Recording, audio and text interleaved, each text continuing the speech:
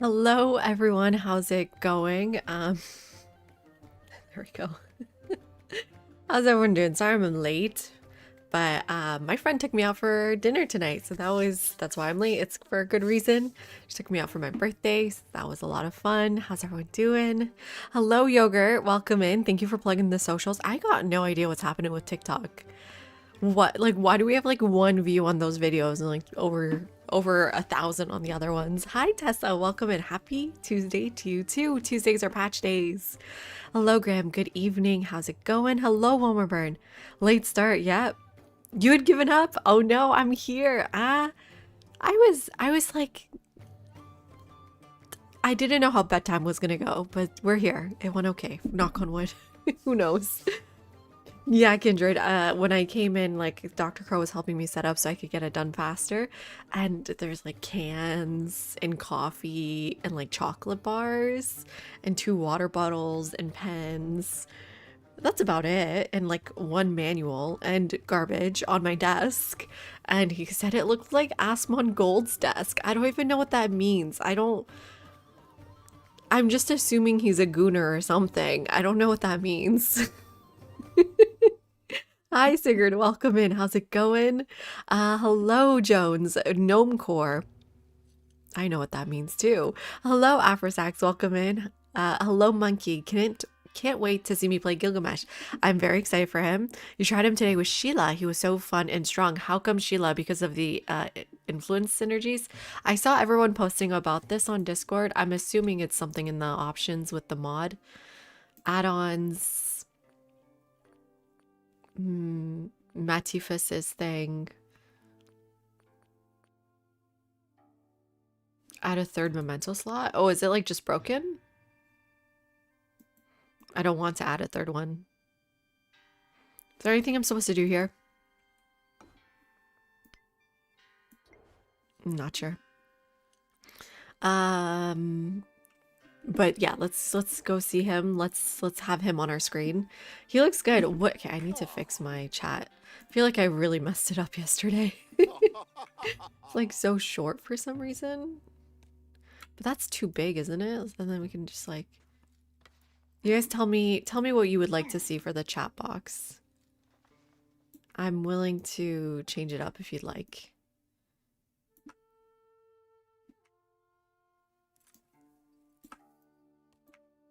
Like this? Is that better? Thank you, everyone. It was not my birthday now. My birthday was in January, just like a week ago. My birthday was a week ago, but she took a 3.5-hour train to just take me to dinner. Wasn't that lovely? And so we had to kind of find a day that worked for both of us.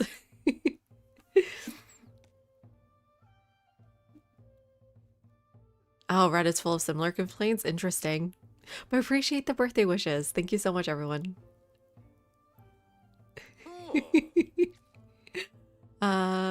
He's a hoarder. Is that why, Tiger? Okay. Do I want to Google this? We're gonna be talking about patch today. Let me put myself in the corner. Whoa, relax. Did you guys hear him yelling at me? Okay. Simon Gold's desk. Holy shit. Okay, I see. He wasn't lying. Oh, he cleaned up. This is what it looks like. Isn't he rich? I'm sorry. Why does he live like this? Isn't he supposed to be rich?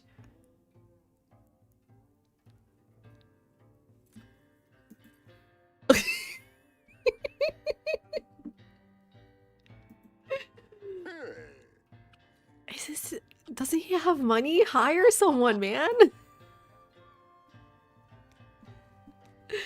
Disgusting streamer, notoriously. So it's like a bit, is what you're saying? Spitting blood from his bleeding gums onto his bedroom wall, roaches crawling on him. It's a bit then. Like, this isn't serious. Okay, here's Smart's joke for today. I married my wife for her looks, just not the ones she's currently giving me. Oh, you know what? Gilgamesh liked that one. You haven't touched Civ 7 in 4 months. Is it time to do one more turn? Maybe, Carl. Have you played since the Tides update? The one where they had like a pretty big patch, I want to say in December. And I think a lot of the opinion about the game shifted then. Hello, Ajwar. How you doing? I'm just ignoring the numbers in your name. Can I move him? Can you move chat off of Gilga before I review him? Yeah, I can do that. That's a good point. No, that new memento slot is broken from the mod, Jones. It's not real. Thank you for the birthday wishes. Oh man, it's good to be 24. Yes, that's me. He cleaned when you got banned. Very rich. Yeah, so it's for a bit.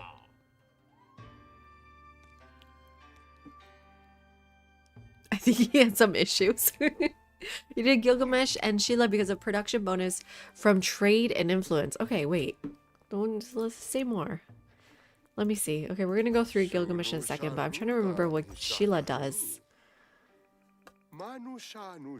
Production resources. They have that merchant. And so, yes, that's true. They do have bonuses for allyship. That's a good point, Monkey. That's something I didn't consider. Oh, you can't see because of the desk is still in the way. Well, let's close that. He also calls my desk a Gunnar cave, which I don't understand at all, but I don't want to Google this right now. I don't he was trying he did explain to me the difference.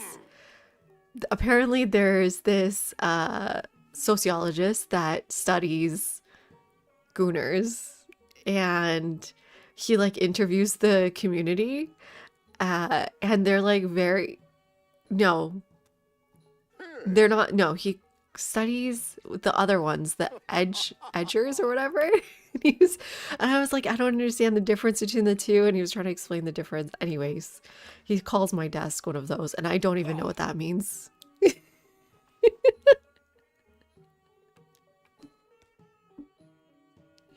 No, I did not, Wilmer Burn. I had one time a cockroach. You know what's so funny, Wilmer Burn? First of all, they're back in that apartment. We like left one thing and we went back to go get it, and the entire place was back to being infested.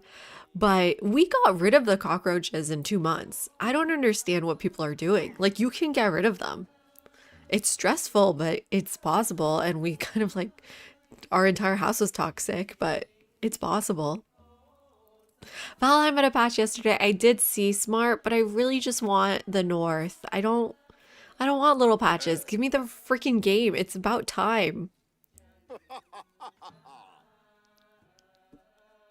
Hi, Drandy. How are you doing? Yeah, Gilgabro's in the game. Let's talk about him 1 second. Gooners aren't known for being clean. That's why he calls it that? Okay. You loved the team up with Daily? Yes. A fellow Aussie. It was amazing working with him. Wow, that man is so impressive. Did you guys notice? Okay. I'm starting beef in the Civ community.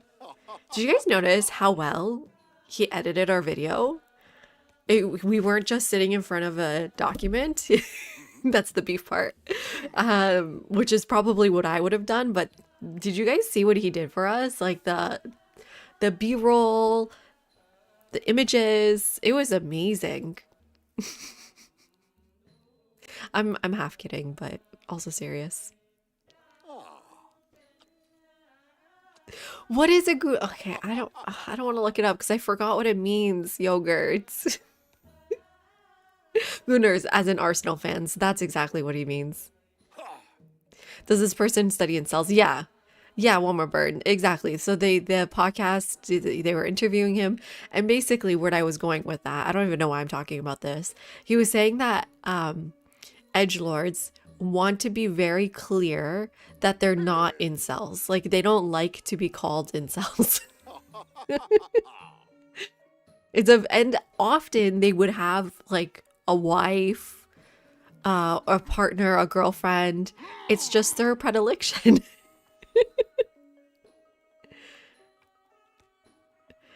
I guess so, Darth. But no, I'm pretty sure they made it a bit messier. I eat my shorts. Off work tomorrow. Nice. Nice. Well, I'm happy to have you here. Gonna be up late playing Gilgamesh. I am kind of excited for him. I think you guys made me more excited yesterday for him. At first, I didn't even play him in the workshop. I was like, I'm not interested, but maybe there's something there.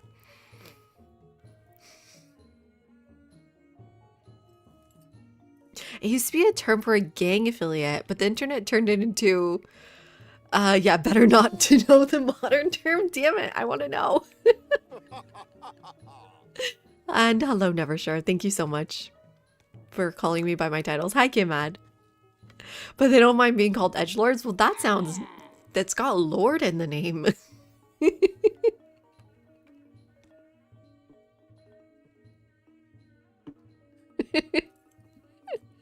Okay, so, what does Yogurt, what would you like me to do?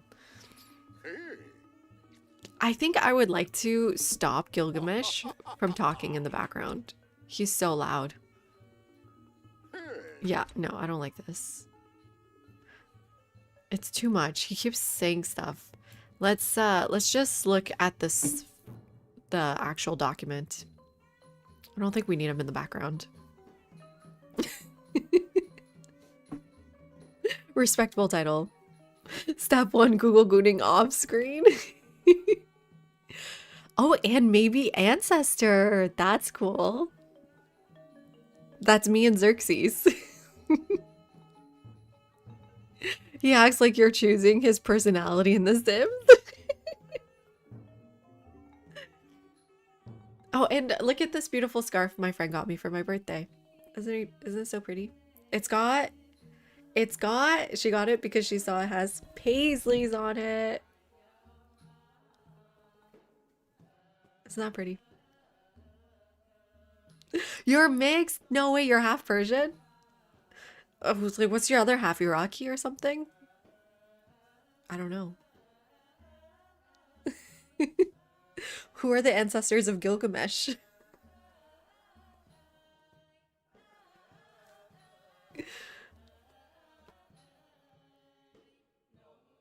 Huh. Who are the ancestors of Gilgamesh? Or the opposite. Whose ancestors is Gilgamesh? Gilgo bro, right, Serge? The Sumerians, Iraqis, and Kuwaitis. You're the latter. Okay, cool. Cool. That's awesome. Okay, let's take a look here. So they go over the test of time stuff very quickly. Now, Gilgamesh is available to everyone for free, which is awesome. I do love that. A lot of free content has come our way the past 6 months. I'm very, very happy about that. And I think Gilgamesh is going to be free forever, unlike the other stuff, right?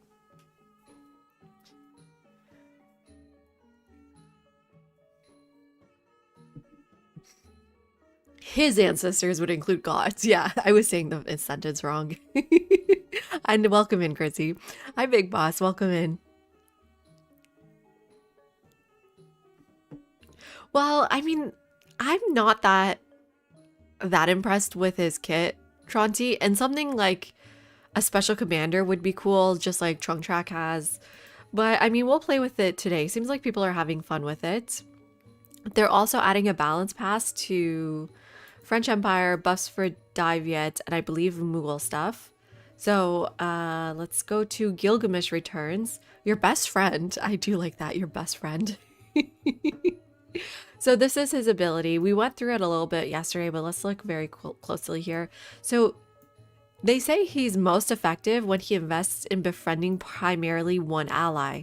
Not only does entering a war while having exactly one ally garner him additional war support, but his mementos reward this one ally per approach.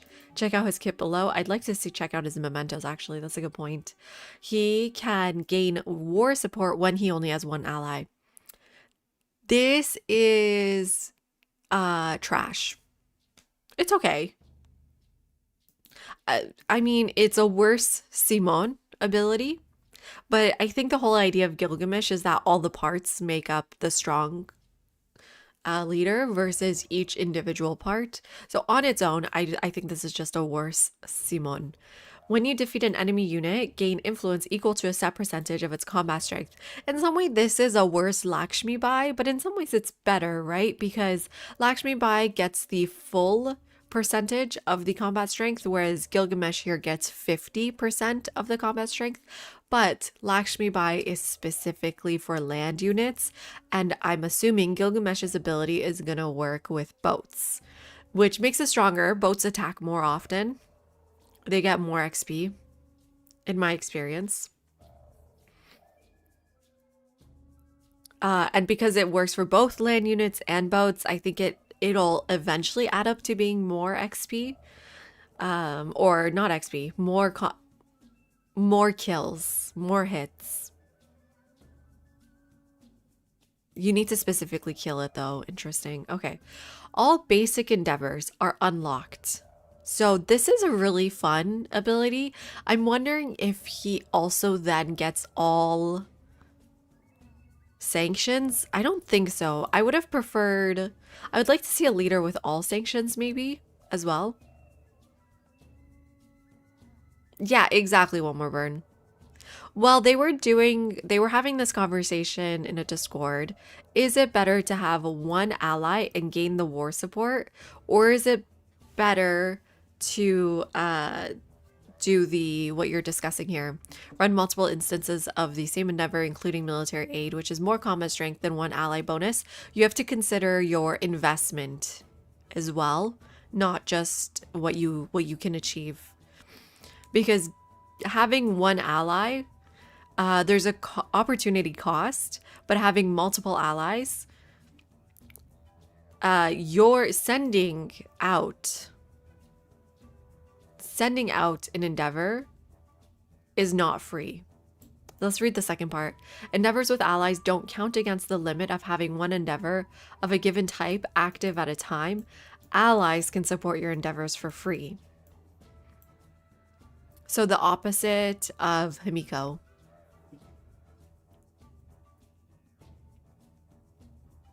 Oh, what if the Napoleon says all sanctions? Oh, I didn't know that, Chrissy. I refuse to play Napoleon, so. But it's so much influence, Tronti, to get to that 10-12 combat strength, right? How much are you spending to get there? You're talking about 4 endeavors, and you have to send them out. How much do they cost again? You enjoyed Gilgamesh, Sheila? Okay, interesting. But I think at the end of the day, I'm not sure if I want to do war with him anyways. Like his kit, like I would just kill independent people. I wouldn't kill other civs. I'm not sure if I would go to war with him.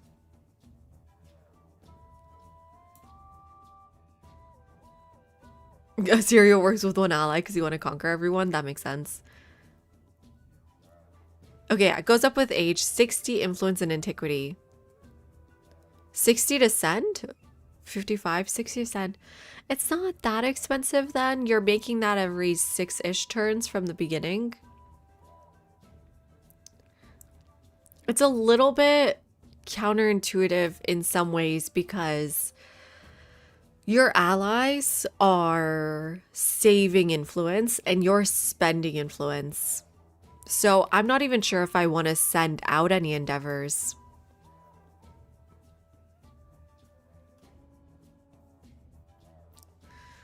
Yeah, both of those Eat My Shorts are going to be war-oriented, and I don't know.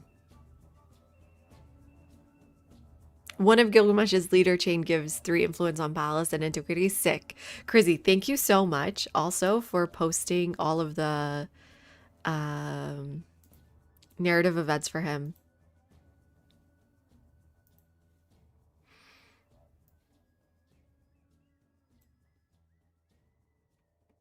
Why is it on that side? Because I'll put these in the middle. Where did you post that again? I think you put it in Civ data, right?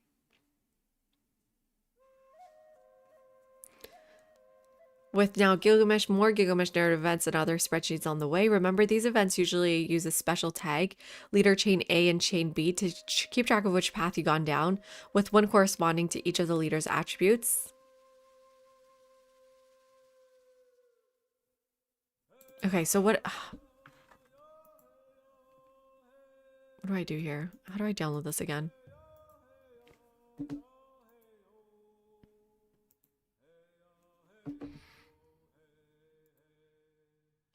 Okay, so many things on the screen. And then I can just search Gilgamesh. Let's take a look at these. Oops, that's just the name.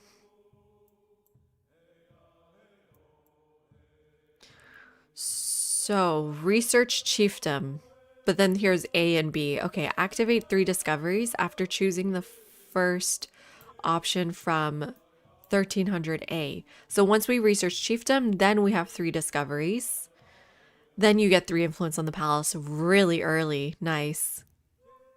You saw Urson mention a great strat with getting as many allies as possible and running the military never with each of them could potentially be a lot of combat power. That's true, optimistic. Yeah, people were mentioning that. And people were I saw people on Discord doing the math on how much that costs. So you're spending 60 influence every 10 turns to maintain 3 combat strength versus spending nothing to get 1 combat strength.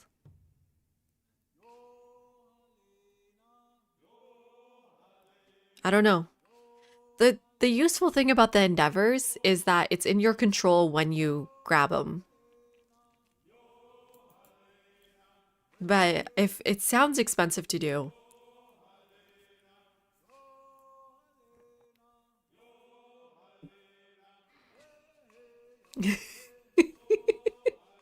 Yeah, that's true. So you guys think he's a war civ or a war leader? The fact that all endeavors are open, it's making me think it's drawing me away from war. Oh, it's 2 combat strength. Gain war support when you have, isn't it just 1 war support? Oh, it's 2 war support. You're right. It says 2 in the picture here. Oh, interesting. But also they will support it, right? They definitely will support it because it's free. They're not going to just accept it, right? But you're right, Frankie. I just assumed it was 1 because it doesn't say in the text. But in the picture here, you can see 2 war support when in 1 alliance.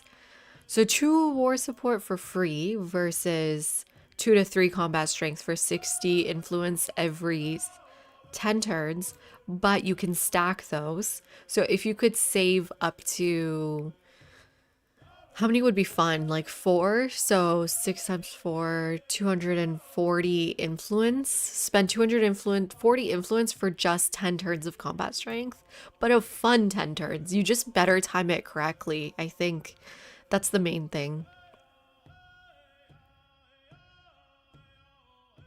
If allied, the AI will support all the endeavors. Okay, cool. If they have the influence. In your play, they are supporting the endeavors, thank God. Okay, good. That would be really bad AI coding. Sheila seems like a fun combo with him. You get influence and bonus for alliance, but you can reuse the Horang for war if it makes sense. Yeah. Yeah, people have been mentioning Sheila Foolish for that combination. I am a little bit mad at Sheila, personally. I have a personal vendetta against them because I picked them one time not understanding that the trade route that you get with your allies is not always going to be from your capital, and it could be from a random town, and that kind of just ruined my game. No, is someone having crashes? What mod crashes the UI, people? Let me know. I need to know too. Welcome in, Richard. Sorry, Ricardo. +3 with on the palace via endeavor, +3 on Greece, and 2 on the altar adds up, making the accumulation of influence easier. Yeah, that's a good point, Tronti. Greece would be an interesting combination as well. So it's Sheila, Greece are the influence city civs. Okay, he only has 1 civ specific narrative for Assyria. Let's go through these actually. What else are we looking for? Activate 3 discoveries or levy a unit from a city-state after choosing second option from option 1300A. So if we go first or second, so you obviously want to go first option here. Have a diplomacy building. 1 happiness, but -1 gold in all settlements? Oh, what? What's option 2?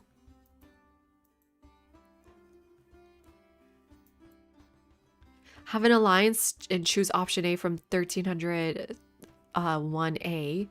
Where's option 2?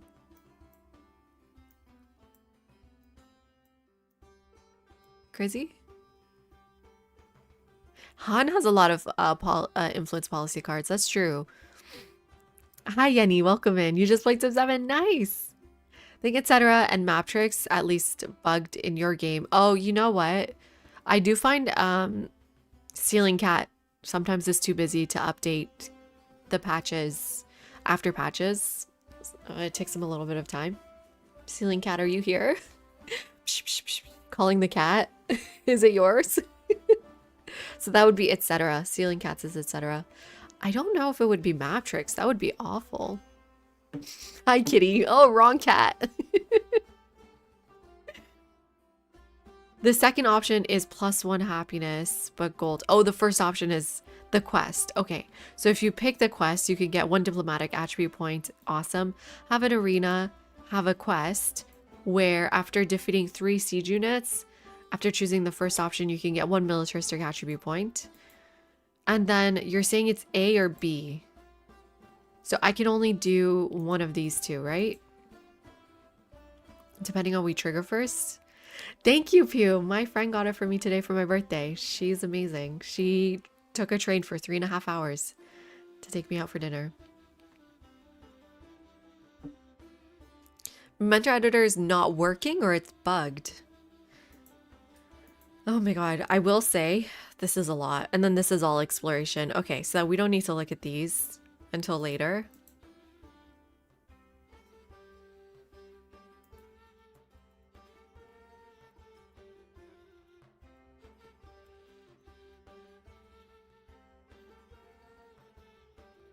Yeah, okay, so that's it for Gilgamesh. Did I change the file? And then you gave us Antiquity Age narrative events, but you said there was only one with Gilgamesh, right?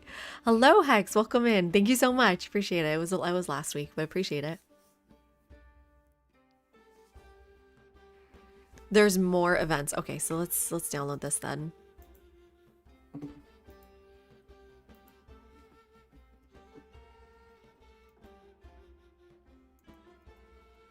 Okay.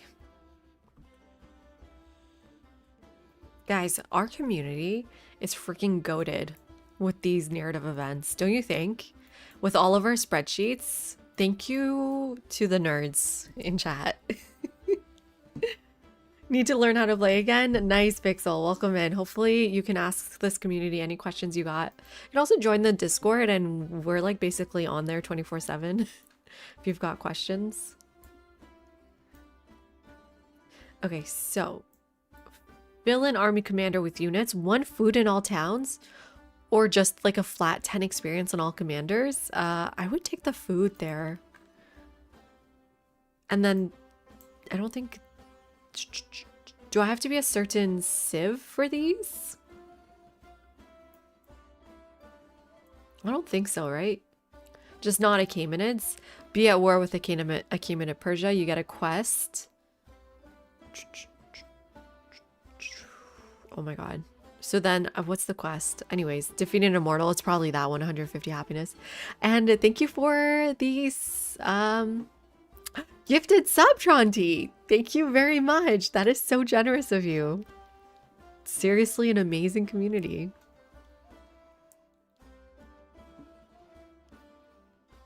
Hello, Go Back Go. You always put it in the next row. Okay, that should be simple enough. Okay, your library's pillaged. 75 science, but minus 75 gold. Build an altar, then start.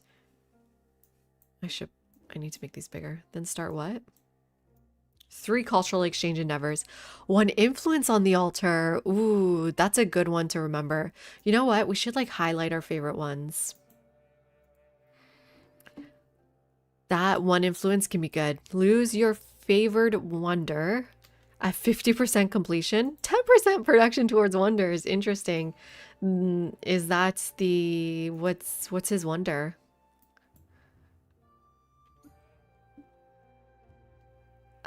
Then this is Harriet Tubman. Okay.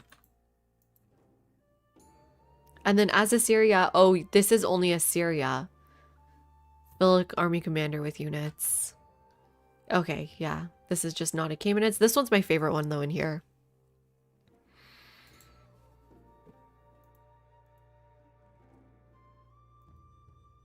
Hi, pre-roll. Welcome in. And hello, Brit. Welcome in. Britter Day? Britta Day? Hi, Matt. Welcome in. We are so happy to have you here. Thank you so much. Yeah, we were just going through all the narrative events for Gilgamesh. There's two really important ones. The one to get 3 discoveries after chiefdom for influence, and then 3 cultural endeavors after getting an altar. So those are the 2 most important ones I think we need to think about. And we're just thinking like what is the best combination for Gilgamesh for tonight? And if we want to do war with him. So let's open this up again. I don't know if I want to go for war. So Sheila is probably a good option because you don't have to go to war. Greece, I would assume, is a heavier war civ because that 25% commander is really good. Oh, it's your favorite as in Egypt is pyramids, depending on your civ. Okay.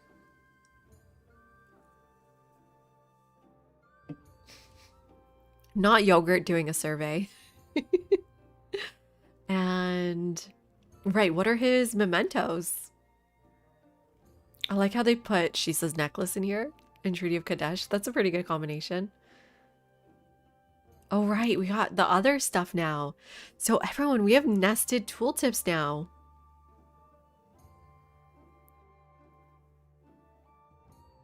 Okay, that's awesome. I like that a lot. I think a lot of people were upset about K being closed. I don't get that either, to be honest, but that's okay. And we have a somewhat nerf to going wide. I'm not sure if it's going to be enough of a nerf at all. Oh, the recent update. Awesome, Matt. Yeah, I did a video with Daily.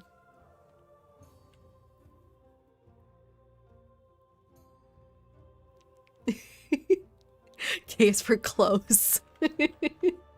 Yeah, I'm excited for the nested tooltips. I think Matt, like just the amount of information in the game needs to increase in the Civlopedia through the tooltips.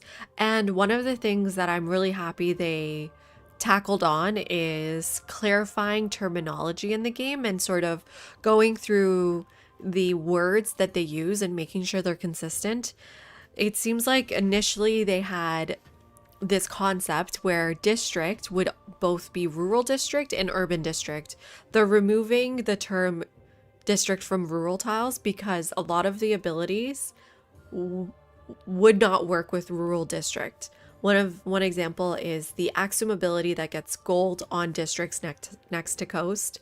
That wasn't working with rural district, but someone like Saida was getting influence and culture on rural fishing boat districts. So no longer is she going to get that. I think that's a huge nerf to her, but probably necessary. It was kind of I think almost like a bug or a result of them being inconsistent. So that's fixed. There's other words that they need to go through and fix in this game. One of them is constructible. We don't really have too many instances where constructible is a valuable term at all, but a constructible basically includes both buildings and unique improvements and maybe, not clear, wonders. There's not many uses for that word in the game. We see it sometimes used where it says like the Abbasids get +1 science if there's a science constructible next to the mosque. There's no such thing as a science unique improvement, and there's no such thing as a science wonder, not in the code. So it really just meant science building. You can tell in the game files they've changed what they're calling stuff during development. Okay, good. I was worried it wasn't going to be in the coding as well. But the fact that it's in the coding, I think will help. It's just better practice.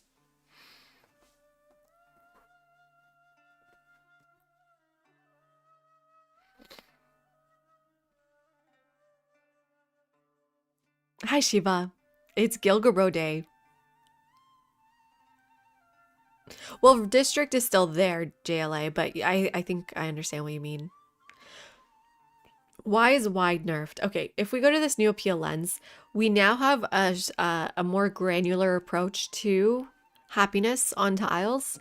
We now have charming tiles, which are the equivalent of appealing tiles pre-patch. But now we also have breathtaking tiles, which are 2 happiness per tile. Charming is just 1 happiness per tile. From what I'm understanding from Discord discussions today, the number, so like the 1 and the 2, don't change with the ages.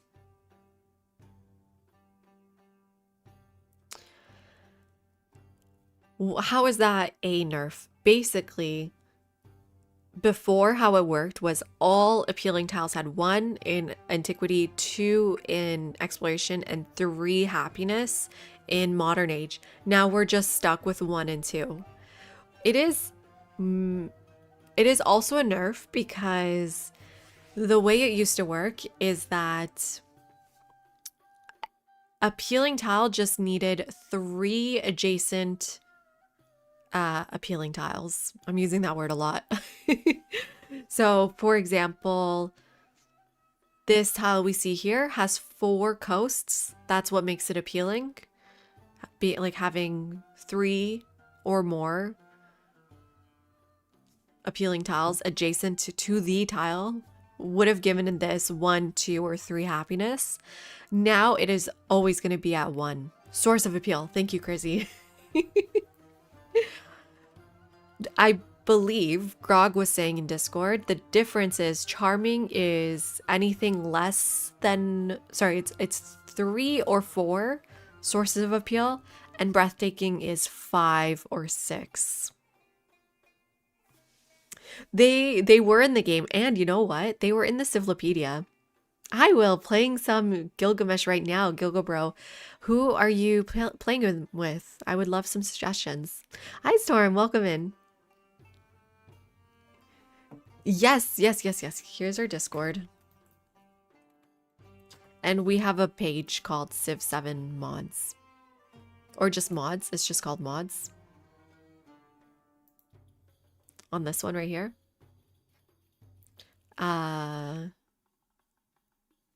Can post them in there. Curious what you've got in mind. Hi, Willow. Civ 7, actually. Happiness tax nerf resulting in lower pop ceilings. Wait, did I miss an earlier message? But, you know, I don't think it's going to be a big enough nerf because resort towns still exist. And resort towns should still boost charming and breathtaking tiles. So I think we're good. Oh no, Pixel, are they broken?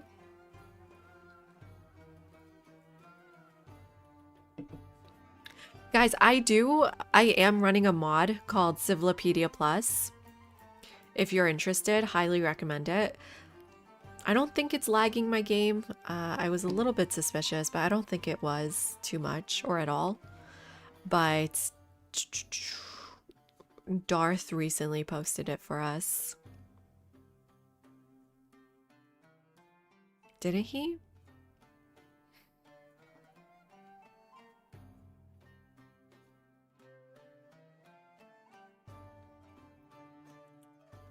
What?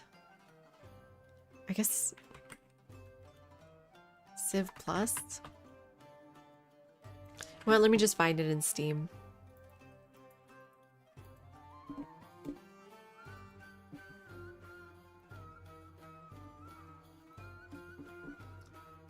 Yeah, I would say it's pretty good. I would say I'm kind of past the point of needing this mod, but I will recommend it for people. Civil... Is it not just called Civ Plus? I can't find it. I have to spell Civilopedia? I don't know how. Civilopedia. Let's try that. Yes, okay, I got it. So yeah, Civilopedia Plus mod. Basically, it fills out the Civilopedia and makes it very easy to read.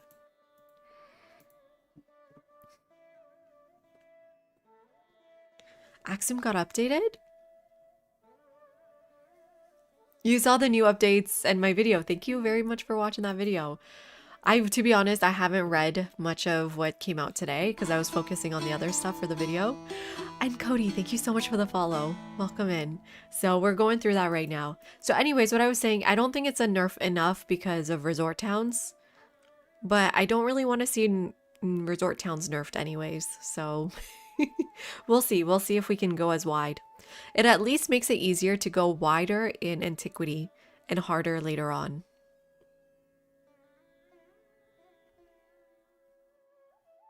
Okay. One amazing new update is that coastal raids have been adjusted to act more like pillages. So if you've been watching my streams, we've been doing a lot of coastal pillaging / raiding.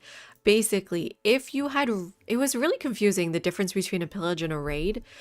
So I may get this wrong, but oh, I think you mean the Mughals, right, Prof? But we were talking in Discord today. What if we played the Mughals with the Aksum Hawilti in the Antiquity Age? That could be a lot of fun. You wanted to experience the new update in vanilla mode. I guess so, Pixel. The last update they did had the biggest UI changes, but I don't see enough changes for me to turn off City Hall. There's not enough information. So the way it used to work is that a boat on a coastal tile could either pillage the thing it was on top of, like a shipyard or a harbor, and get whatever normal pillaging raids, or it could coastal raid something on land and only get gold and food. Have no idea why they did it like this, but it is no longer going to be like that. I think everything is going to just be pillaging. And it would be really nice if they got rid of those really confusing buttons. No, that's fine. I'm excited to talk about the Mughals. I think it's a little bit further down here. Coastal Raid now also benefits from abilities that increase pillage yields. Effects that are intended to only trigger on pillaging on land will specify land units in their description. So I guess I'm thinking about Mausoleum of Theodoric here. So we need to see how that synergizes now.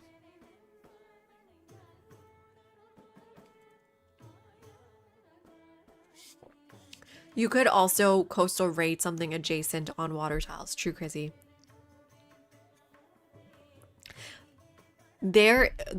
It's not super clear, JLA, what's going to happen with the Mughals when you pick them in their non-Apex age, but I'm assuming they'll still be able to buy wonders. It's just something we're anticipating for the spring. No, unfortunately, no new wonders with Gilgamesh, and you know, I'm starting to feel a little bit iffy about when new leaders are added. I find that new civs give me a lot more to work with than new leaders do. So new civs add wonders, new leaders don't. And because they're separated, they don't have to come together. Yeah, it was very confusing and redundant. So this is an excellent change. And Iceland, of course, needed a shift here. Which it seems like they just made it work with pillaging, which is excellent.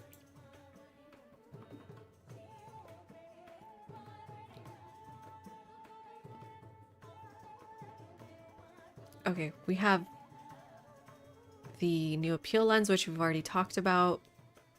They don't go into numbers here, but I think we're correct. So AI behavior around diplomacy gameplay has been updated. Diplomatic leaders will more properly use military sabotage action. No, please don't. Militaristic leaders will more properly use the open the gates espionage during war. Ooh, that's going to be interesting to see. This should destroy one of your walls, basically. All leaders befriend independence slightly more often. They were already doing that. Oh no. Individual leaders have specific biases adjusted to better support their gameplay. Okay, these are all really good to see. They don't really matter that much. So Lakshmi Bai and Tecumseh will better incorporate city-states. Awesome. Leaders with personas have their personality slightly differentiated to vary gameplay. So Ashoka, Frederick, Himiko, and Xerxes. So hopefully non-Jerxies will be nice to us now. Civs have had specific biases adjusted to better support their gameplay. Okay, cool. Okay, yeah, and this we already talked about. It's just called rural now. And they do discuss the difference, what's going to happen to Saida. It's basically a nerf to Saida and the Qajars.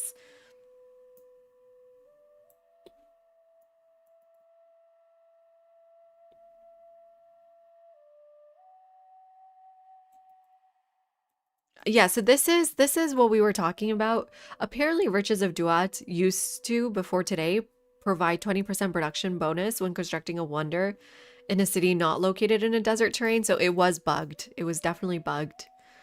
And now it's not, but I never noticed personally.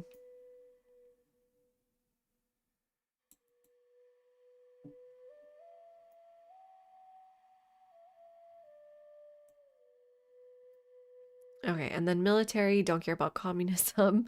What else we got here? None of this seems interesting. Is this it? My army commanders were disappearing, but I don't think it was because of this storylet issue. Okay, here we go. Here we go, prof. Hi, Grog. The France change is the most nothing change I've seen in the patch yet. Well, I've barely played France, so I wouldn't know.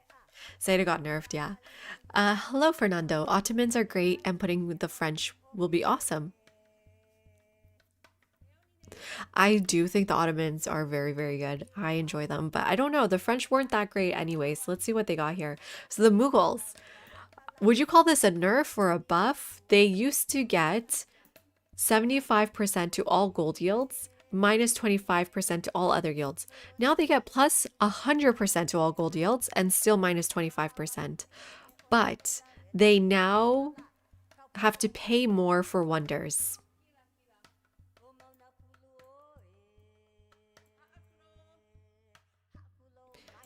So firstly, they have to pay 10% more towards purchasing anything. No. They get a 10% discount. No, they get a 10%.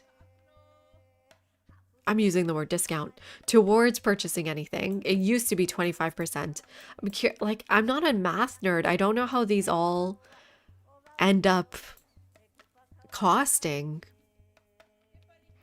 And then finally, it was, yes, you can purchase wonders with gold, but they are more expensive. So now they're 150% more. Okay, what else did they change about them? Stepwells give 2 food and 2 food from adjacent farms. Must be built on flat. A tile cannot be built adjacent to another stepwell. I don't see why they cannot be built to another stepwell. I don't think it's that crazy to let them do that. Previously, it was 2 gold and 2 food from farms. You know, the 2 gold wasn't doing anything in the modern age, so I'm not sure if 2 food is any better, but it's just bad. Keep in mind though, with unique improvements in the modern age, there's usually always going to be a narrative event to boost them, and that included the stepwell.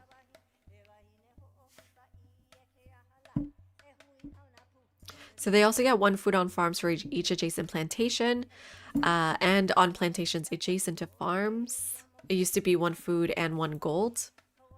Okay.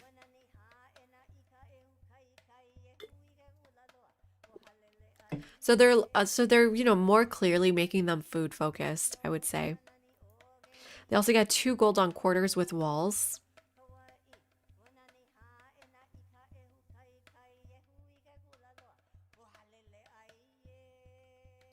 Okay, so it used to work on obsolete buildings. This is what they're saying here in the brackets. Previously, this ability wasn't working as intended and counted any district with 2 buildings instead of quarters. Quarters are district with 2 ageless or current age buildings. So what they're trying to say here is that it shouldn't have been working with obsolete buildings because quarters only count as quarters if the buildings are of age.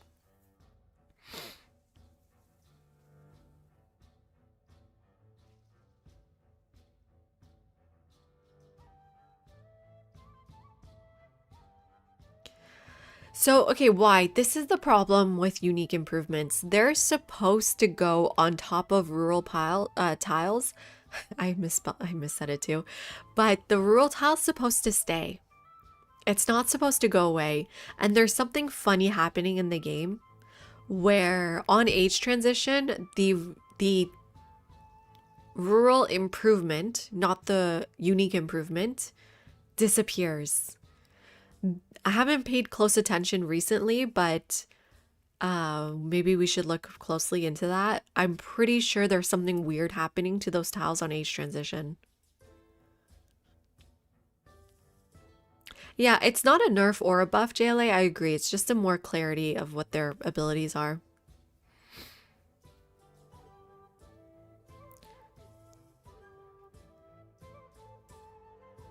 Yeah, I do hate the wording too, though.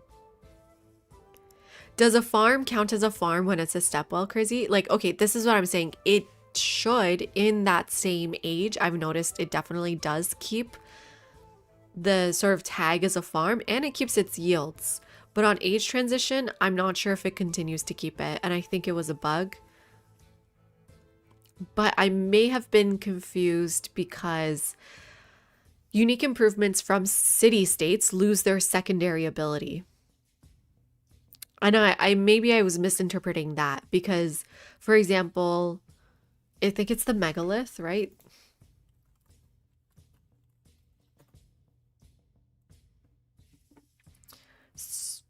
Oh, is this food from each adjacent district? Maybe it's the Stonehead?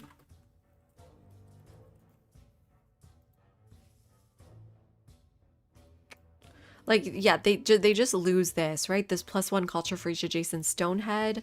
What am I thinking of then? Civ 7. Something that got adjacency for like being next to rural tiles. I thought this was it not the megalith? I think the megalith isn't districts. Unless are we misunderstanding districts here? The wiki is wrong. Yeah, okay. The wiki is wrong. That's what I thought. So this should be getting +1 food for each adjacent rural tile, not district. See, this is where the word district probably needed to be cleaned up here. Meaning, but then the megalith lost this +1 food on age transition. And I'm not sure what's happening. Is this just how unique improvements work? And I think that's what's happening. It's not technically a bug, but all unique improvements seem to lose their secondary effect. But when I saw it the first time, I thought there was something weird happening with the rural tile underneath.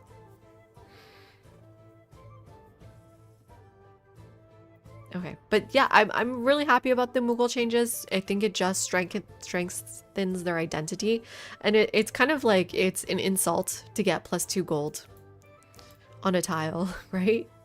+2 food is less insulting somehow. What else we got here? So Diviet.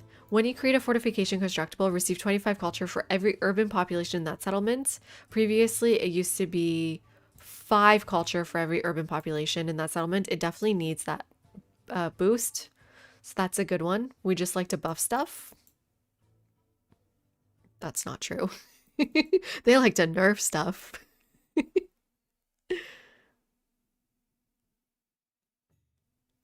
It is intentional. It feels intentional.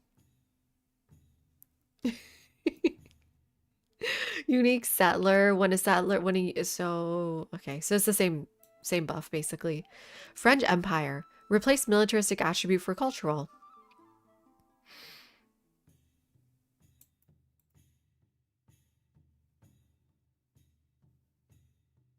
Yeah, okay, so change their combat strength from per adjacent unit to tradition slotted in the government. This should add up to similarly, right? 6-ish. I guess it's a little bit stronger. Maybe it's like 9-ish now. And then added a tradition slot to the French Empire's final civic.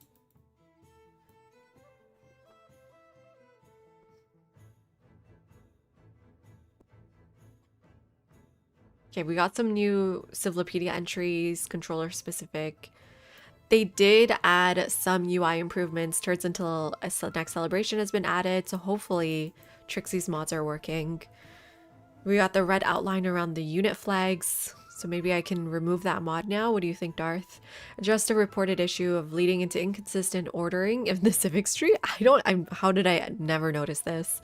The Wonder Quotes is now properly added, blah, blah, blah, blah, blah. The other thing, which was really good, made improvements to late game performance and multiplayer stability. Really needed this one. Okay, and that's that, everyone. Let's play the game.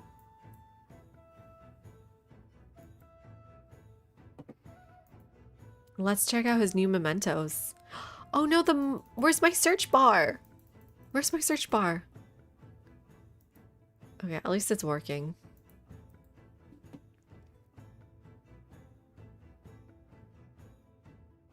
That's Lakshmi Bai. Oh my god, how am I gonna find Genghis Khan's one? Or, sorry, Gilgamesh's.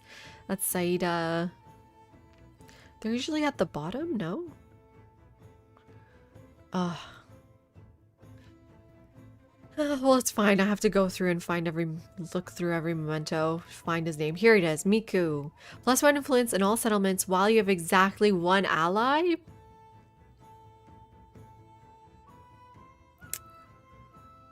Is this worth it? I don't think so. No, this is the mod is broken, Frankie.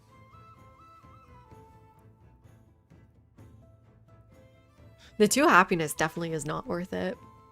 That's 1 breathtaking tile.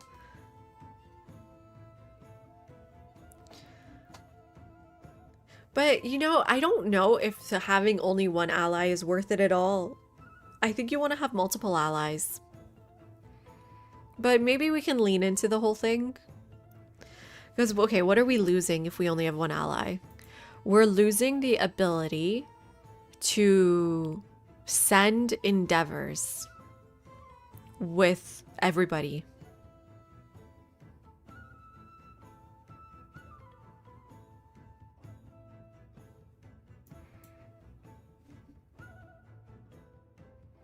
Why is he so loud? He's louder than the other leaders. And does he have another one? Yeah. Friendly greetings give 100% relationship increase. Wait, that's so good. The magic plant? What is this? That's really nuts.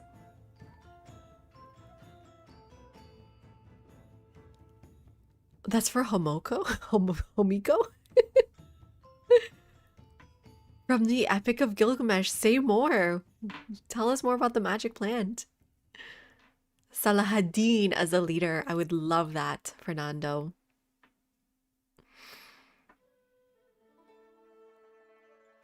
In modern age. I don't care about modern age. Yeah, this seems like a lot of fun. And then where are we getting more influence from then? I don't think She's necklace makes sense. See, this is the thing I was saying about Gilgamesh. The annoying thing is your allies save influence to befriend city-states. And with the new patch, they seem to, apparently, they said, other civs will now prioritize befriending city-states, meaning you are really nerfing yourself.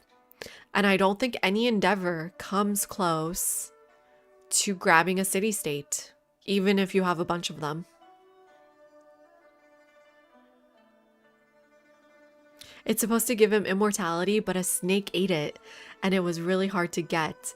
And symbolism with renewal and snakes shedding skin and all that. Okay.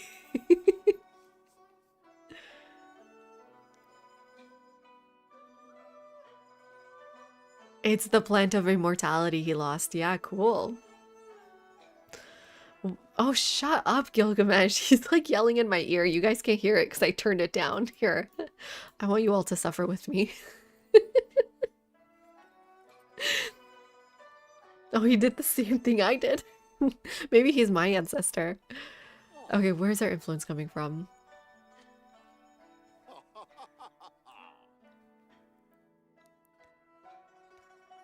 Bifocals, maybe. This, you see, the problem with Glass Harmonica and Golden Snuff Box is that it takes a bit of time to find an ally, and also the percentage modifier isn't that good early on, right? Percentage modifiers are stronger later on. So this is 20% food when only in one alliance. Maybe we'll lean in on the one alliance thing. I don't know. No, it's a bug, Pixel. It's because of our better mementos editor.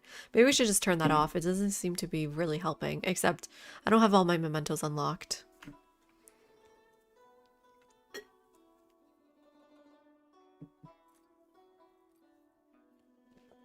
Oh, Flag of John C from Commander Influence for from Commanders for Influence Generation. Is that a Lakshmi buy one? +1 influence per age for each commander promotion. +1 influence per age per pasture improvement? What if we could get some pastures going? That's sheep and horses? Last time I took it, it really bit me in the ass. I got nothing. And llamas? Sheep, horses, and llamas? If we're gonna take it, this is the age to take it. Okay, well, let's give that a shot, I guess. Asses aren't a resource in this game. What do you mean Napoleon's in the game? It's very unreliable, but this is the only age with wool.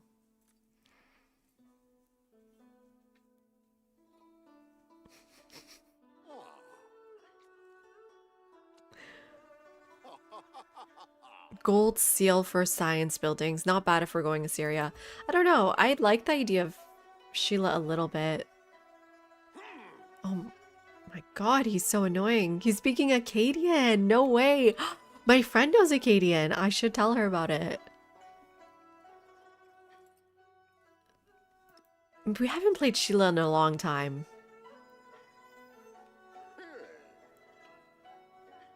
Okay, I'm down to do a Sheila game here. So Sheila, Greece, and Han are the main influence people.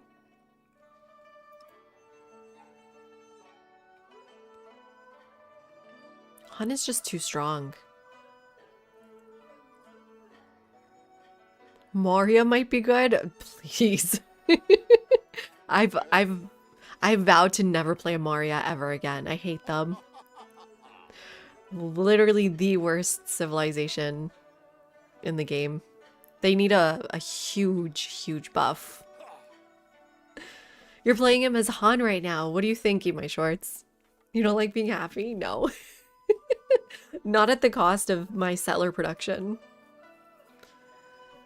Han's influence takes longer to come online, if that's a concern. Well, it depends what you roll, right? With the great people.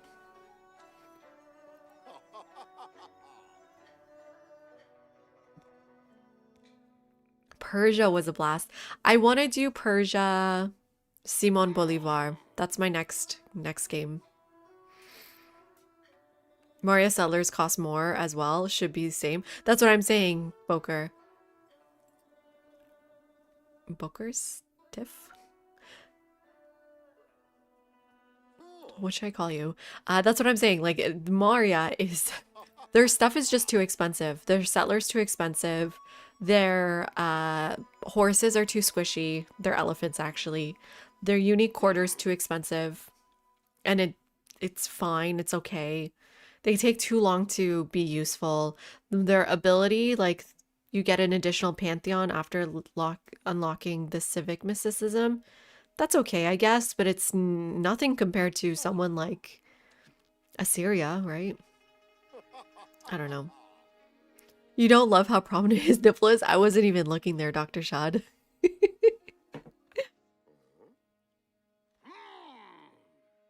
Okay, Han has policy cards. I thought, what happened to seeing my policy cards? For influence. Going to distant lands to make friends to war at home. Interesting, Shiznik, because I was thinking his endeavors ability is going to make it really hard for you to become friends with city-states. You're doing Assyria, Gilgamesh. Just finished Antiquity. Yeah, I want to do a Assyria Lakshmi Bai game soon.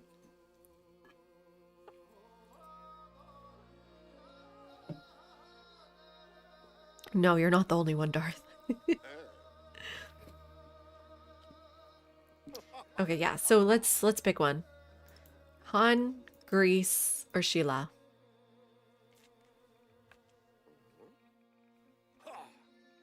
Let's do a poll.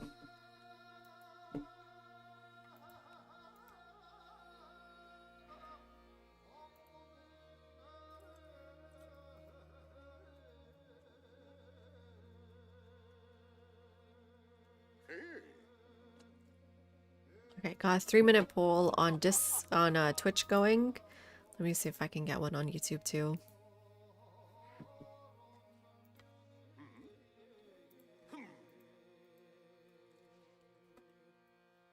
One, Sheila. What was the other one? Greece.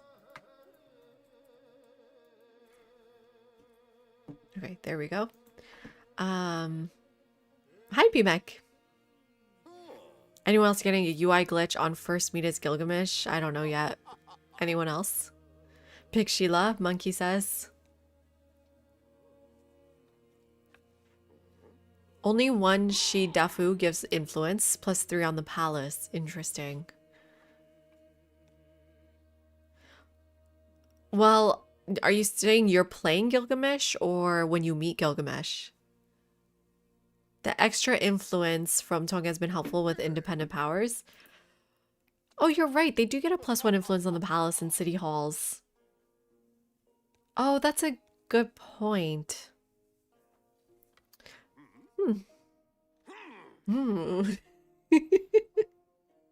That's a good one, Shiznik. Good catch.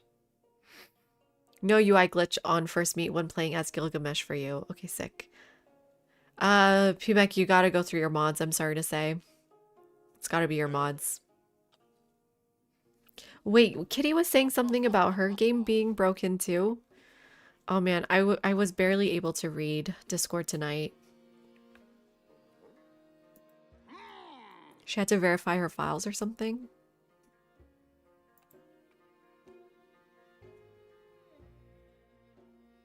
It was Kitty, right? Am I making that up? Oh, and you know what, everyone? We got a feet pick for today. Let's rank them. They're no good.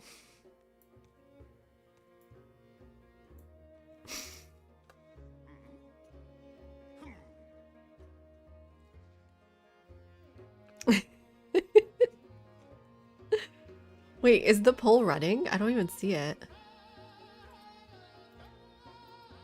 Okay, Sheila's winning on YouTube. And then on Twitch, view results. Sheila, okay, Sheila winning on both. Cool.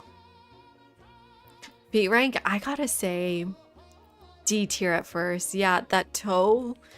I know we're supposed to look at the shoes and not the actual feet, but that toe nail looks broken. Okay, let's actually look at the shoes though. And the foot is kind of short. I don't know. And his legs are so hairy. I mean, some people have hairy legs. It's fine. I'm not a fan of sandals, and I think these are really gross sandals. D at best. Maybe even F tier. You know what? I think this is an F tier foot. Yeah, the toes are too bald, but the top of the foot is very hairy, Kitty. Those feet are not twice to mine. I like how he has like a slit.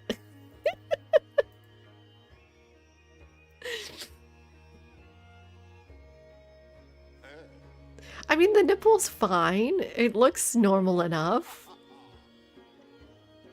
It's a little bit off center, but maybe that's okay. Okay. So, are we sure about our mementos? What did we end up picking then? Because it does matter. God, I don't even know. I think I picked the magic plant, and then I picked the pasture one. With Sheila, that does kind of make sense. I think I'm willing to re-roll for pastures. I'm willing to re-roll for pastures in our cap, okay? No one judge me for it. Okay, we're getting off of continuity. I did not mind the standard age length. I think we're gonna do standard from now on. 10 turns. Everything else the same. Map type. Well, we want to know more people. So Pangaean Islands? And then standard?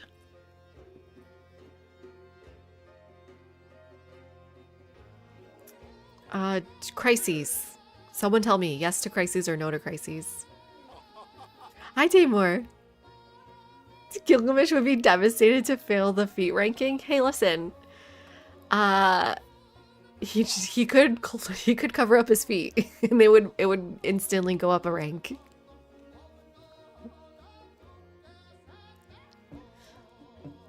Yes to crises, no to crises. Yes to crises, rivet. Interesting. Yes crises. Ooh, lots of yes crises out here.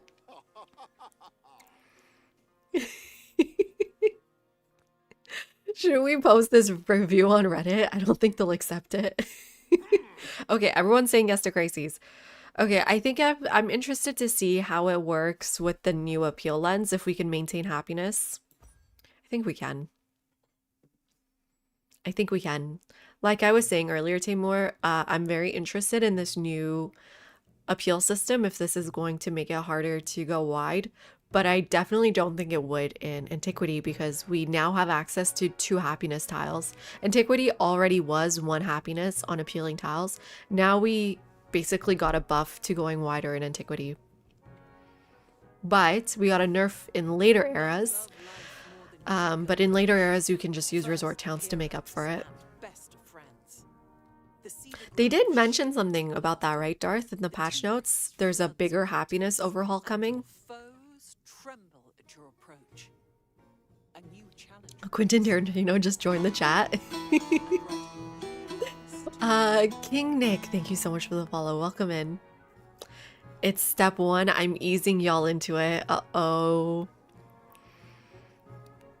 Uh-oh. Oh, I kind of like the art here. This looks nice.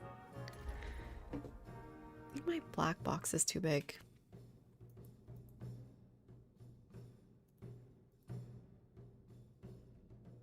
Seems like the chat only goes this far up.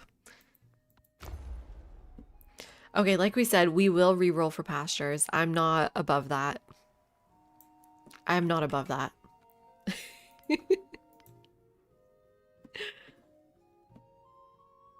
Yeah, I would love a little bit of a buff to tall playstyle. But you know what it is, Storm? I don't think a buff to tall should come at a nerf to wide. I think we need both. He's down for anything. You know, it brings us back to our Civ 6 re-rolling days, you know? This is a camp, right? Yeah. But I like this star. Oh my god, a wonder? I like this star. I mean, it's a lot of mountains taking up a lot of the space. I actually hate this star. Never mind. It's got influence too. And we're in range of it. We have so few tiles. There's not enough tiles. If this wasn't coast, it would be playable.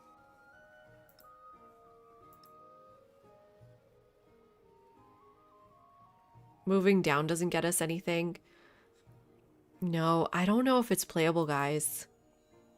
It's extremely, extremely limited in land. And land matters.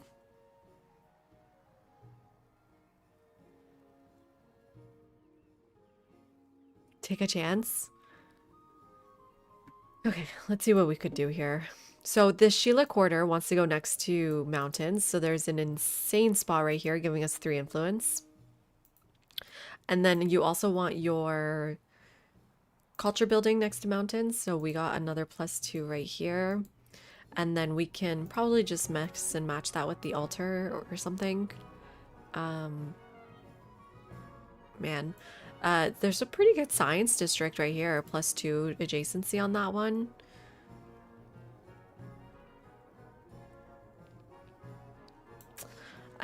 And then we want to do the barracks on that same tile. There's no spot for academies. That's the problem. I mean, it depends what's behind the fog of war here, but we are seeing very little academy spots. I think we may just have to not get a market and a garden, maybe. That needs to go, like, just is not possible. We've got a bath possibility here, and then we can do a bath with like a granary, and then a fishing quay and harbor, and then a brickyard saw pit here. But yeah, I have, okay, so then, sorry, was that too loud? I have no way to reach this, do I? Well, if I delay the fishing quay until after I get the granary, which is fine, I can do it like this. Fishing quay harbor. And then do amphitheater on this spot. With the arena, well, villa first. We probably might not have spot for an arena. If we do, we could put it in the city center because it'll be late anyways. And then that leaves us with a really unfortunate spot for an academy. We could do Wonder and then Academy. Who are we? We're Sheila, so Amila Bell is our Wonder. I would probably rather get Oracle than Amila Bell, if I'm being honest. And then we go with Academy like this. I think we just have a room, enough room for everything. Am I missing something?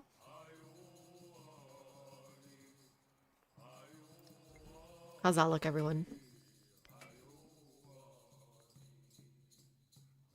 A very cramped spawn. Well, we'll give it a shot. It's very interesting. We have room for the lighthouse. Yeah, maybe it'll be fun to be so cramped. I need to go out looking for pastures. We are on the hunt for pastures because I don't want to waste that memento. Maybe we go Inca next era. I don't know. There's no point in searching because if you search behind mountains, you can't see anything. Let's grab another scout here. And... oh!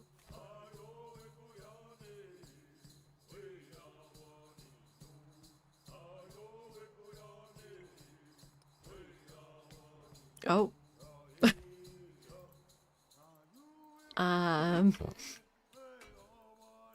That's a quick H. Let me turn off a mod. I'm guessing it's Cetera, right? Any ideas what it might be?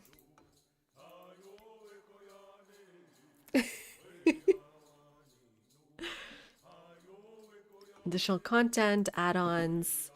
Let's try etc. because that affects my trees. Can try to turn off ones we don't need. I mean, Darth is a camel religion? I don't think it is. Concise specialists, map tax. I don't need concise specialist.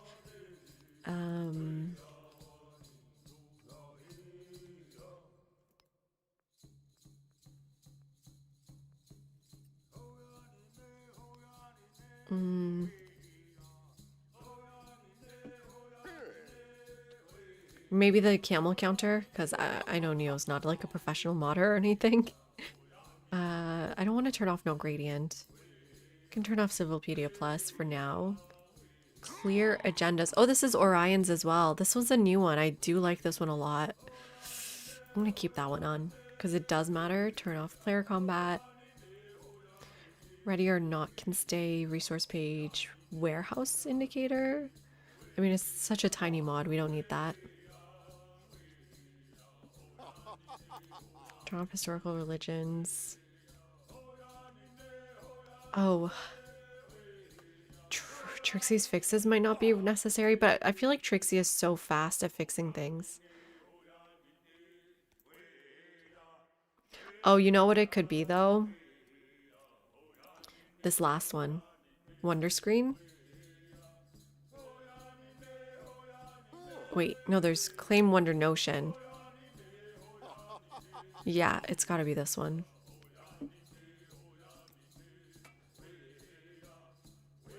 Okay, good. I can still load the game.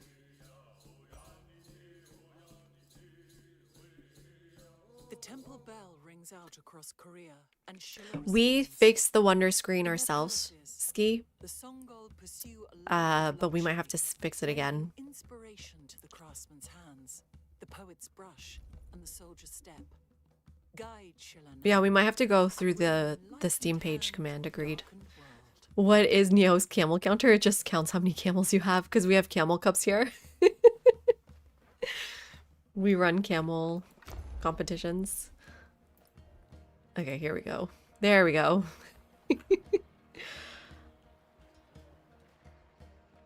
This UI looks different. Ooh, is this from the game? Look at my nested tooltips.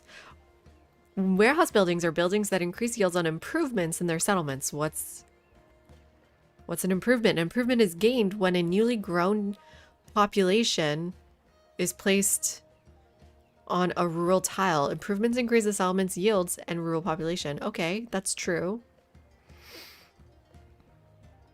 What's an age? History is built in layers, guys. You know the rule. Take a shot. Every time someone at Firaxis says this, we take a shot. Oh my god, I love this. I wonder, could we get back to where we are?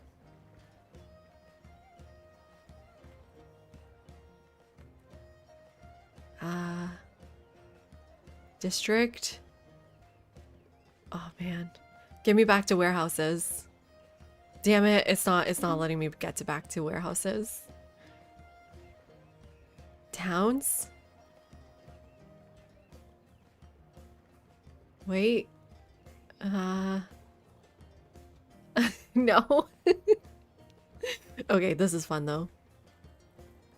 I love this. This is, oh my god, this was way better than I expected.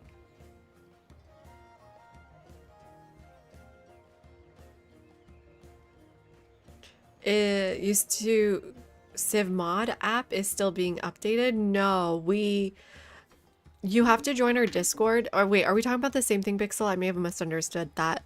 But we fixed this because someone posted a fix on the Steam page and then we saved it on our Discord. Does that make sense? Am I making sense to you all? Basically, there's a fix for this. It's something you've got to download. And once you download it, it's fixed, and follow the instructions. And you can go to our Discord to find the fix. There we go. Okay, what is the first thing we're going to want here? I'm thinking brickyard here.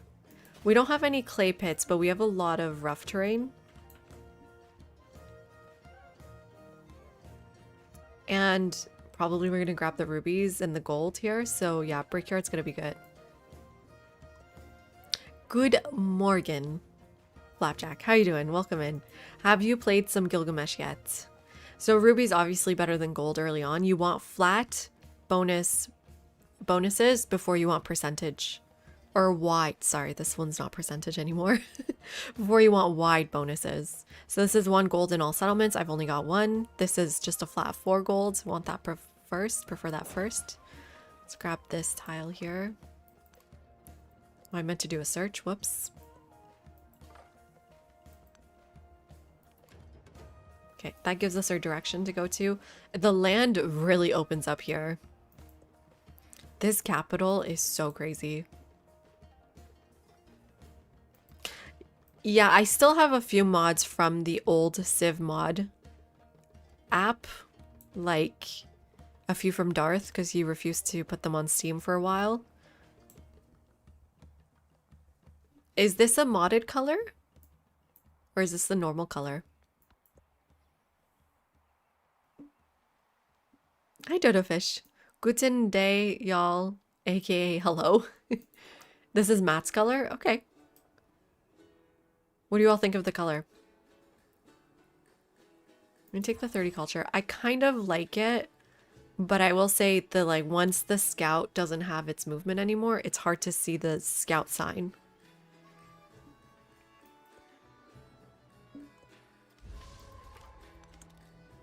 Okay, we've met our first city state. And another discovery. Our first growth. Definitely go grab those rubies. There we go.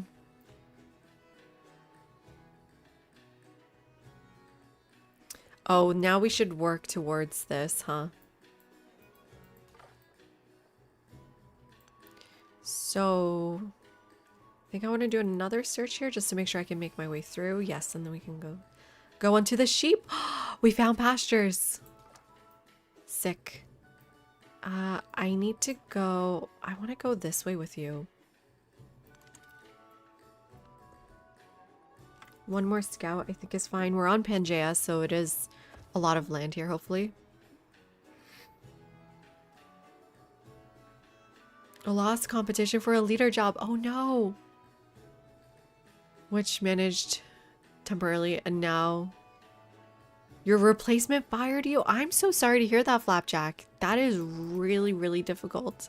I hope you and your family are doing okay. I'm very sorry to hear that. Hi, Vibe. We might see non-resort towns? No. I don't think so. Nope, probably not. I don't remember Sheila's ability being good enough to forgo resort towns. Hello, TV. Welcome in.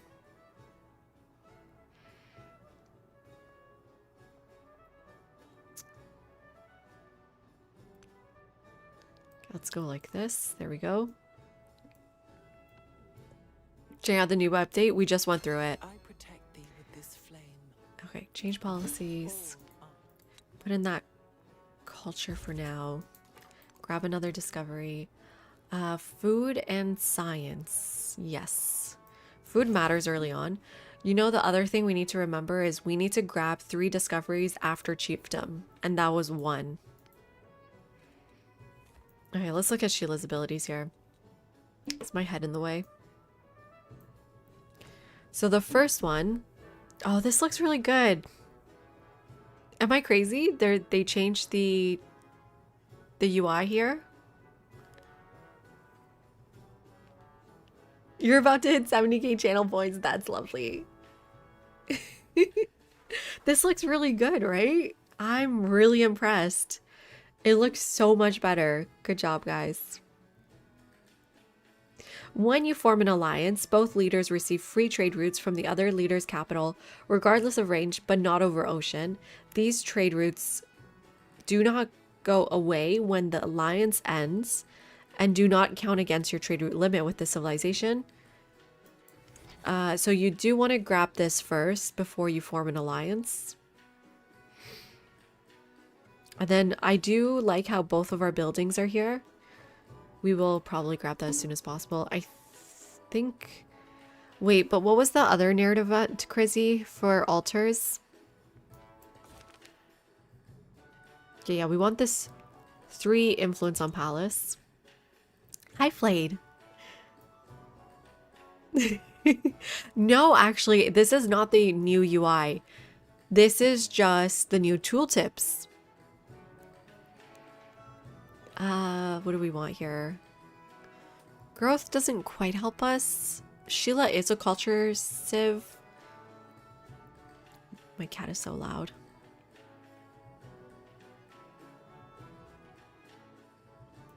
I might take the growth to grab more tiles, right? More resources. So that's in a way giving us more culture. Because Sheila's ability, let's go over them really quickly here, is 1 culture on resources. You can't see that, can you? It's one culture on resources. And then they have a unique unit, Tronti, I'm going over them for you, which is really squishy. It's a ranged unit, but it has +3 bombard strength. For some reason, it counts as a cavalry unit. I don't remember them being very good, if I'm being honest, but they're a little bit stronger when you're actually taking down a city than just fighting other units because they have bombard strength specifically. The unique trader gives you 5 gold for the current relationship level with the leader. So Gilgamesh and the unique trader work really well together. And then we have a unique quarter. The sort of the most important thing about this quarter is that it gives you +1 influence adjacency for natural wonders, mountains, and wonders. Influence adjacency is really hard to come by, so this is really valuable. And influence adjacency from something that doesn't go away is extremely hard to come by. So on age transition, this 1 influence is just going to stay with us, right? Or this like 3 influence.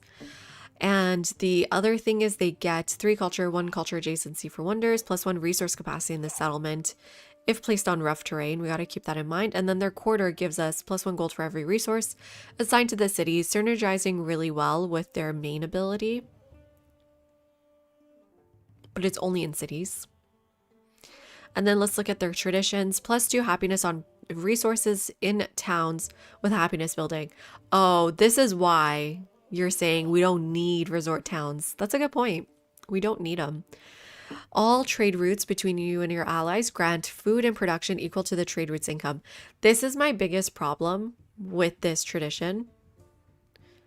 And I need Timur to hear this so he can fix this for me, specifically just for me. I hate that I cannot pick where my trade routes are, and therefore I have 0 control where this food and production ends up going. In the Antiquity Age, it's not that big of a problem because most of your trade routes go from your capital until later on. But when I tried to use this card in the Modern Age, wow, it was extremely useless.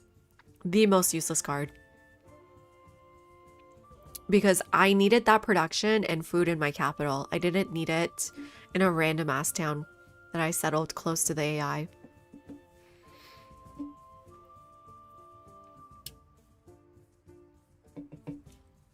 Awesome, Ski.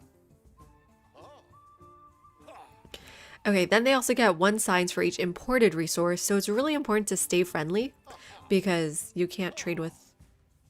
Shut up, Gilgamesh. Why is he just like checking out his oh my god, my arm is so little. Why is he just like checking out his biceps? Oh, now I'm jealous. Yeah, so it's important to stay friendly with Sheila.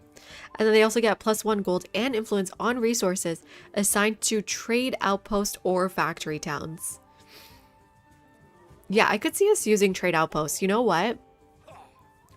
Yeah, no resort towns today. Because again, he is the loudest leader I've ever met. Okay, we found an unfriendly city-state. We got Champa here. Let me go back to the side. Let's turn chat back up.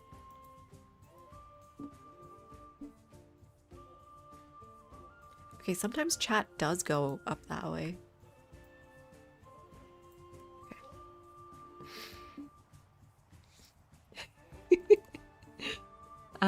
I am wondering if we want sailing to grab these discoveries out there, or do we want our unique unit? If we're trying to go for pastures, then maybe it's good to get animal husbandry sooner. The new tooltip looks so good. I actually can't get over how good it looks.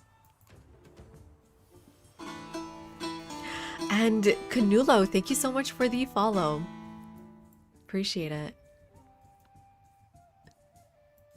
I would like to split this wonder up between a few of us. Damn it. Camels are also camps. Okay, of course you would stand in front of me.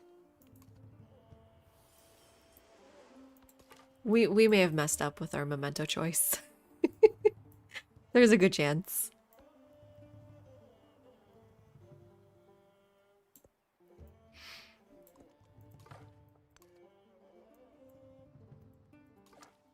Do I want to search? I think I want to get past this mountain and search out in the open. Okay, we're trying to get to Mount Everest. That's going to be huge for us. My plan was bath and granary here, so I'm okay with grabbing this tile. And then placing the granary. Well, the brickyard's better. I think I want the brickyard first.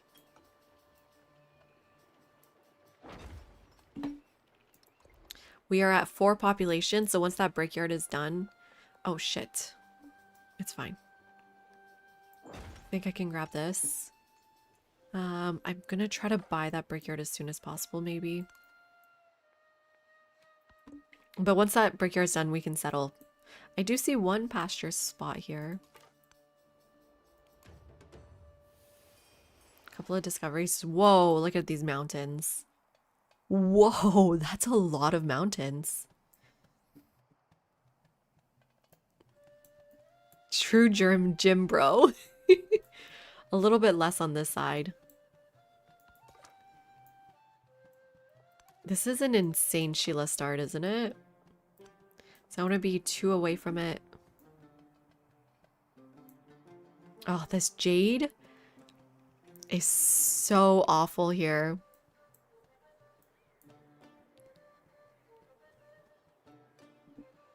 I feel like chat's too big. I don't remember what it used to look like. Is that better or worse?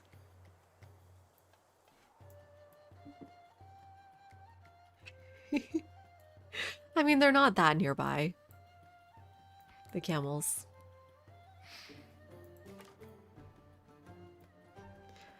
I will end up on the same spot anyway, so I might as well do a search here.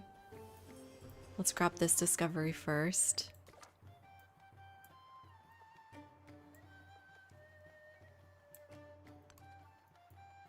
Okay, here's discovery number 3. Nice. Ooh. Yeah, I'm gonna take the culture and happiness here. Was that not number 3? Guess not. There's Phaistos, a science one. They should be right here. We can use our settler lens to see if we can find them. This is the corner. If this is the corner, they gotta be right here. Anywhere else, and then they've gotta be right here.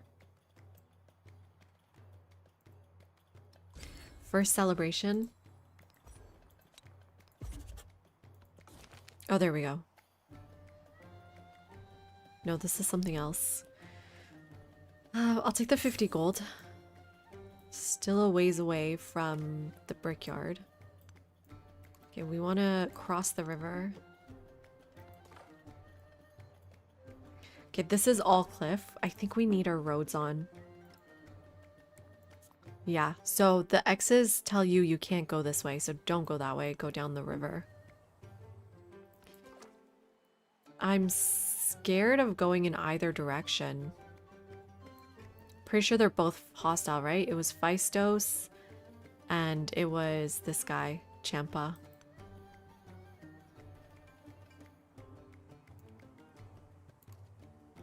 Yeah.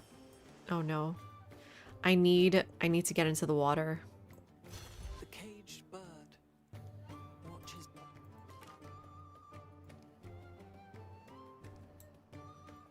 I can try to escape back this way, not sure. Where are more discoveries? Weird, very weird map here. Ooh, let's take that science. Yeah, the sooner we can get into the water, the better. Feeling a little bit stuck here. And that gives me 3 influence on the palace, everyone. Nice.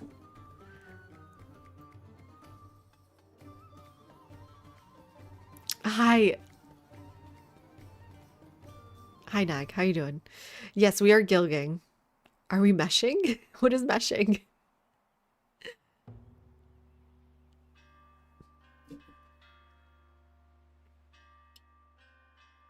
I can't trade with anyone, Boker. I don't know what to do. From the Do You Even Lift event, Gilgamesh stares at himself in the mirror, combing oil into his beard and brushing it over his biceps. Then his triceps, his pectoral muscles, his deltoids, and his abdominal muscles. He stares again approvingly. Then a thought. This other ruler he worries, are they stronger still? Hello, White and Nerdy. Welcome into you and your awesome community, everyone.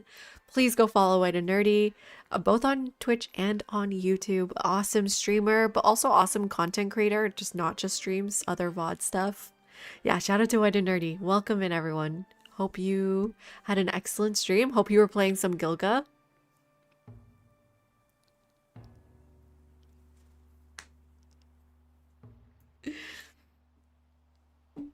Oh, you were awesome. We paired him with Sheila. We were just going over why. We can get the influence building. So we're trying to just have a lot of influence to send out endeavors with people. And then Sheila, you know, synergizes well with allies. So here we are. Who did you end up picking?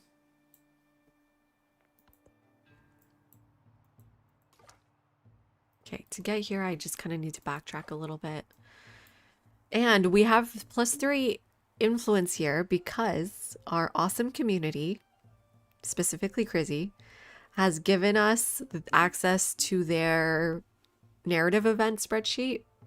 So when the next one we're looking for is building an altar, then start 3 cultural exchange endeavors, and then we're going to get 1 influence on the altar. That's the next narrative event we're working towards.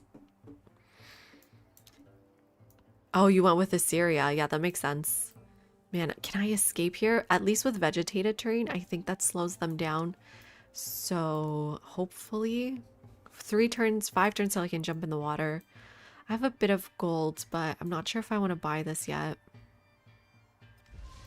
I can befriend Kerma. The only thing is I want to have enough influence if I meet anyone to do a friendly greeting. So I want to at least have 20 influence at all times. Oh my god, how do I get up here?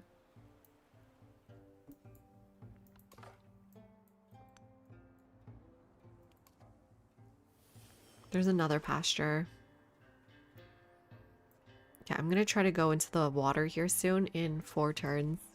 Hi, Mad Filmer. How are you feeling so far? We just started, turn 19 here.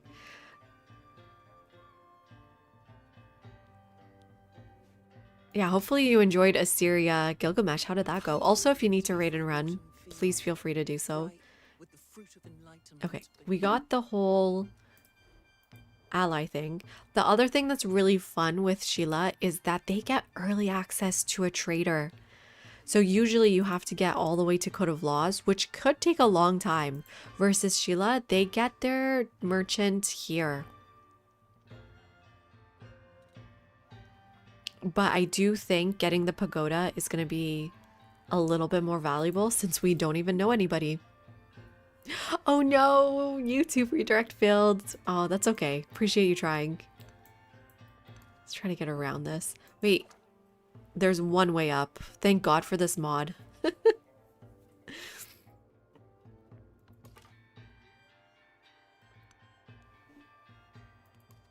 Okay, next 3 turns we can hop in here.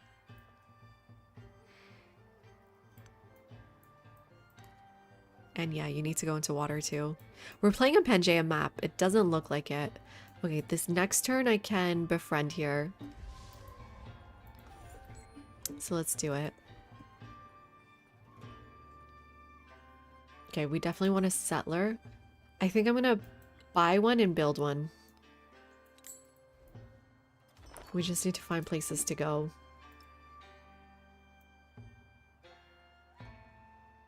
I think something like with Sheila, the best way to plan where to settle is to just scout out the best district spots. Man, it's +4 here.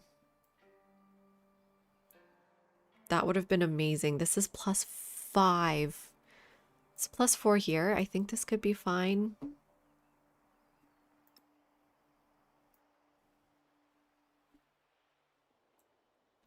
So we want to at least be in range of that.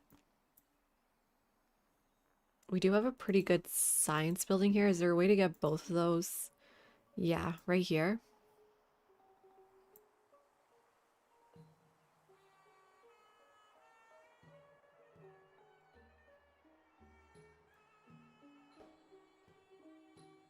Uh,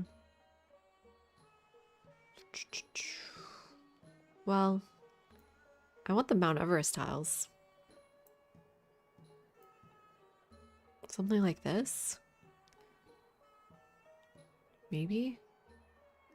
I'm not sure if it's worth it for that +1 science to settle like this, but this is overlapping with my capital, so that's not great either.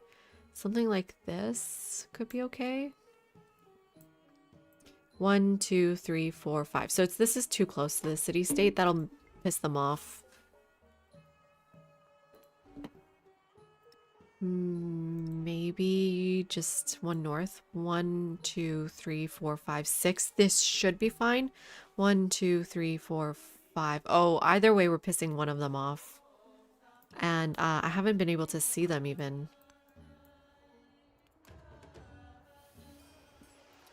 Need to see their center so I can start befriending them ASAP.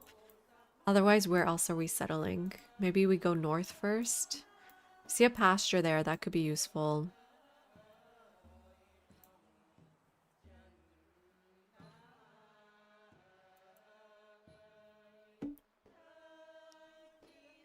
This has really good resources. Is there better resources? Yeah, we could do this and get almost all the resources. We have to decide between jade or tin, and I think I prefer tin.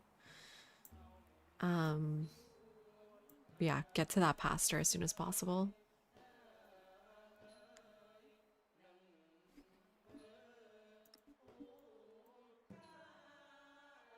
Okay.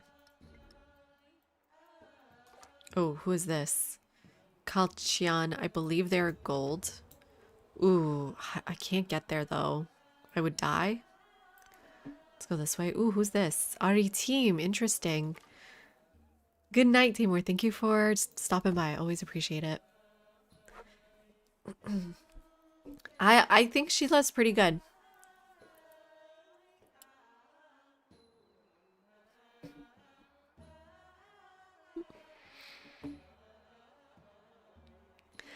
You know what's funny, Chrissy? I always consider good district locations when settling towns that I never end up converting to cities.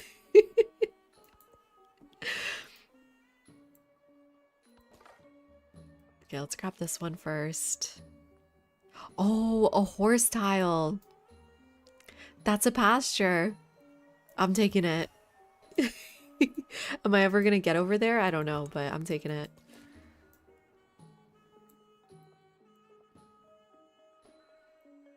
This should be relatively safe. But I can get into the water real soon here, so let's go through the water.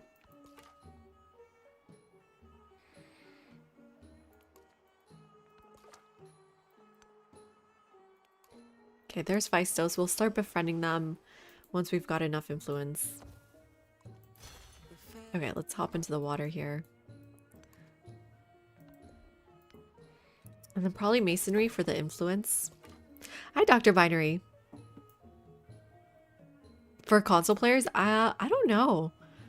I'm sorry to say. Do you guys get nested tooltips? Because that's probably one of the biggest things that we got over here.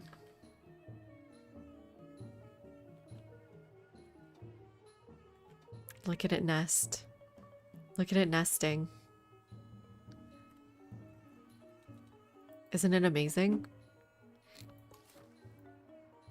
Oh wait, there was a whole thing about controllers, Dr. Binary. I didn't read it. Maybe I shouldn't be so flippant towards our controller community here. Who is this? Settler, okay. Just go this way. Oh no, keeps crashing to desktop on turn 97. What do you think it is? I have to search first. Yeah, maybe this is too dangerous. I'm gonna go grab those.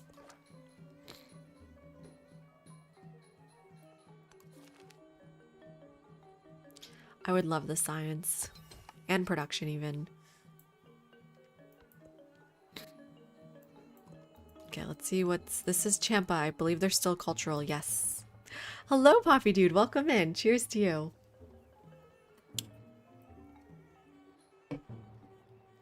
I think there was some sort of philosophical problem with Steel Airship. This could be all rumors, but I heard... Why am I spreading complete rumors? Someone spread a rumor that someone at Firaxis didn't like nested tooltips. It's a complete rumor and totally bullshit. I don't know. I do have a problem with the nested tooltips in Paradox games. Don't come at me. I don't like them in Paradox games. No! Seleucia! No, that should be my mod. Pretty sure that's my mod here. Renz, welcome in. But maybe it's because I don't know Paradox games very well. And so, compared to Civ games, which I feel pretty confident in, I'm not quite using the nested tooltips all that much here.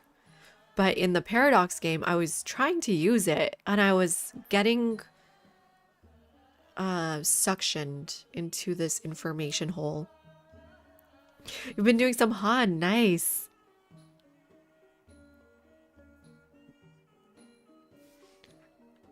You're right, home run. Oh my god, I forgot to check that. Trade range, right? That's it? That's not good. This was the same. Wait, what did they add for us? Just trade?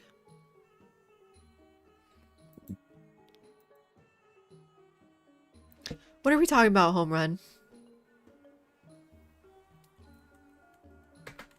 There's no such thing as trade route.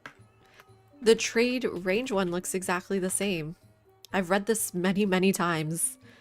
I don't see anything different here.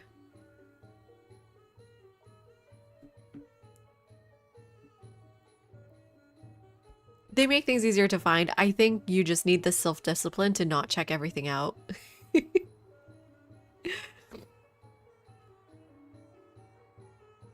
You like them in Age of Wonders 4, only published by Paradox and not developed though?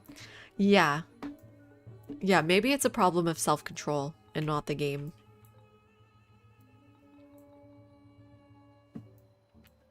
Okay, what's gonna happen here? I can't even escape. And there's gonna be another unit there. There's a Civ over there. Ooh. Ooh, interesting.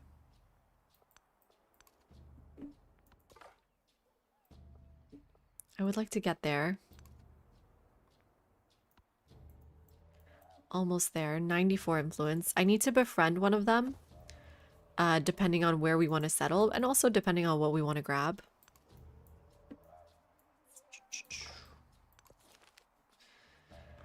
Food and gold or happiness? The happiness will go a long way. So we're at 27 turns away from our celebration. Now 19 turns away.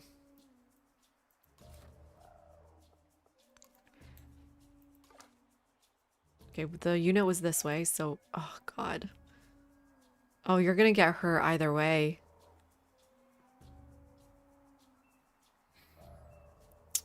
Oh, man. Stuck between a rock and a hard place. I guess go back.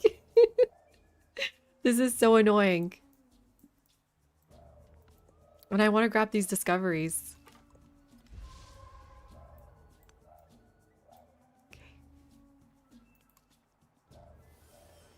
Okay, okay. Just gotta sneak by. Whoa, look at the storm over here. That's so cool. Let's double check our settlement location here. It looks like there's someone right here. 1, 2, 3, 4, 5, 6. Yeah, we're good, that one. And then it looks like there's no one here, because that's you. This is just all mountain. No, yeah, I don't think there's anyone down here. Okay, so there's Seleucia, there's Kalichion over there. Wait, where's Kalichion? Kalichion's gotta be right here. 1, 2, 3, 4, 5, 6. Okay, you want to be at least 6 tiles away or else they're sending a raid after you and you're going to lose your city. Not always, but in many situations. We are really close to befriending someone. I guess we can go for... I'd rather go for Feistos, to be honest. Because we're going to have culture from many sources. We're not going to have signs from many sources. So that brings me down 1 tile. And then Feistos soon. This is extremely dangerous over here, though. Hello, horse. How you doing? Welcome in. I actually do have the turn 1 save. Would you like it? Should I put it in our Discord? Whoops. No, no, no, no, no, no. Main display off. There we go. Documents, my games, civilization, single, turn 1. Had to turn off some mods though. Go to Discord. We have our saves here whenever Flapjack asks for them. There you go. Oh, we're on a break. I need a quick bathroom break. I'll be right back, everyone. Oops.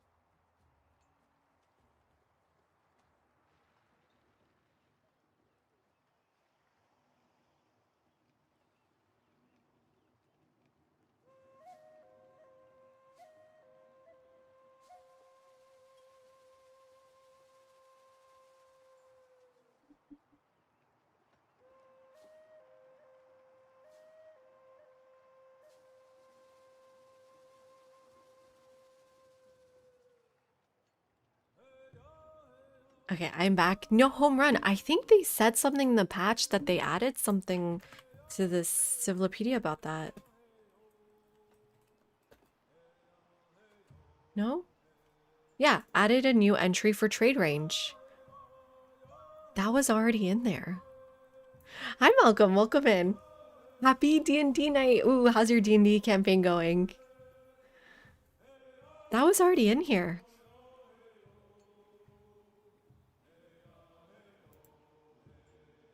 What's skirmish?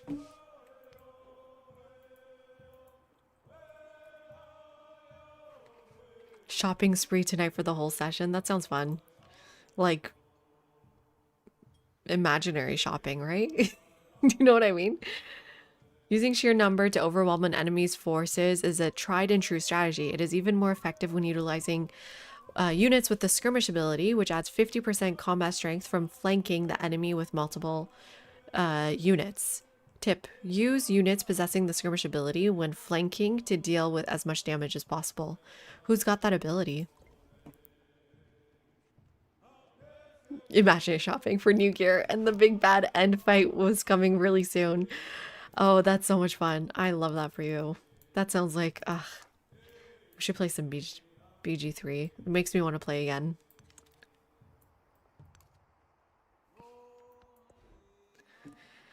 Okay, time for the harbor. We've got 2 settlers out already. Sorry, not harbor, granary.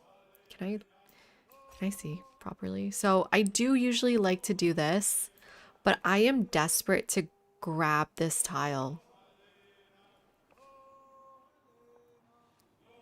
So I'm gonna split these up, and that's gonna be fine. I am desperate for that influence here. Still need one more growth event, and that's happening in 13 turns. It'll be sooner once we finish the granary, obviously, but yeah, that 2 influence is gonna be huge.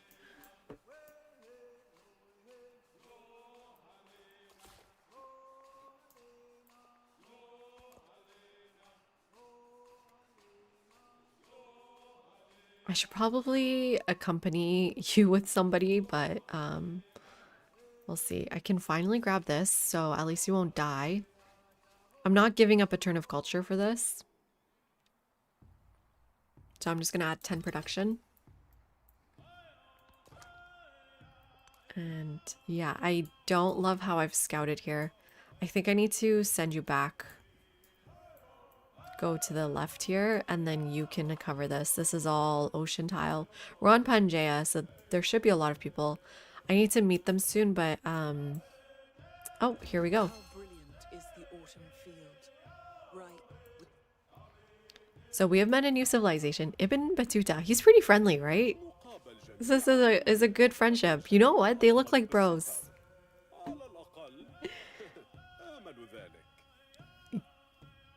Yes, Sheila Run, right, Sorrow? It's awesome.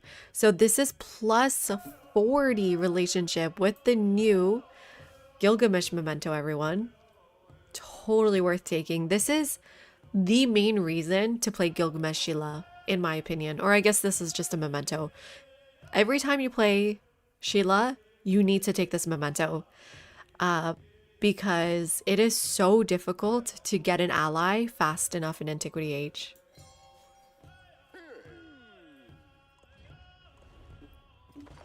And then to further this friendship, we're going to have to start sending some endeavors. We're at plus 50 with him, everyone. He likes people with the most reveal tiles. That's plus 15. We can definitely do that. We share government as well.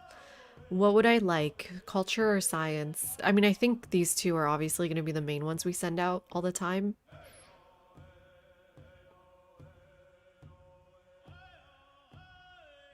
I would like some science. I need to send 3 culture endeavors out once I finish my altar. Okay, let's get that pagoda for that plus 3 right there.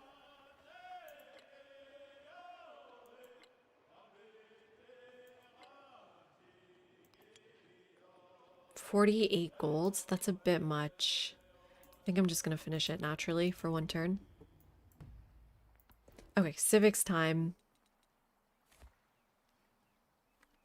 Yeah, since we want that altar sooner, but you know, some military units would be really good. I usually go survey. I don't know why tonight we didn't go survey.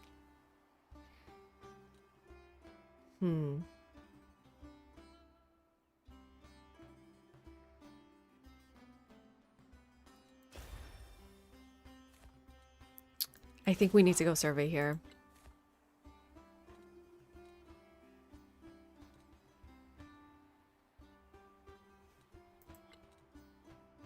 Not just survey. I think we need an army commander because Gilgamesh gets influence from just killing units.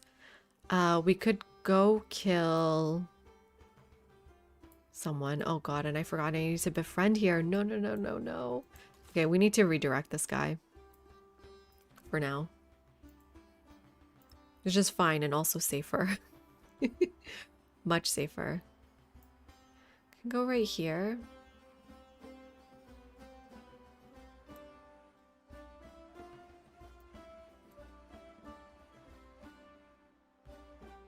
There's not much resource. I think, but I want the wine. I think it would just have to be right here.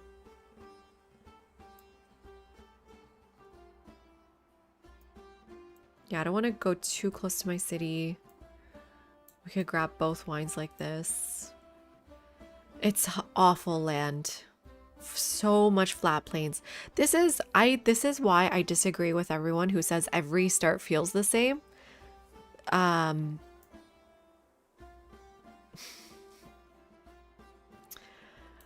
The funny thing is, how do I explain?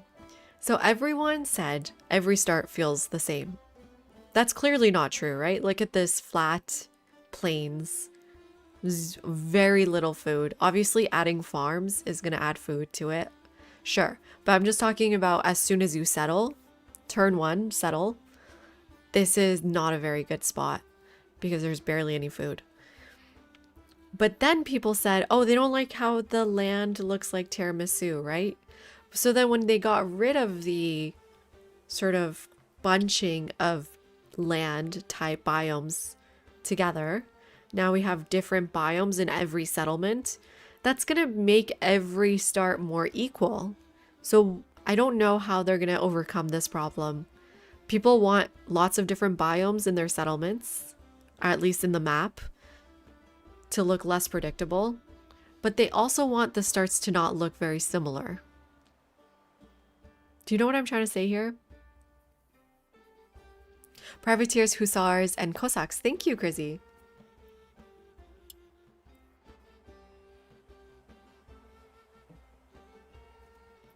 Yeah, that's true too, Mad Filmer. I don't know what it is, but for me, it's less that starts feel the same, but more that I don't really feel the difference much for some reason. I have the answer to that. I know why the differences don't feel as strong. And for me, the answer is in this technology tree. You immediately boost +1 food on farms from agriculture and +1 food from the granary. So the plains tile we just saw, that's giving you 1 production, after turn 1 and then building a granary are giving you 2 food. So the way to upgrade your land is not locked behind some sort of strategy. I bet, Darth, you would feel it a lot more if this +1 food on farms and this granary was somewhere like at the end of the tree.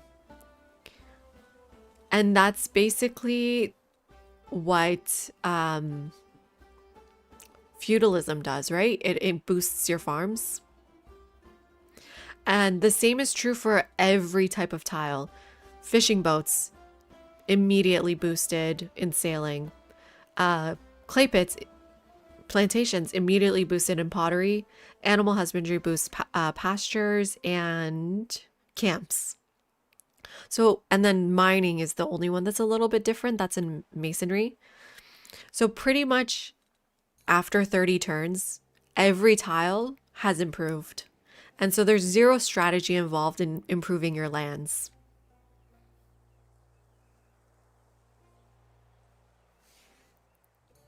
Right? One more bird?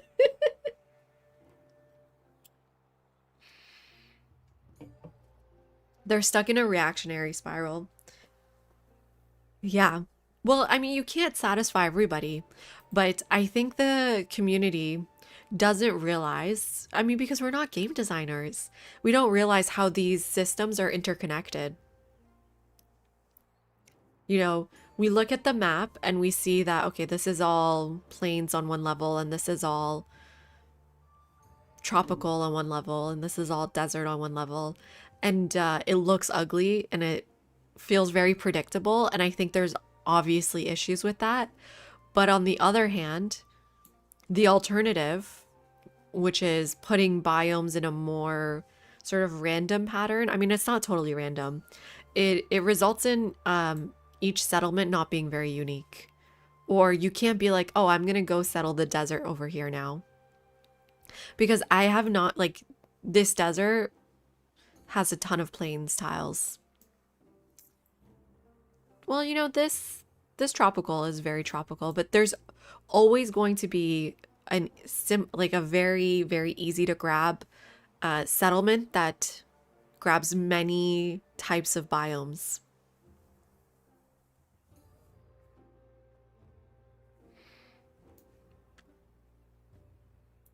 Oops, it's stuck. There we go. Anyways, I think this is fine though.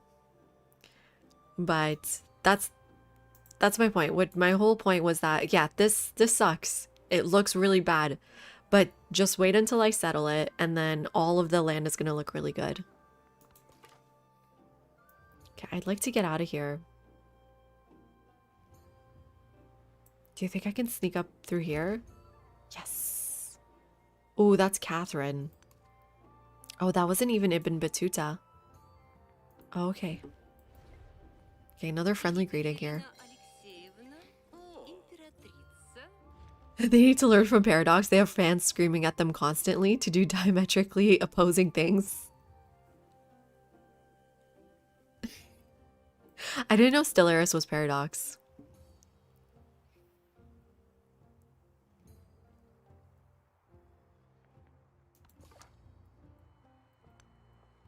Well, you know, but I think once you play it one more burn, it's gonna feel that way.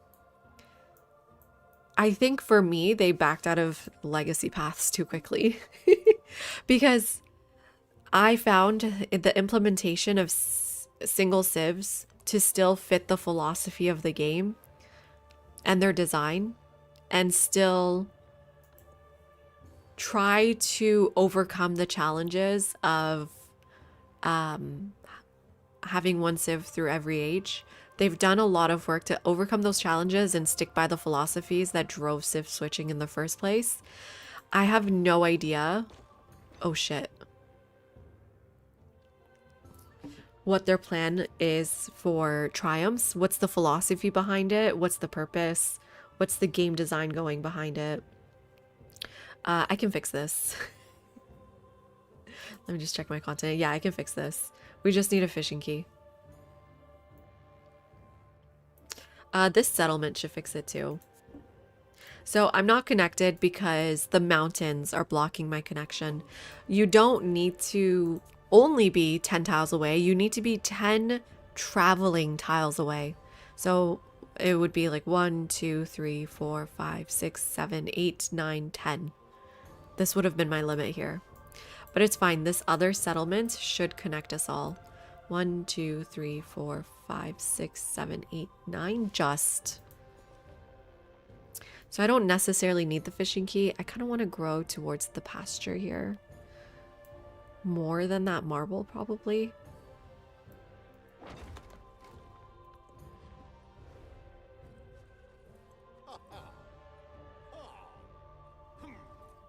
I only have 64 influence. Ugh, okay. But I do need friends. I'm supporting it. What is her agenda? Fewest great works. Okay, that's gonna be me for a long time. That's why Catherine always likes me, huh? Oh, that's a cliff. Okay, at least this guy got to live.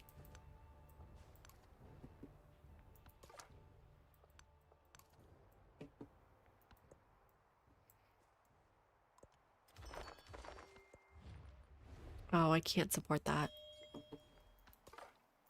Ugh, I need more influence. That's what the pasture's for. Okay, let's try to get back up here. Yeah, very, very unfortunate scouting this game. I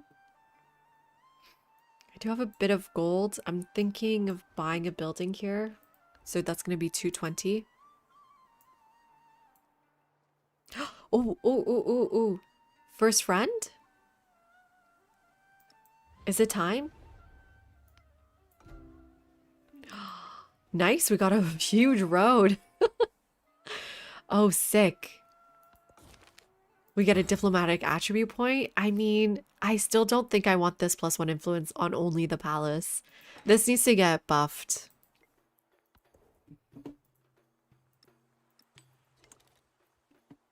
Okay, and then that makes me wonder if we do want to get that tradition that gives us food and production equal to the trade route's income, which here would equal 4 gold. It's a big road. And here we have Aritim. What kind of people are you? Are they expansionists now? And then we connect. Yeah, Horo's connected now. Nice roads going here. Let's try to get to the wine ASAP.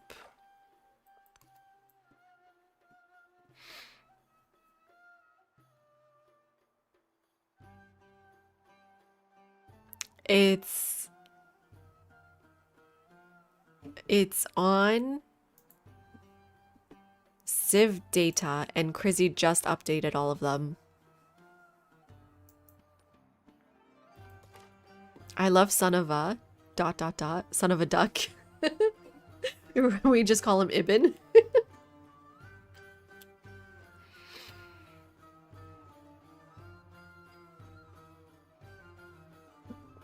That's so interesting, Jones. You sometimes think about Civ 6 and think about Civ pairings, Civ leader pairings, and then remember you can't do that. Ooh. That's a good sign that you like the system, right? There's Axum.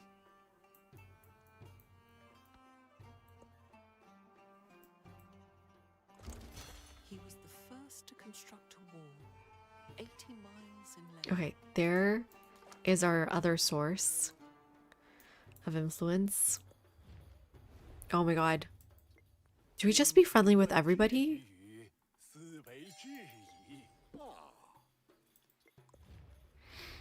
There is a mod for Civ 6 that lets you mix and match. I forgot what it's called. It's a website, it's not a mod.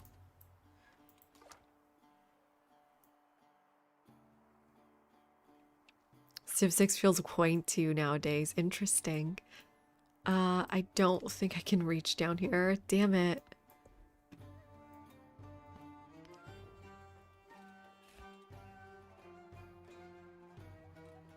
Let's grab writing, I guess. Oh, let's buy that building. Probably granary.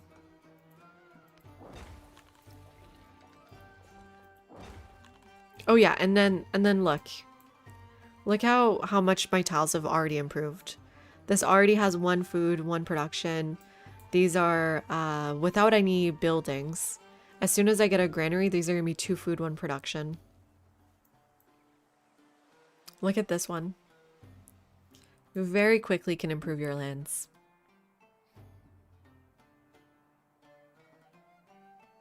Yeah, I'm mad. It's kind of weird, isn't it? Okay, 2 turns till I can grab those pastures, please. Is it just +1 influence?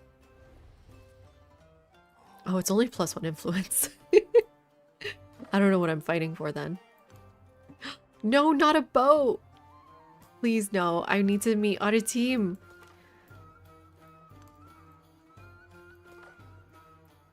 Ugh, and then where are you guys going? I'm just gonna do auto explore soon here. Okay, they didn't hit me. There's Uddy team. There's a discovery. Let's study the tools. I need to befriend them. Let's grab that pasture. Yay! 4 influence per turn now.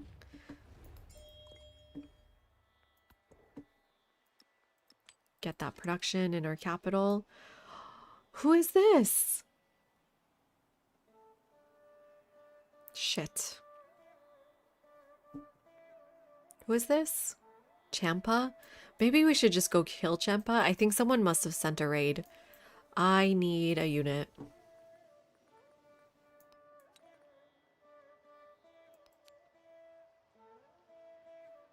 It's gonna be too long till I can buy one. I need a couple of units even. Whoops. Okay, auto explore you. Hey Bach, how you doing? Gilga is online. Nope, this is not early access. They gifted Gilga to everybody today. Plus there's some patch updates that we discussed earlier.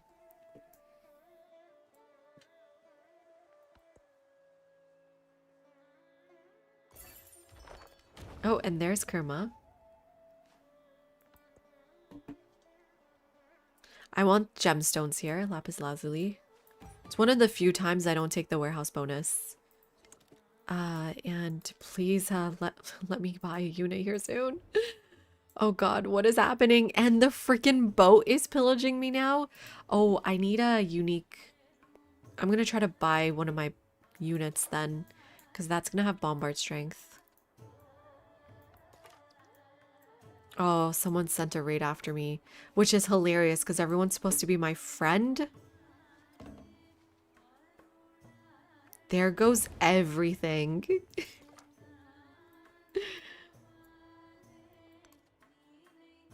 Damn it. And I'm only making 14 gold per turn.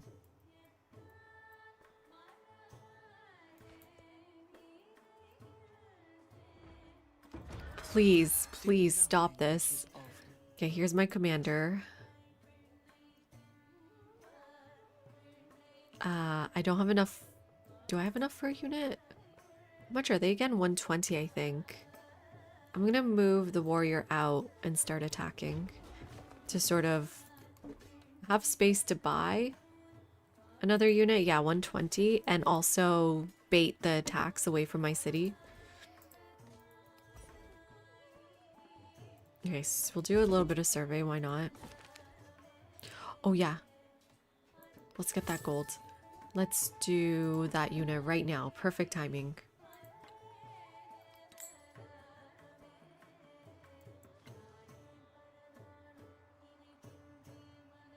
Do I need another unit? We'll see.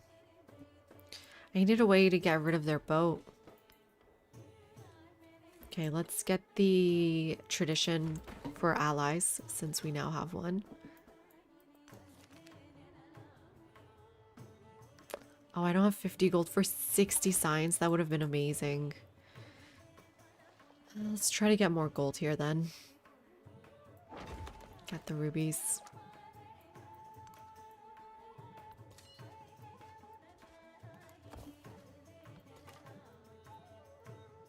Okay, you're immediately getting hurt. Please. They're so bad. Send aid, right?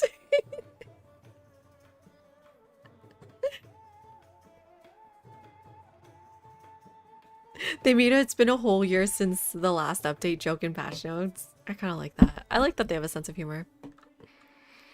Why bombard and not ranged? So our unique unit has a bombard strength, and we need bombard strength to get rid of boats. I don't know.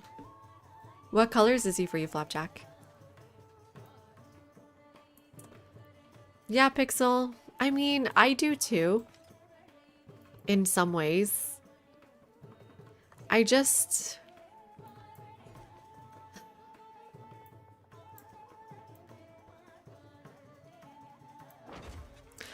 wish it was coming sooner rather than later. And from what I saw,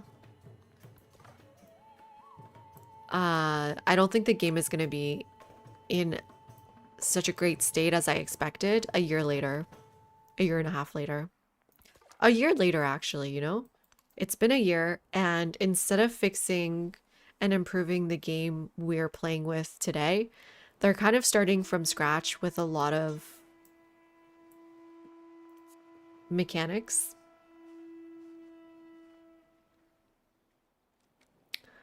I think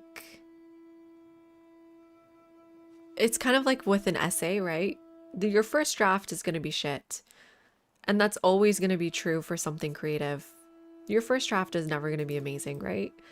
But you don't scrap that essay you just wrote. You edit it. Maybe you scrap some parts, sure. But it felt like they had basically started a new essay. And what that means is they've spent all this time developing the victory conditions, the legacy paths. Those are the two main things they're just basically just getting rid of. And then in the spring, we're going to be hold like left with things that feel like a new game has just come out with, rather a game that's a year and a half into development or a year and a half post release.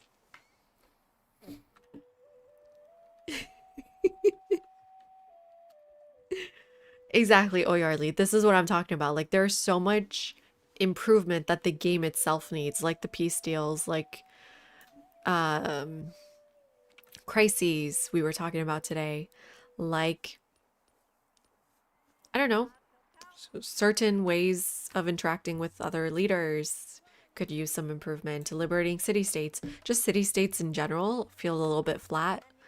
The resource screen is not good. It's a lot of micro, and I'm not even talking about things in exploration age.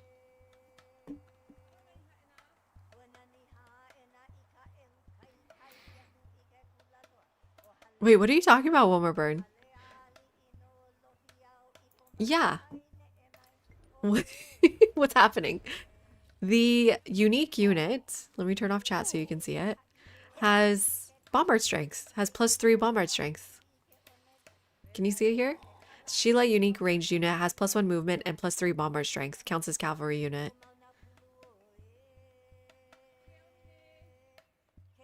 Is it weird for... I think bombard strength in this game is referring to like siege units. What's the thing called? It's not a catapult, is it? It's called a ballista. So like the ballista has 30 bombard strength. So when you hit walls with the ballista, it does 30 damage versus just as a regular ranged unit, it just does 10 damage.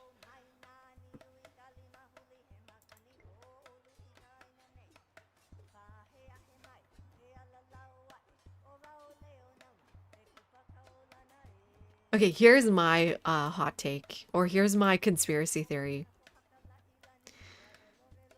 I think that 2K probably forced Firaxis to release the game a little bit early.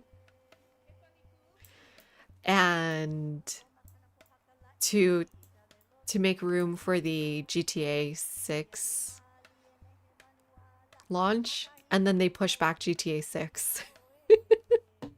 That's my wild conspiracy theory. And then now they're able to sort of develop the game as they want, because it wasn't Firaxis's fault, it was 2K's fault.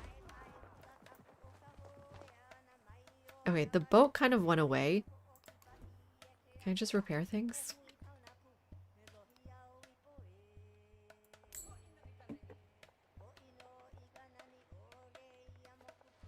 Wait, what? Oh, this mine specifically? Let's just repair clay pit. I wish I knew what the yield I'm restoring is. That wasn't worth it. I want to repair the other mine. I think Trixie's mod isn't working.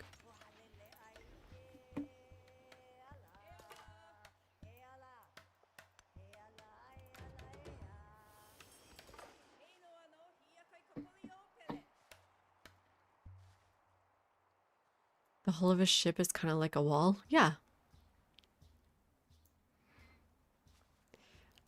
We had to remove a whole bunch, Poppy, and now our game is working. So, etc. The Wonders one was probably a main one.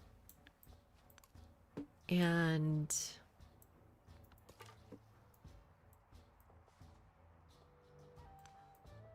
what else? If you go back to the beginning of the VOD, you'll see me turning off mods. Or wait, I can maybe show you which mods I am working with.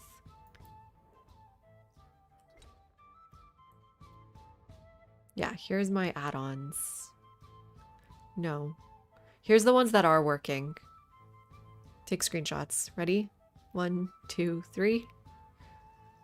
1, 2, 3. Wait, I turned this off. Yeah, Wonder screen is off. Oh, okay. No wonder screen is on. Wait, I don't know how this works.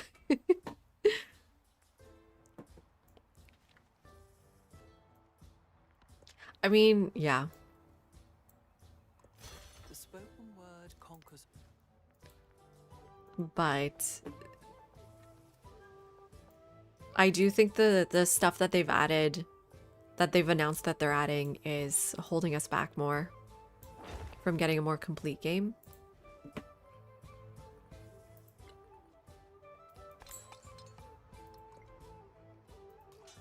Okay, you want to hit scouts because it gives you commander XP.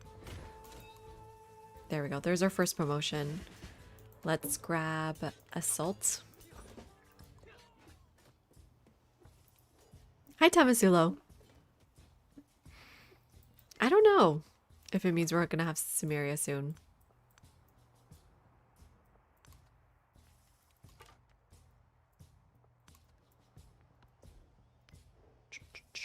Do we want to do a mastery? Don't think so. You know what? Colossus would be nice. We did manage to get it in our last game. I don't know if we can get it in this game too. We are at 1 gold. Okay. To befriend Phaistos, I have to save my influence.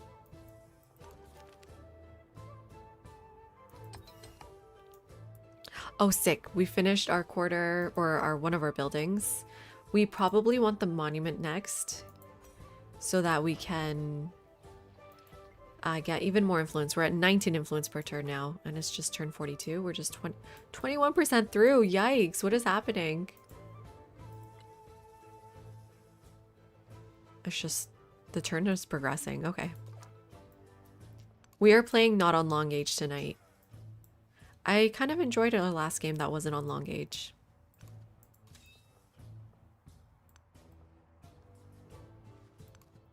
I do need more units though.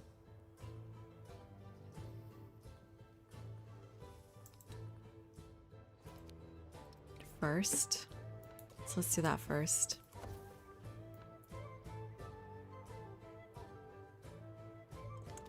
Okay. I'm glad I grabbed a ranged unit because it doesn't look like they're attacking me. Let's get these rubies here. Let's grab this.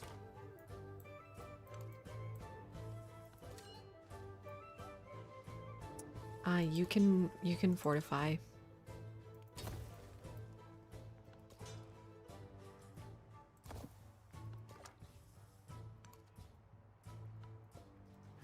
$178. Oh shoot, I should have befriended Phaistos. In the 3rd month, a comet appeared in the southeast. You mean the Past 2.0? Because we got a patch today.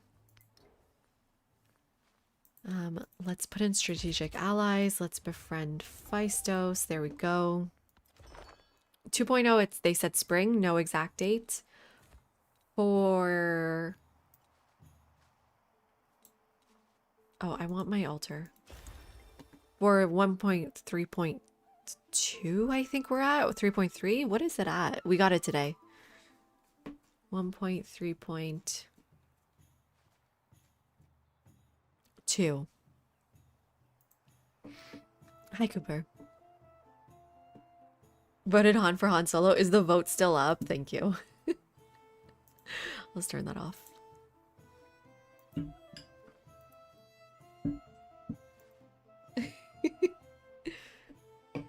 No, Benba, but I wanted to. You're right. I should have, but at the same time, I would really like to settle here. And this is within 5 tiles of Phaistos, and so they will raid me if I settle there, right? I don't know what the right decision there was, but I want the Mount Everest tiles. And I want the camel. I also need to consider settling even more north here. Right, grabbing some of these pastures would be great. I don't mind settling off of freshwater here. But again, there's a city-state there. 1, 2, 3, 4, 5. For this one, I could maybe just... I could probably protect it by that point.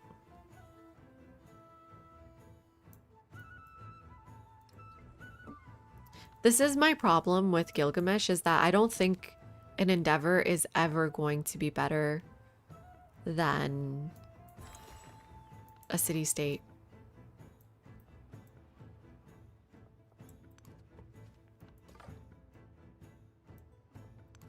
There's a narrative event, Flapjack, that we planned for. So if you finish chiefdom, get three discoveries. That's +3 influence on the palace. We grabbed our unique building, the pagoda. We then grabbed 1 pasture from our memento, which is 1 influence per age on pastures. Uh-oh. I need to buy them a unit, I guess. Who is this? Seleucia. I think just a warrior will be fine here. Yeah, I don't like the Sheila unique unit at all because it's more expensive, it's more squishy, it's not very strong against independent people. It's quite awful.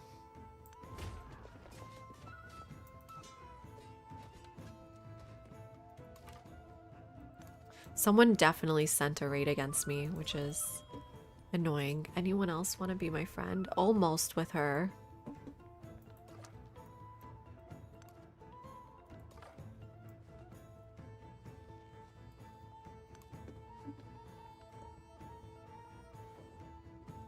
But yeah, Audi team should be next.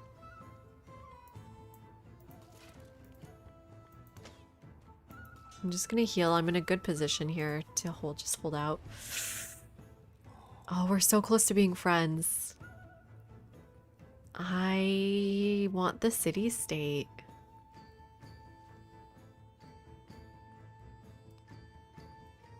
I don't have my altar yet, but just gonna accept it. I need my altar soon. There's a narrative event related to altars and cultural endeavors. That's why. Well, this sucks. And this sucks.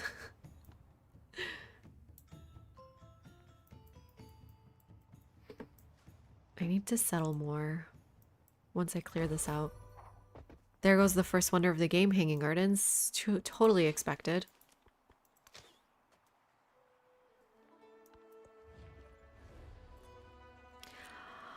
Oh my god.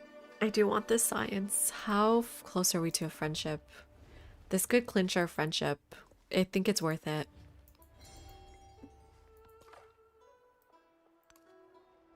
That altar is going to be a good source of influence for us too. Okay, you go hiding. Oh, someone befriended Seleucia. Right? Kalichian, sorry. So we can try to get a settler up there soon.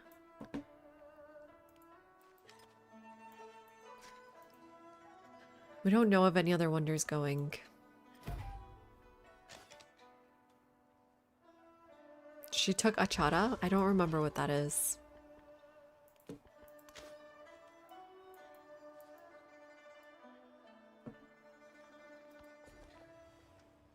Okay. Do you want to grab the other wine, or do we just want the marble? I think just the marble's fine for now. How are we doing here? We're keeping up with culture, but we're behind in science quite a bit. Phaistos will also help with that, I guess. How close are we to friendship? 41. Yeah, so let's just keep working on Catherine. 54. It should go up every turn at this point. But she kind of saved my ass by befriending them. I don't know what happened to the unit there.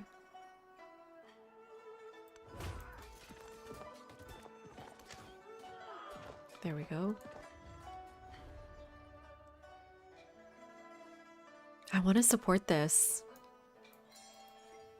Damn it. Damn it. It's really hard to figure out when you should try to make friends versus when you should just make city-state friends. You love playing as Ada Lovelace? She's a fun one.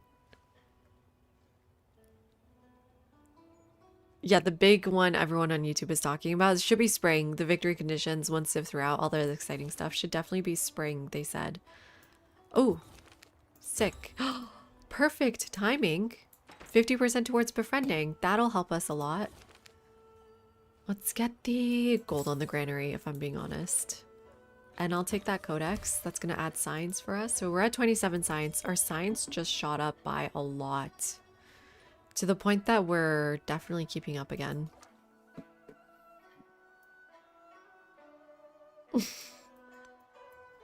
No, I didn't see any other wonders getting built.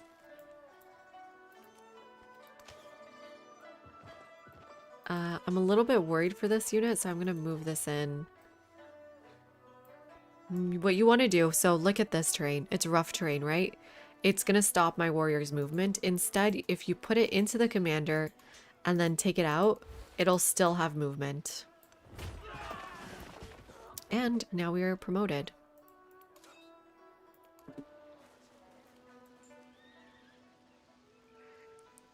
I guess I'm still going on the left side of this. I might want to go to the right side and grab more of my unique unit. It's kind of a weird choice, but I think that might make more sense.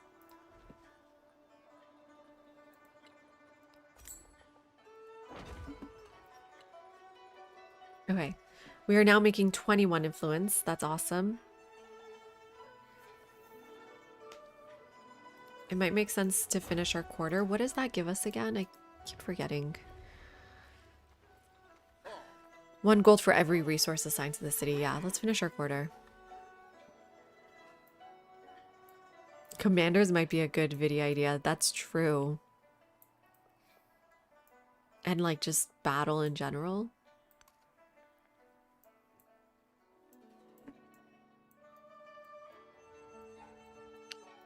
So now it costs us... Oh, they already started. 114?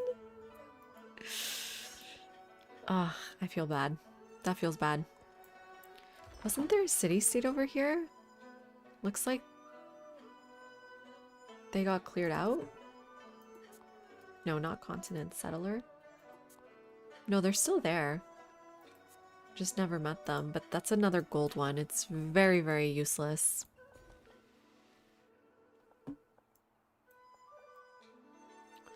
Just keep grabbing resources for our culture.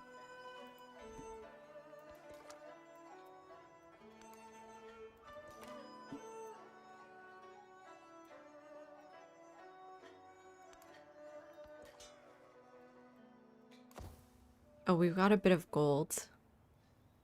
What's the most important thing?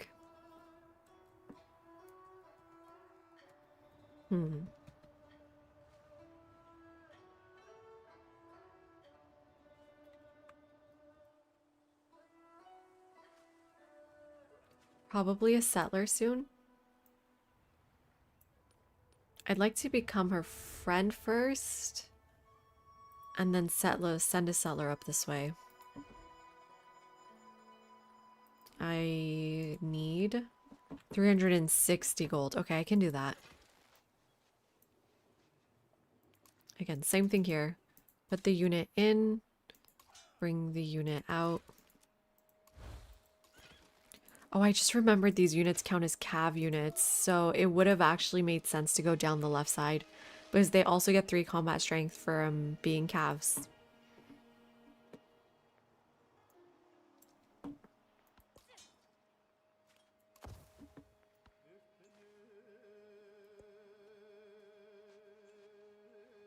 Okay, they're not attacking me. There is our religion, our pantheon. I'm assuming the one for altars is gone. Ooh, the altar one is still here. City patron goddess. Yes. Don't mind if I do. Oh, yes. This is going to be great. I really want that altar, like, right now.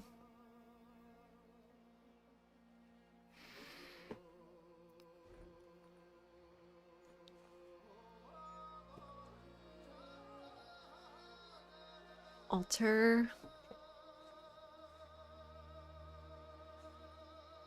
Or settler. I think settler first. Okay.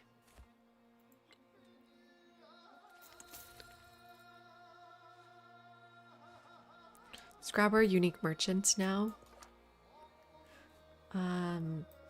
And then try to grab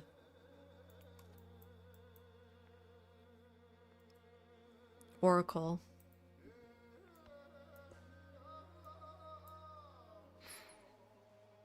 You only ever go down the cap side? Yeah, I usually do too. I don't know what got into me today.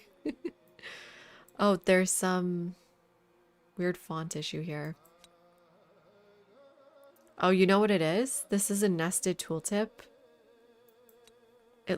Or something. It's like highlighted weird. I think that's 6 gold.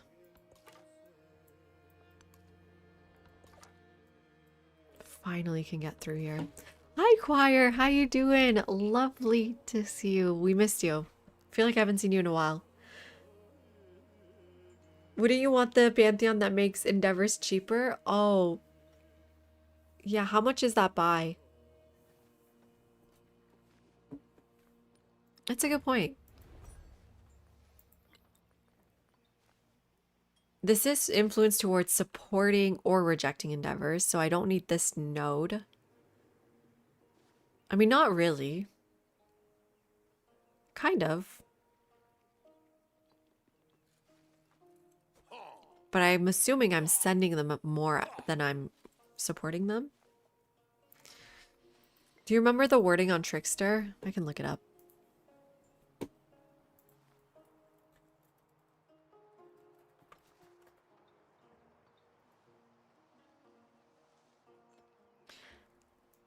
"25% influence towards endeavors.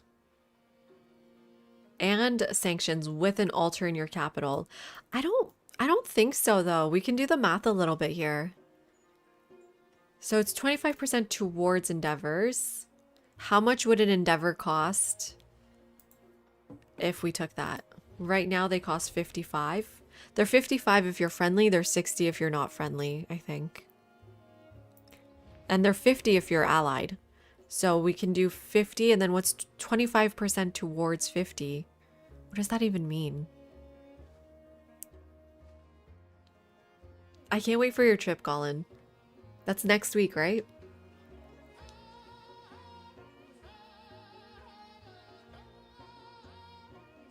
Yeah, we are early. It's a little bit weird. It should be nested, but it was impossible to do. Anyone good at math out there? College prof? You teach computer science. Don't you need to know some math?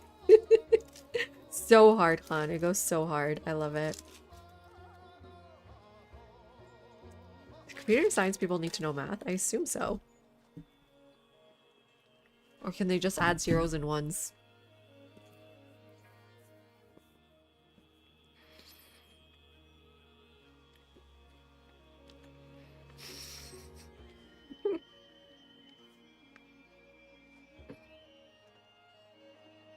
Oh, thank you, Crizzy. Should have known you're a math head. So it's 48. So you want to do 50 divided by 1.25. So it's 40. So you're saving 10 influence per endeavor sent. Okay. We're on turn 53. Let's say there's like generously 100 or 110 turns in this game. So let's just say there's 60 turns left. Okay. That's 6 endeavors. What am I going to do? How am I going to do this math? Oh, you guys can't even see my calculator.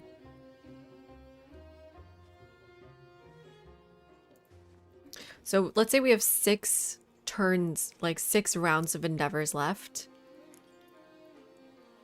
And we're saving 10 on each. So for each endeavor we want, that's 60 influence saved.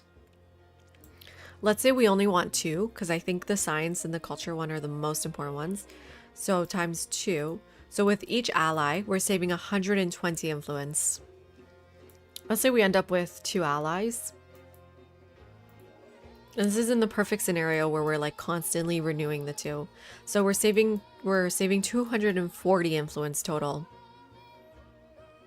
Compared to the altar, which gives me 2 influence on each, right? Times, I've got 3 settlements right now. And we said generously there's 60 turns left. So I believe if we could buy all of our altars right now, it would be more, but we're going to settle more, have more than 3 altars anyways, eventually. So if my math is correct, and I have no guarantee that it is, the influence on the altar is better.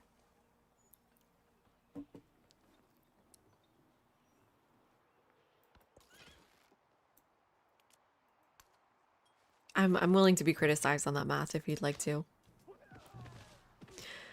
Please take some photos.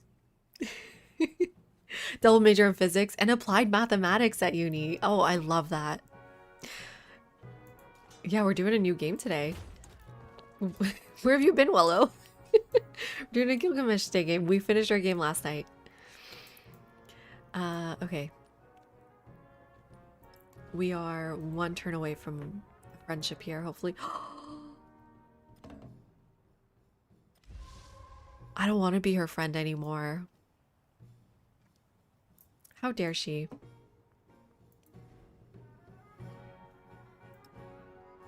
I could still grab one of those horses. Okay, well, let's just grab the settler for here then. Or I probably want to be a bit more competitive with this land. She like ate up all of the land. What the hell, man? Oh, there's some pastures here. Ooh, I just miss out on them if I settle there. I could settle off of freshwater. That could be okay. Grab those pastures, grab those horses. This feels like a really bad way to play the game. Because who even cares about horses? There's a sheep here.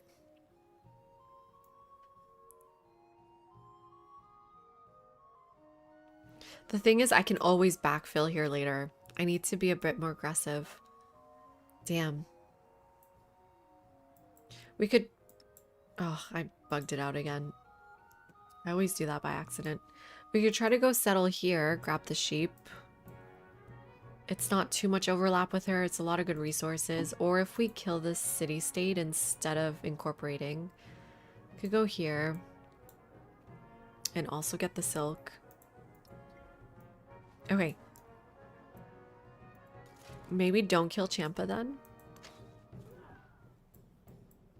Too late for Audi team, unfortunately.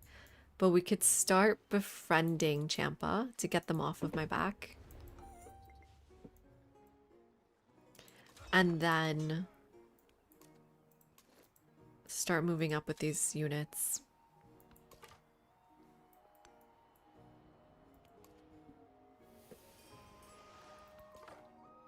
You have culture bombs. You just need to, well, you just need to place down a building. Oh, yeah. Chat is on. No.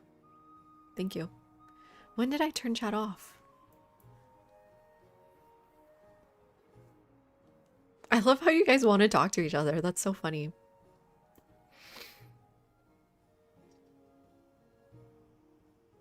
City patron, it requires more investment. But the influence it provides is not limited to endeavors or sanctions. Yeah, that's a good point, Ben. But that's true. That's not the only place our influence is going. Okay, that makes me feel even better about my decision. I cannot buy... Okay, I'm going to buy a settler. I'm going to buy an altar.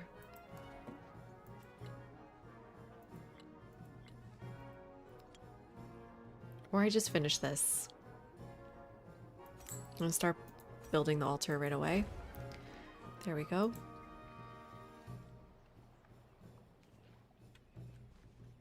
Shouldn't this tile be giving me signs? Oh no, the signs shows up over here. Okay. So I can't do the cellar right now. But I could maybe get a cellar going this way soon.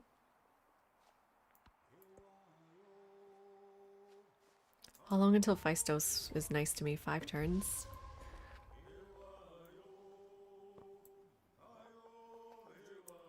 What's this? 1 production on warehouse buildings. That's pretty good.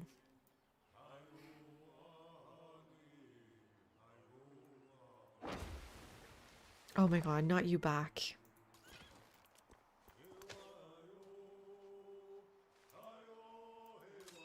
I mean, I'm still getting XP. Oh no, I'm only getting 1 XP on these. Let's at least kill their boat and then start heading out. It's gonna be a while for Champa to like me though. Oh, and another alliance? Is she at war with anyone? No. Oh, yes. Second alliance, everyone.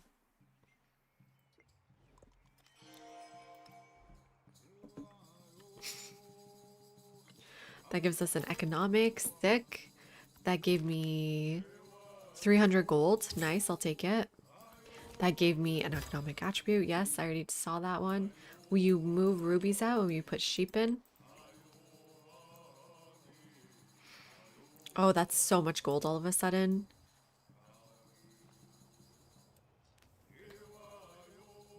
More temples? Or altars?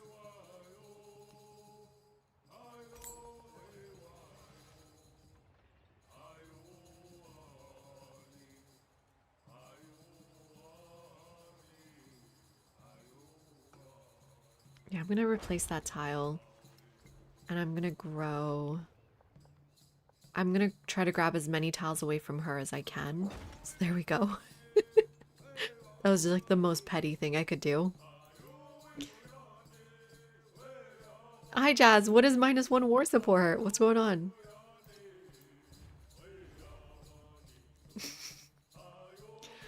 Man, we are not gonna become friends, are we?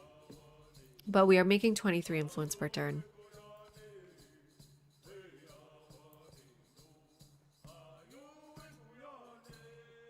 It is no wonder that the founders of the Three Kingdoms had divine origins. Oh, Mr. Giggles' ability is only 1 ally, yeah. Oops, there goes that 1 war support. 5 science, let's take that.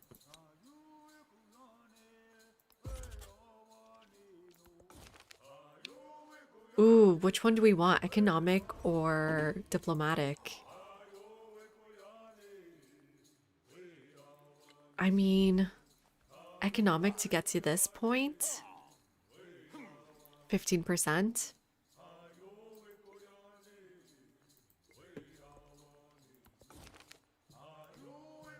But the diplomatic, guys, how useful is this node for Gilgamesh? 25% towards supporting or rejecting diplomatic actions? How useful is that for him?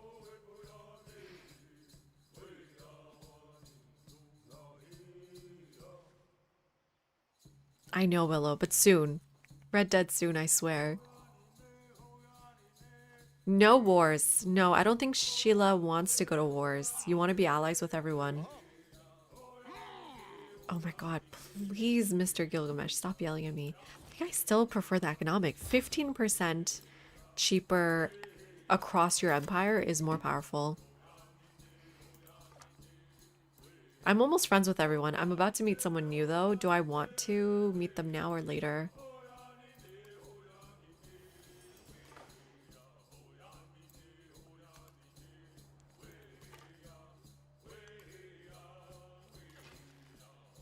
Yeah, we're early. I'm playing Red Dead as my like Civ break game on Twitch. So follow me on Twitch if you'd like to watch that. 13 turns still they're friendly to me.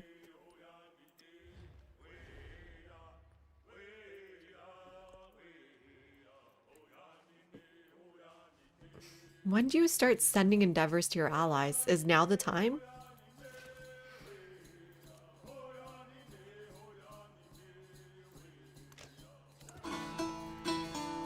And Shiznik, thank you so much for the follow. Appreciate it.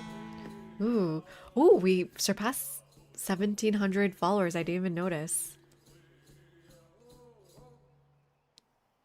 I do think this plus extra social policy slot's nice, but if we want Oracle, I think it's time to unlock it now. Bold of me to assume you don't. That's true.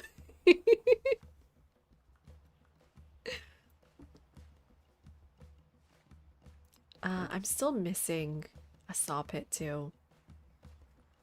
Am I gonna be...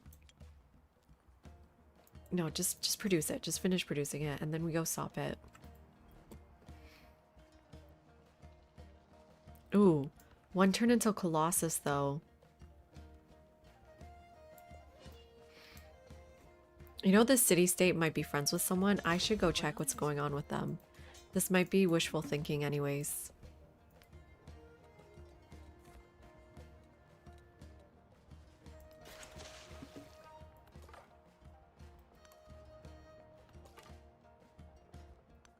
Because apparently they are way more interested in befriending them now.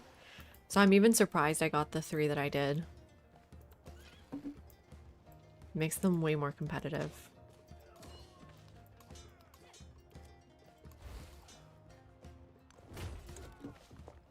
I don't want to get pillaged everywhere again. Is it worth it to purchase it now? 60 gold? Yeah. That's just 1 turn of gold. And then I want the saw pit because I want to get 1 science and 1 culture here. Let's fix these pins for a second.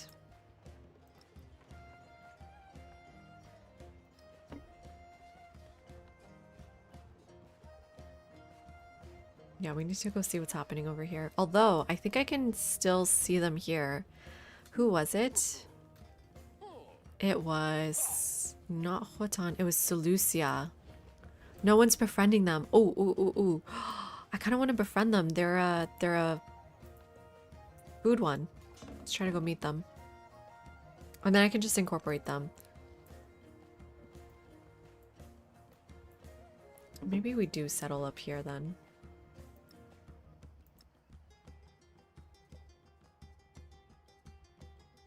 For the camels. It just feels weird to not grab the horses. 2 horses. That's 2 influence. I don't need 2 influence.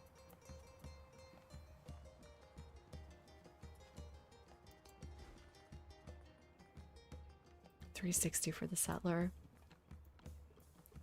Okay, let's just quickly purchase this though.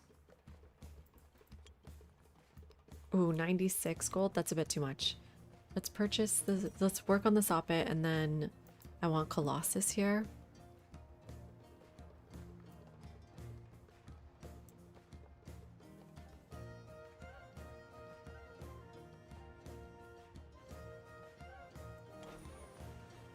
I'm thinking about. I have to overbuild here anyways. I think overbuilding here so I can grab that soon. So let's just place that down, get that pop back. Oh, you can delete a wonder and oh, but then I can't put it there. Damn it. Because I need to finish the wonder. I always forget that's how it works today these days.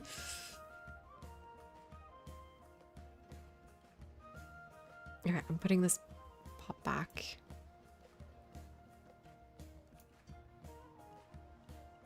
Is there somewhere better? Kind of here is better. Or here so that I can grab all of my tiles. Yeah, let's do that first.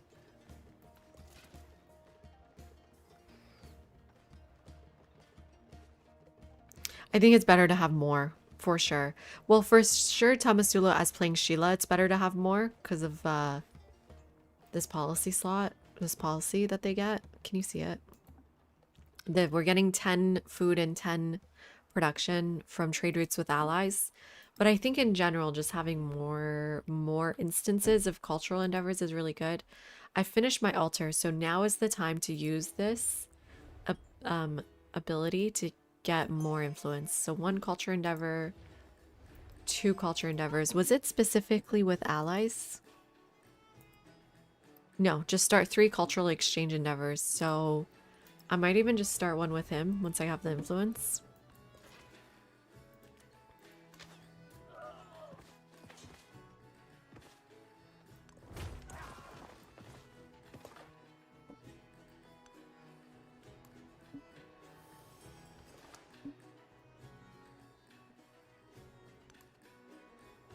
Willow, I didn't know you speak Spanish.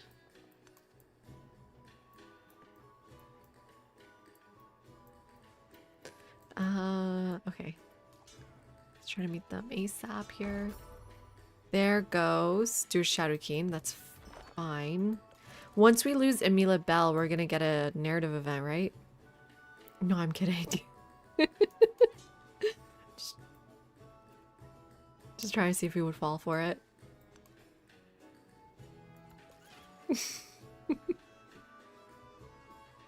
No, I'm pretty sure we definitely talked about that. Do you remember when we first met? You're like, oh, I was teaching some guys in the kitchen Spanish. I was like, wait, what?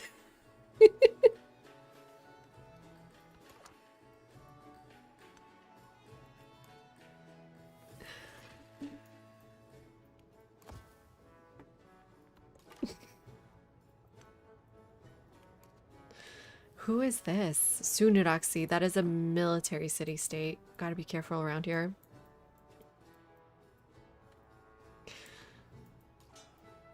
Okay, I have enough for a settler. Fastest way is, yeah, I think out of here.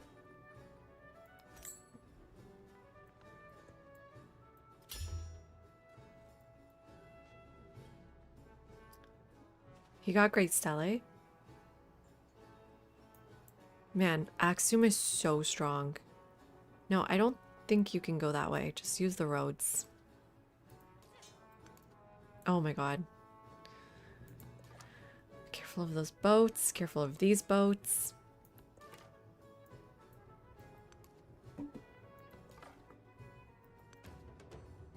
Oh, a discovery. Nice. Okay, let's pack up. And I'm pretty sure we're not going to kill that city-state. Who should we go kill then? If we want influence.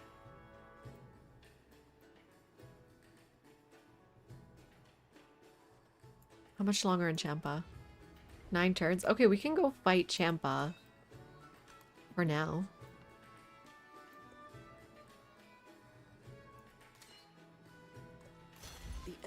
I wonder if I get the influence by killing a boat. Let's see.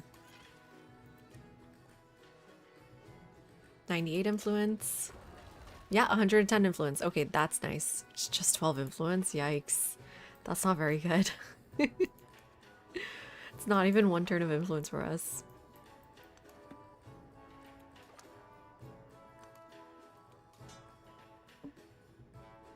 Last week before vacation. Right, it's almost Chinese New Year's. There's Cilicia. I will befriend them, I think. I'm pretty sure I'd prefer to do that.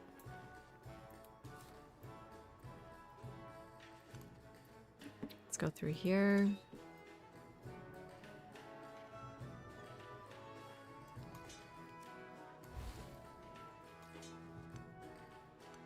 I'm not seeing any more units from them.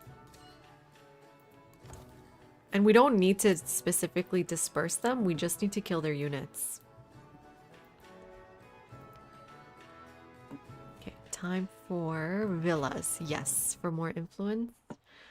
And then I did need to start one more cultural exchange.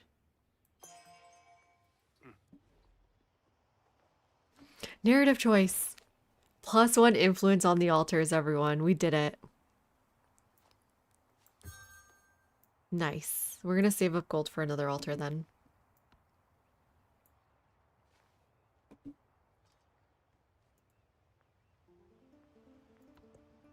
Good night, Mad Filmer. Thank you so much for hanging out. Appreciate it. Okay, there's Great Stella. He's done it. I didn't go to war in our last game either, Monkey. The, like, over-explained run. I was playing Axum. I told you all, I'm peaceful. I come in peace. Grab that gold. I'm working on Colossus. Can I get more production in here? The harbor, slightly, but before I can do the harbor, I actually just need to finish the Colossus first. Well, in 5 turns I can grow. What about resource-wise? Oh, I forgot to put this in? I never... Where'd that even come from? Probably a trade route? Okay.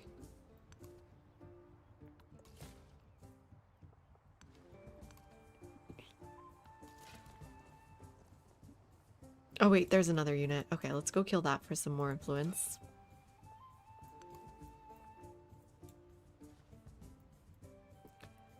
I think we're done befriending city-states. Oh, Izurtu would be good. But I have no idea where they even are.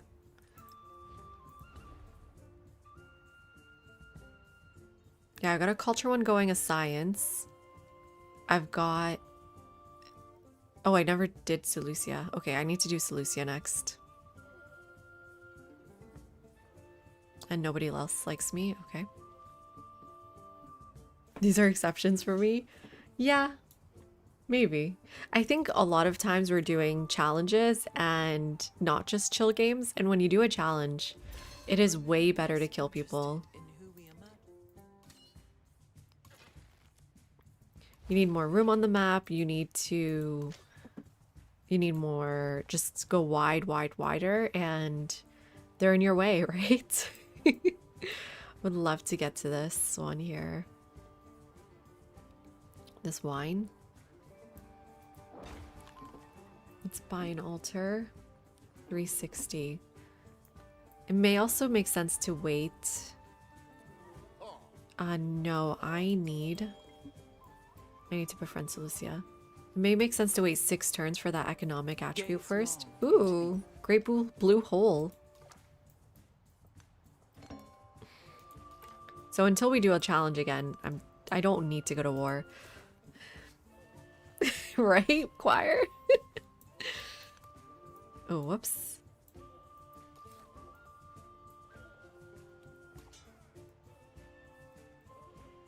I'd like to see over there on the map.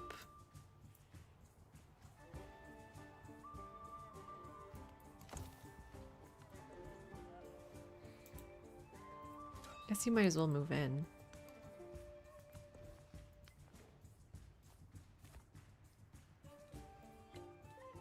Let's grab that policy slot.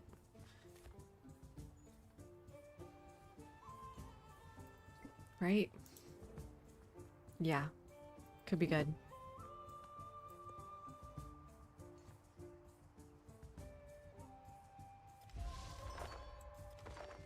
Oh no, you better not start pillaging me. I need to grab a unit then. I hate to do this. But I gotta start attacking them back.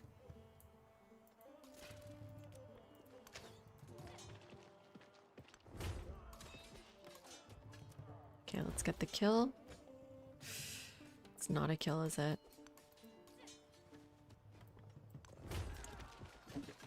Soon, though.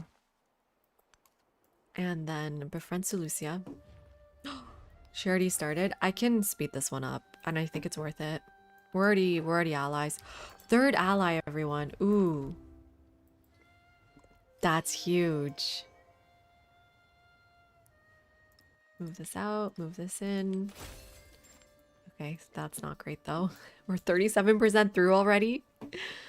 So now we're getting 22 food and 22 production. Nice. Friendship, friendship, friendship. We're friends with everybody.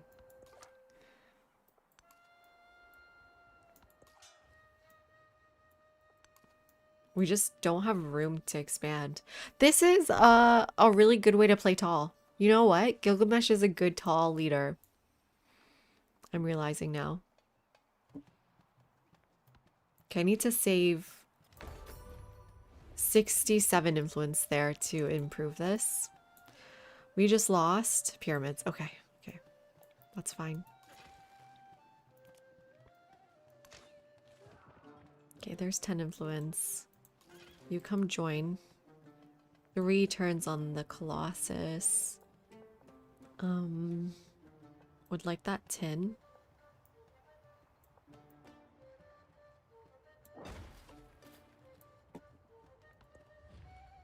I need some camels. I am about to settle camels. Okay. I need to know. Is it worth it to settle over here just to get 2 influence from these horses?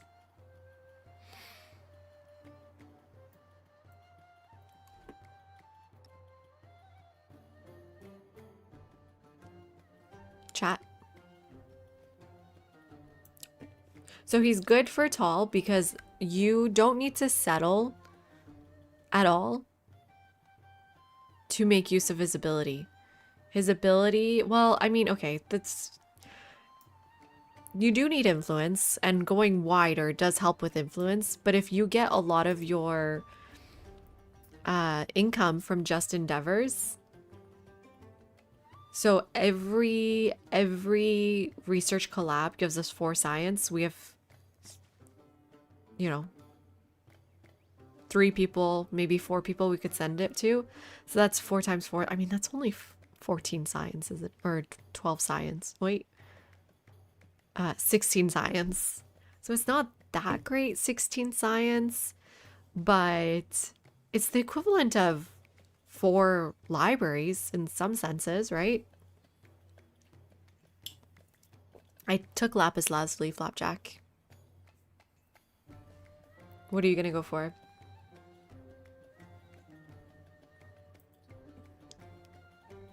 So instead of building 4 libraries, you can do 4 endeavors, and that's pretty much the same. But you have no way of generating more influence from these. Okay, there's Axum. Let's be friendly. This card is insane. This memento is insane. She likes people who have no settlements in desert or plains, right? She's not gonna like me unless we do endeavors with her.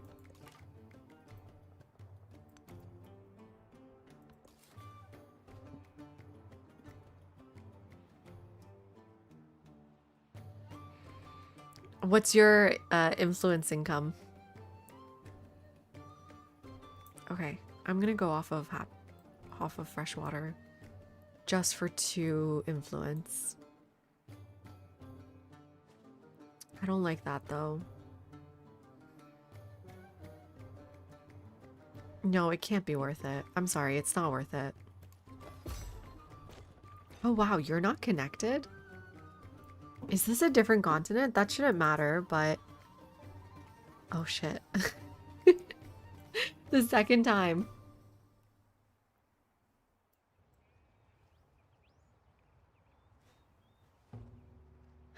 One, two, three, four, 5, 6, 7, 8, 9, 10. Oh, I'm 1 tile away from connecting. That's fine because I need trade posts. I can fix it. Let me get a trader.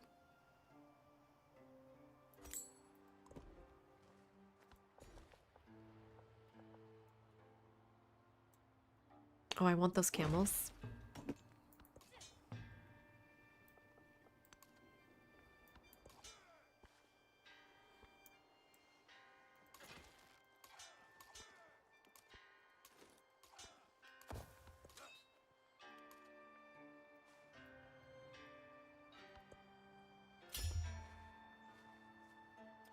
Okay, so that shouldn't progress the age because we've already done that.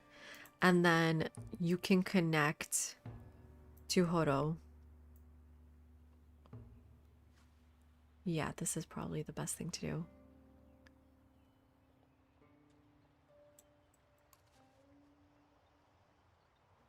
I'm sorry, does that not connect you?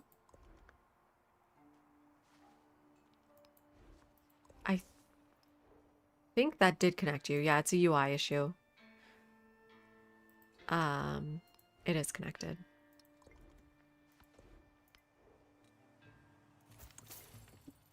I wouldn't mind more traders here, but let's get the happiness first.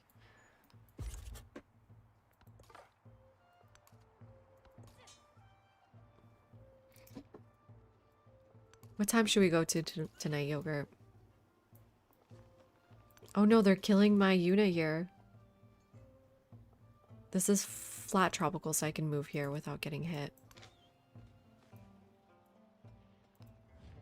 3 turns before they leave me alone.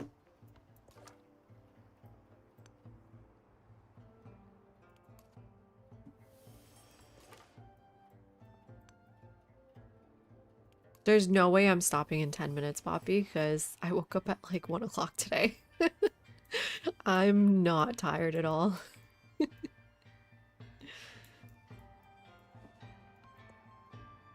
But I went to sleep at 5 o'clock, so I'm not sure if that really means anything. Damn it, I'm trying to save my influence, everyone. Oh, I think I've got enough. Stream till 4 a.m. That's not that rare, Max. That's not that rare for me. Let's add support. There we go. 18 turns on this one. Ooh, some science. Nice. A growth event. Let's get the deer or whatever it's called. Yep, they're definitely connected. That's fine. Let's save up for more altars. There they are.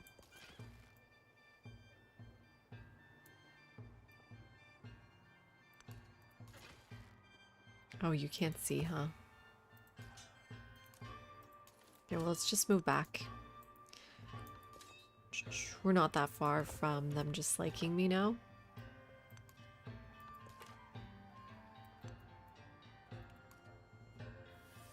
There's another city-state already taken. This would have been a great map for Marco Polo, if I'm being honest. He doth bestride the narrow world. Colossus! This is huge. This is so huge for everyone. We get a free economic point. We're going to use it for 15% towards purchasing in all settlements. And then we're going to go for Oracle here. Should we go for Amila Bell or Oracle?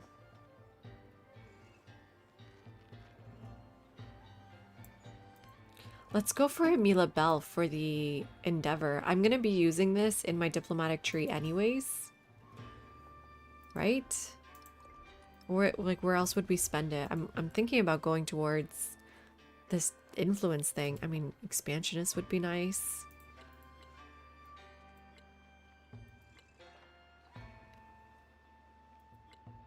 I don't know. Could be fun to go towards this 25 thing. And hi, Penta TV. How you doing? Welcome in. 24-hour stream confirmed. My sleep schedule has been messed up since the Australian Open. Well, I'm glad it's not my fault, Afrosax. I fucking hate him.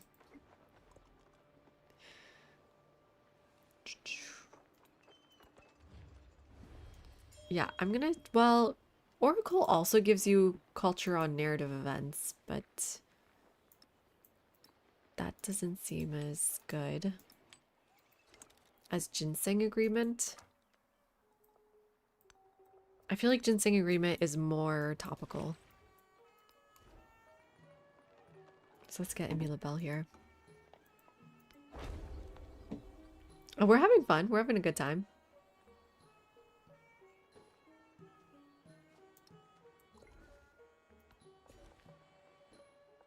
He is way more fun than I expected. But that's because I also haven't played Benjamin Franklin. Who gets something similar, right? Not exactly the same, but in some ways similar.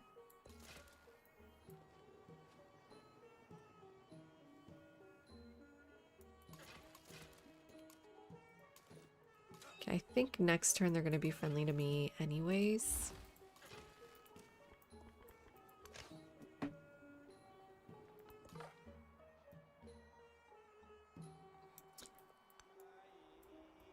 Good question.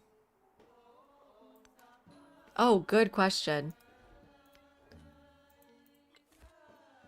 The Wonder one makes me very curious. Hmm. I like that question. Let's see for ginseng in 5 turns. And now my altars are cheaper. 312.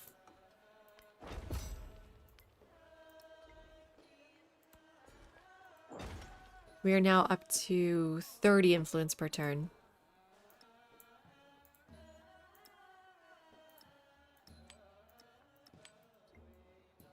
Okay, time to save up for another settler near Phaistos here. One's Champa's nice to me, which is this turn. Ah, Huara. There we go. And then 2-turn settler. I think I'm just gonna build it. Camel time. I will support this because it may end up giving us another ally. What does he like? He likes people who build wonders in the capital. Well, I'm building too.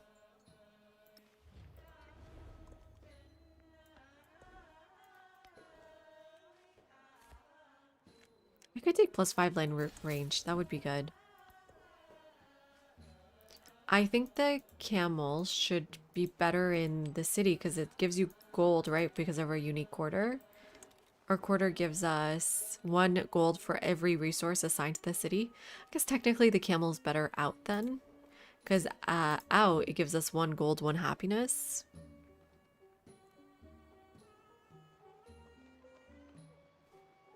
Oh, but in, it gives us 1 gold here and then another gold like that.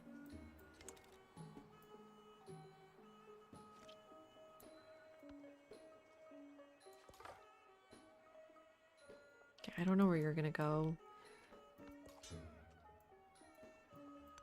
Just revealing tiles for us. Let's go into the commander. There's no point in staying over here now. And send the commander somewhere.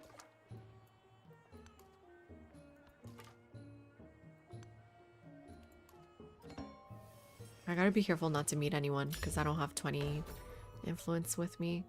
There goes Petra. That's fine. Ooh, can't support it.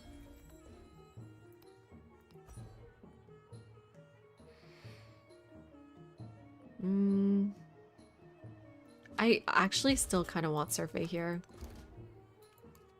Oh, and we did actually meet someone, but I have to an influence now. Oh, Egypt. I mean, Hatshepsut. Carthage. For sure, Michael. I mean, this is one of my biggest complaints right now, is that they should have been spending their dev resources improving the game that we have rather than, in many ways, creating a new systems. I'd rather have seen current systems improved rather than new systems built from scratch.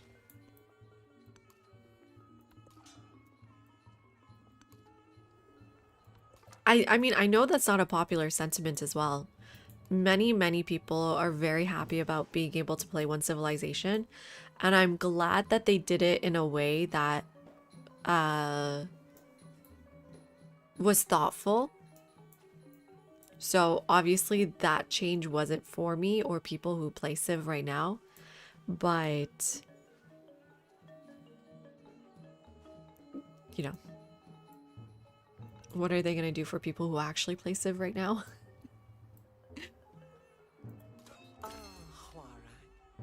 You are the inventor. Okay, I'm very concerned. What are you doing over here? We're allies. Get out of here. Okay, villas are very important too. Did I end up buying your altar? I did.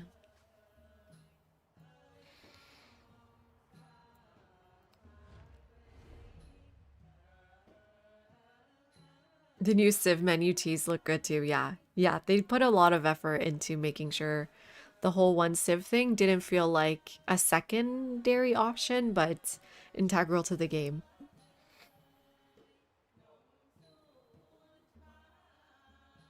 Well, they are like the 2 things I had problems with is that they're starting legacy paths from scratch with the triumphs.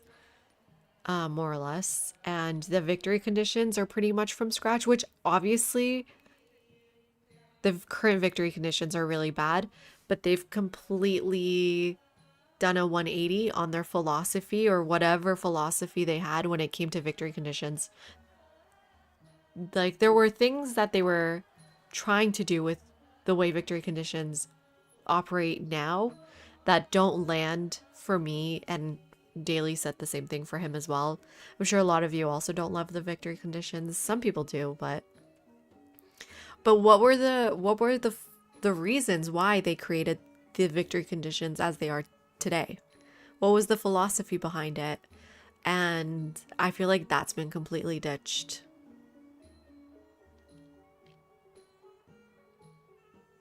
Yeah, it's going to be free. That's the other thing, Michael. They're giving out so much free content, which is amazing. Gilgamesh is free.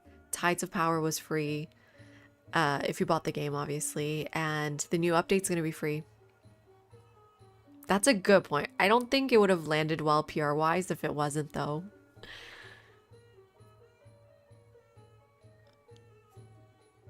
Like, okay, let's think about the victory conditions as they are now. They only unlock in modern era. Why? They involve things that create this sense of a race. I think that's something they've talked about before too. They don't want victory conditions to feel flat. They want it to feel like a race. And so, yeah, it's a race for the artifacts. It was a race for the Project Ivy,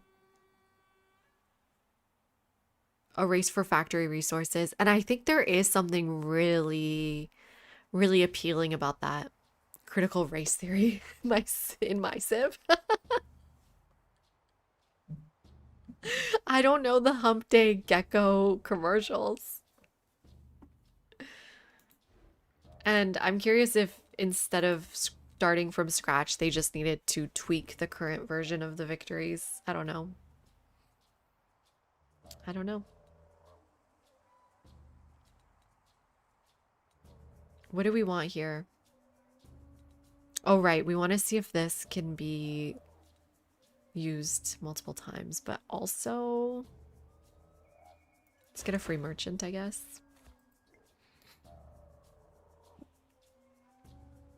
No, I don't think so, One More Burn. I don't think so. Because, like, what you're saying, they didn't think about victory conditions until the very last, like, 6 months.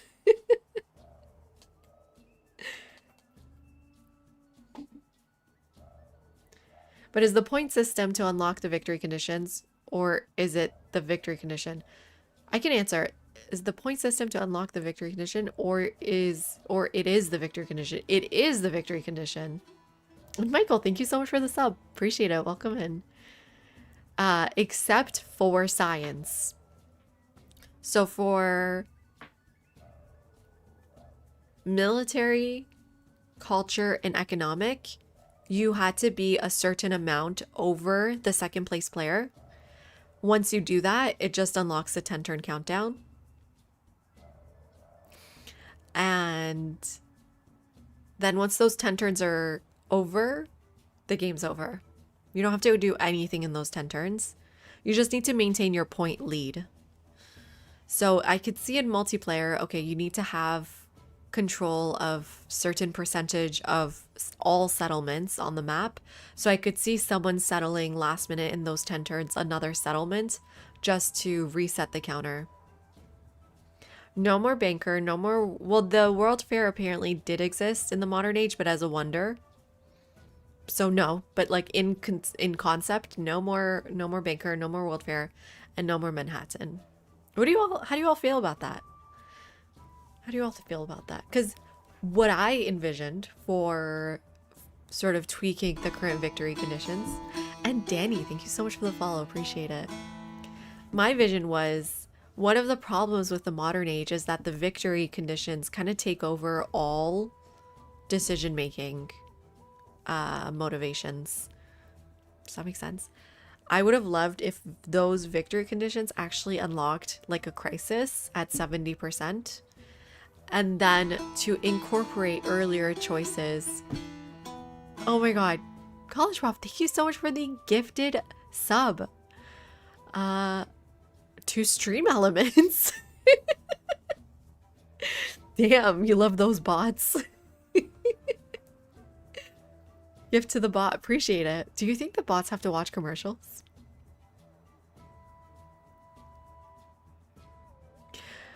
Well, legacy paths aren't okay, Monkey, don't get me started on this. They're not related to victory conditions.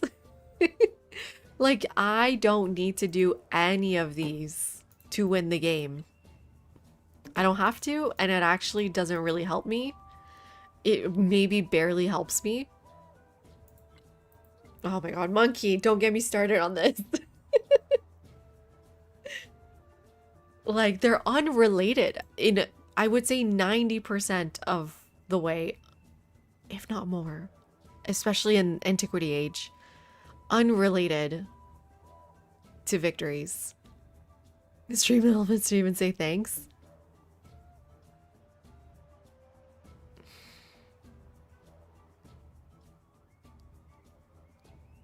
Ooh, we can add emotes to the bot commands now? What does that even mean? Or at least for this month? Oh, sick, because they got the sub.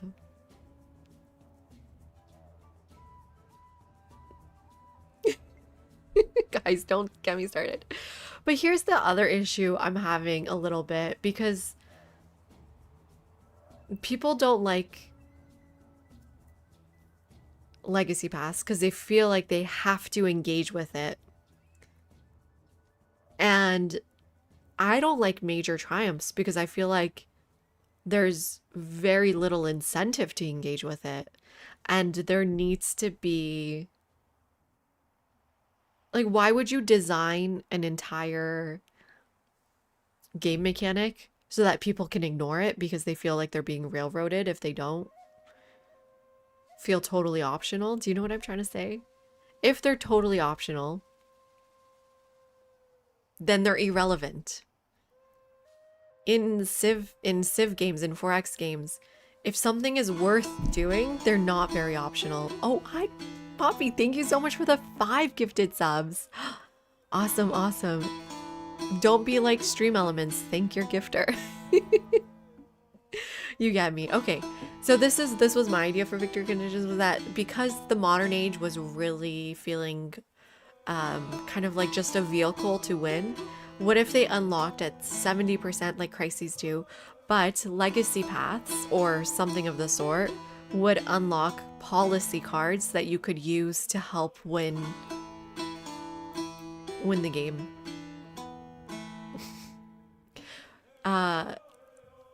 My hot take is that the issue isn't necessarily legacy paths, it's just how they interact with the map and with every game.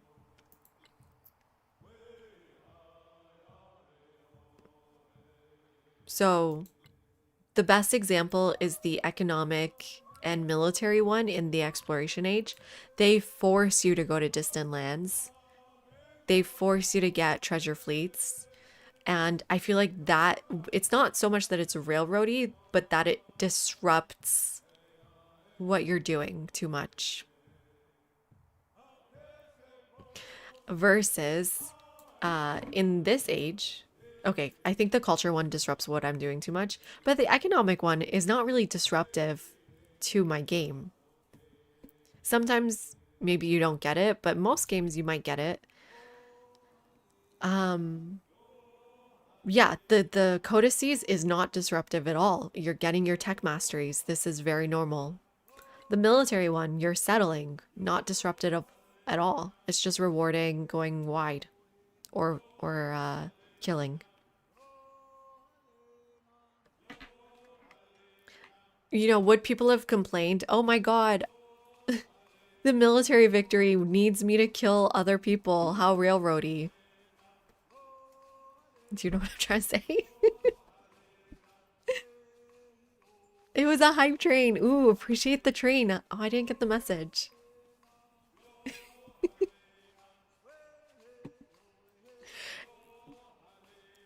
Anyways. I'm sorry. I feel like I've always been super critical of the legacy paths, and the recent conversation has made me defend them. Because I didn't think it was necessary to overhaul it completely. Ooh, yeah, thank you so much for the gifts. Your honest take is that both the current and proposed victory system feel cobbled together and bolted onto the game instead of woven in. Yes, yes, yes, yes. And you know why One More Burn is because they're both completely new ideas in their first draft. And haven't had time to cook, haven't had time to improve on. You like instead of scrapping the legacy paths, they definitely should have just improved on it. But maybe they were so unpopular that they needed to for like PR purposes completely scrap it. Saying they took something optional and made it more irrelevant, which feels like wasted resources and effort. Yeah, I think so. And it feels incomplete and it feels unbalanced. And it still will be very railroady in the at the end of the day, because the way it worked, they didn't mention this in the notes, but other content creators have mentioned it, so maybe it's okay to say you only get to pick 3 major triumphs. What's gonna stop you from picking the 3 strongest ones, since each one has different rewards?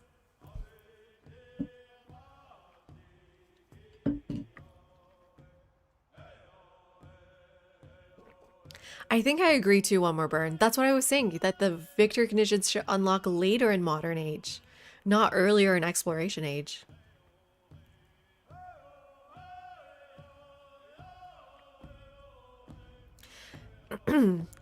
How do they meld the new ideas they wanted with 7 and bring back what the legacy players wanted from past games?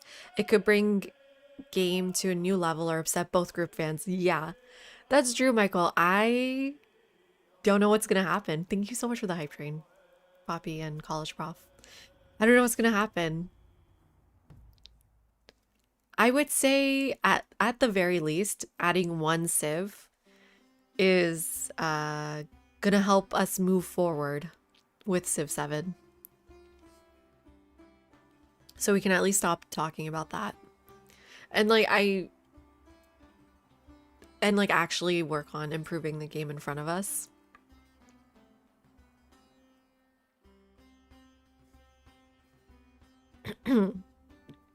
Sheila is good synergy in some ways, Tronti.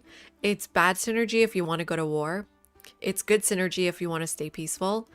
The thing with Sheila is you want to be allies with everyone so that you could take this card here, Strategic Allies. With every ally, our trade routes provide production and food equal to that trade route's income. So you don't want to be at war with anybody. Chat's back up. And they're really good synergy for getting a lot of influence. We're getting 30 per turn right now.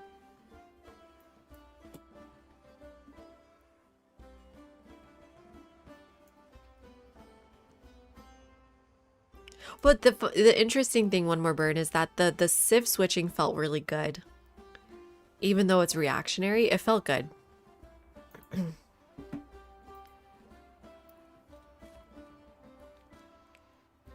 They definitely knew how to incorporate that well. Yeah, exactly, Tronti. And then the third option was Han.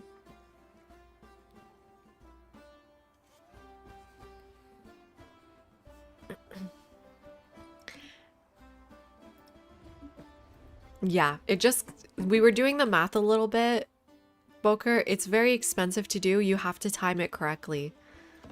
But you need to pick one person to go after, and then everyone else will be your friend, your ally. And then you can get the military aid for 50 influence each. So how much did you say? Like 15? So that's how many people? 5 people. So you would need 250 influence every 250 influence every 10 turns.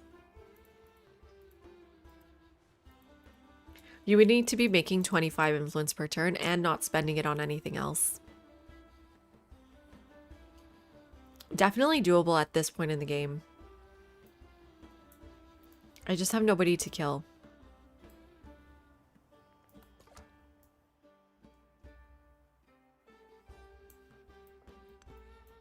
It's good that they're working on making the foundations of the game stronger before the main expansions.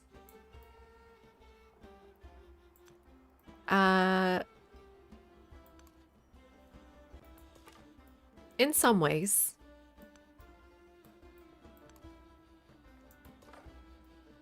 In some ways. I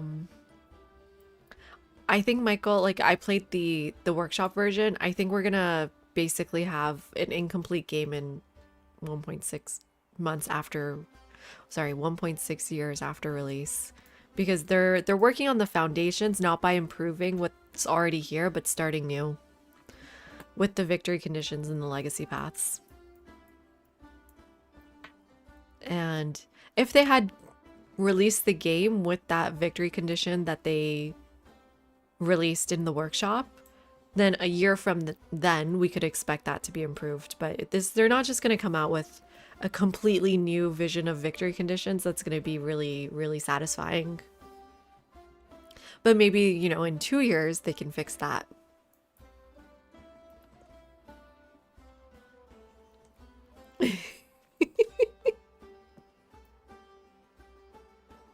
Dev team needs to lean a little less towards democracy and a little more towards fascism.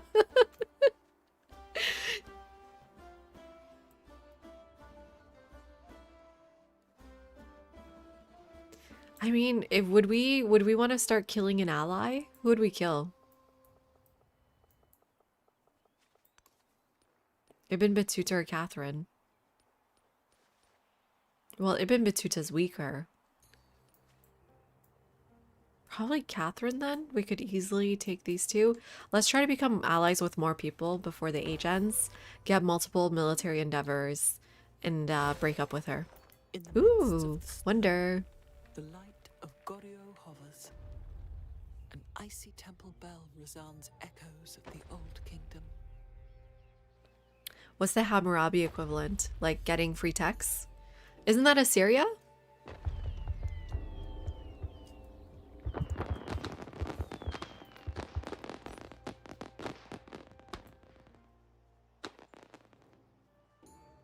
Okay. So let's grab that one influence. Why not? Let's grab 10% towards wonders. Ooh, let's see if we can do ginseng agreement with multiple people. Let's grab this.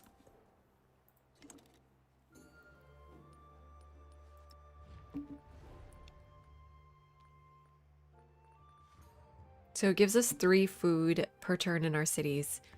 If supported, it's 5 food. I would like him to be my friend, or at least somebody else. Close to Amina being my friend. Okay, so she's not an ally. I need 1 more turn of influence.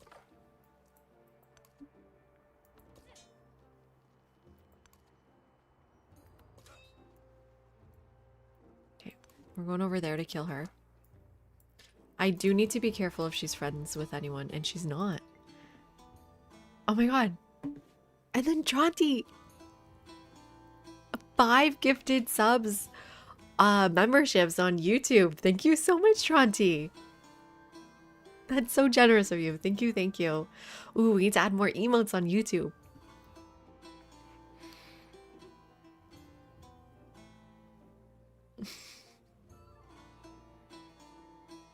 Thank you so much.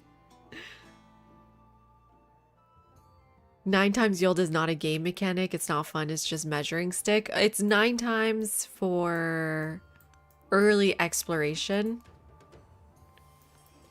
it was 3 times by late exploration. These numbers are definitely going to change, subject to change, obviously. And I don't know what it was in the modern age because I won an exploration age.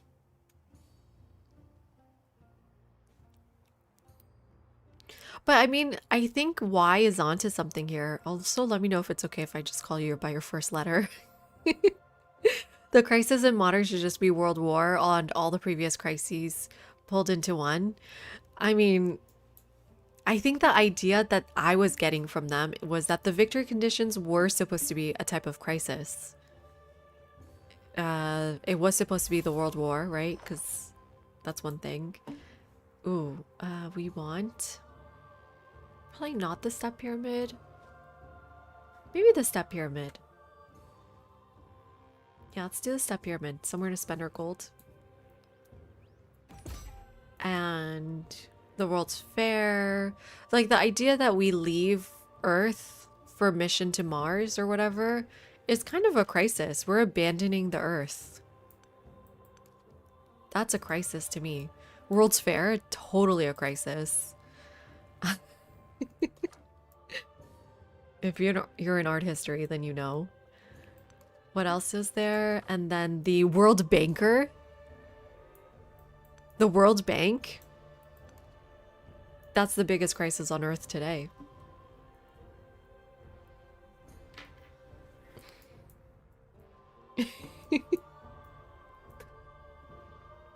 Oh, I want that settler soon. Here we go. What else can we be buying?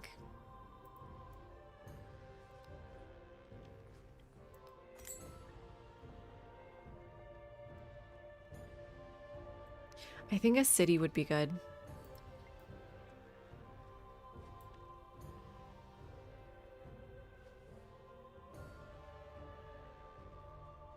Okay, let me plan it out a bit. Then altar goes here. Can I reach there? Yeah. And then science goes here.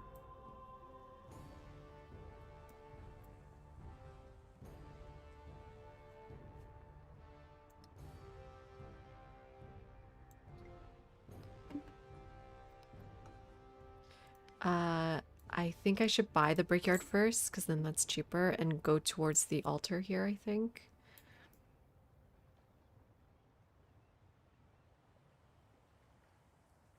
Yeah, that's fine with me. And then now it's 200 to convert instead of 250. And that is the cheapest it can be, so it's good to do this now. And then I would like my pagoda.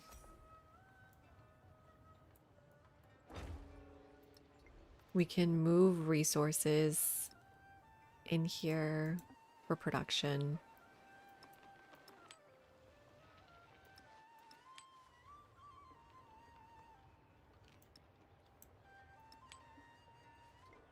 I need more traders.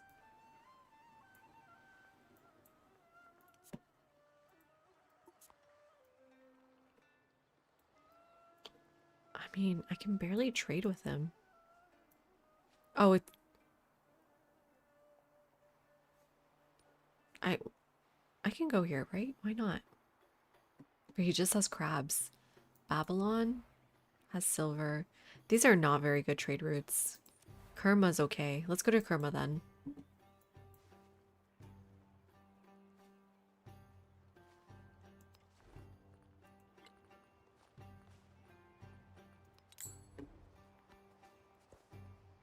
Although I'm 3 turns away from getting a free trader, but it's okay.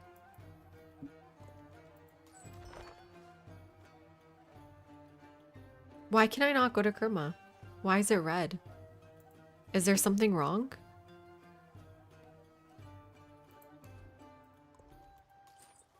I can click Kerma and send merchant. What's happening? Is it just a UI thing?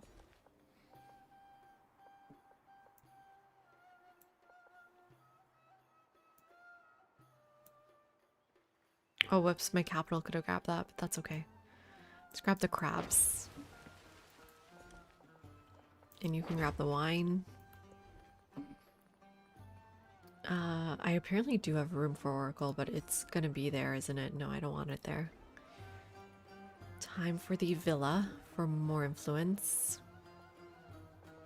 But to go there, I first need a harbor.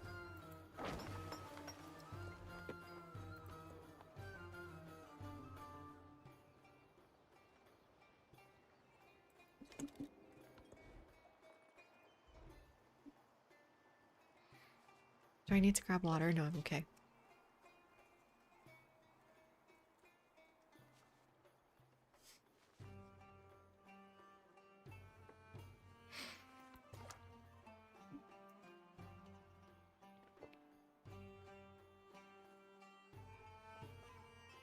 Wait, what are you guys talking about? Oh my god, I'm missing the conversation. Time is it? Okay, well, it is almost 2. I'm gonna stop at 2.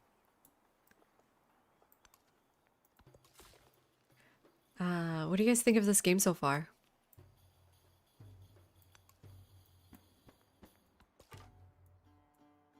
I will say for the very first time ever, I'm feeling a little bit of pressure from the AI. They're grabbing city-states faster than usual. They are grabbing land. That's, I mean, I was not expecting this settlement. I mean, I guess I did a forward settle here. I feel a little bit, they're like, the biggest difference is that they're grabbing the city-states. That would have been really nice if that was mine. The end Audi team.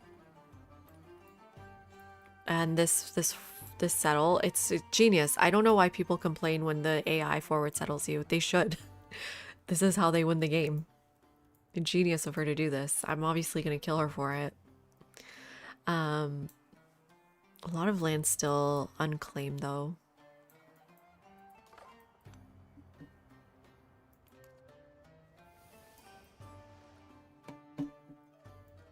Thank you, David. My friend just got it for me. I went out with her tonight and she just got it for my birthday, so I kept it on. It's chill and you like the new leader. I do too. Oh, I should be using my influence. Right, ginseng agreement. You can run it with multiple people. Ooh, what other unique endeavors are there? Yeah, please block raids. Please, please, please. What other unique endeavors are there?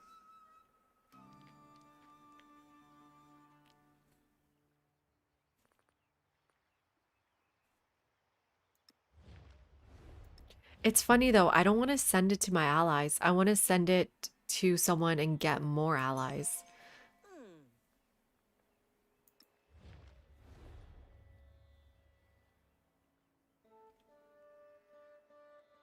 Guess you technically can. But then you're just blocked by the amount of influence you have. What's the honor policy?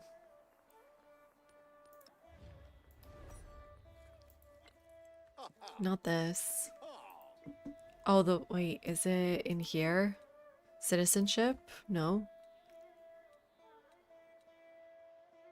Oratory is 2 influence per turn. What's honor? 3 against IP. Oh no, you got screwed. Which ones? Faistos and Champa?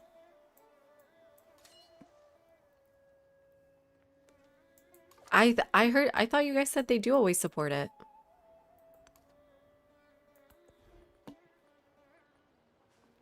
I have a very good library here, but yes, first the villa.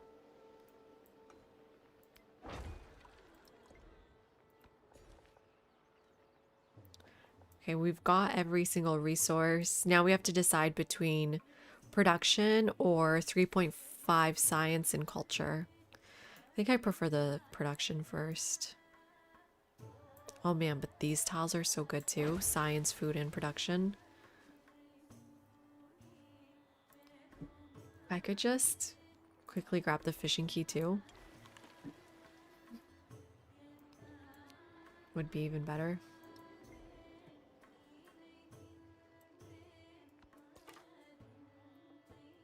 Ooh, I want to grab that. Okay, you come home. I just want another ally. Can someone else please be my friend? I think we were on our way with her.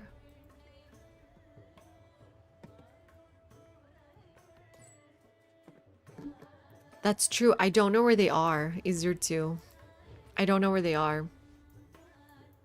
There's only one left, and I don't know where they are.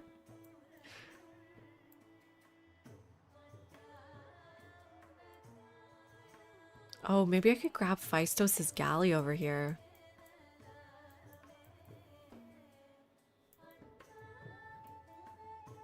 Let's use the settlement lens. Ooh, maybe over here?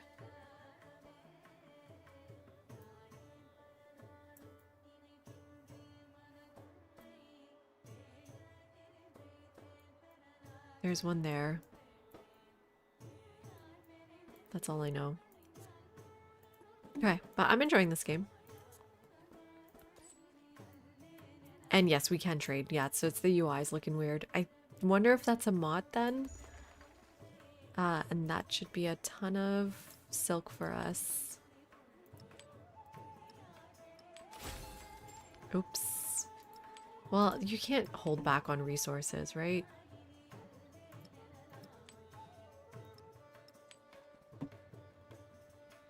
Wow, the jade actually might be useful here.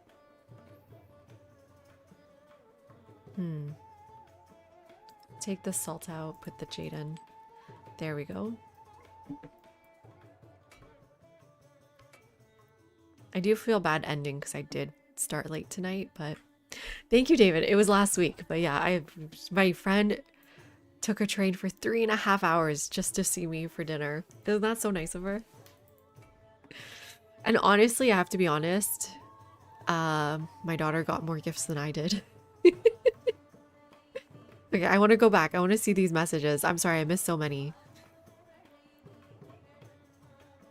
Okay, what did Jones say to Wilmer Byrne? What did Jones say? Where's the beginning of that response? Yeah, I thought I had one, and then I found out I had to go on a sightseeing tour first. Oh, you mean the banker? You're not even talking about the new victory conditions. That was me last night, Jones. Here's my question. Here's my question.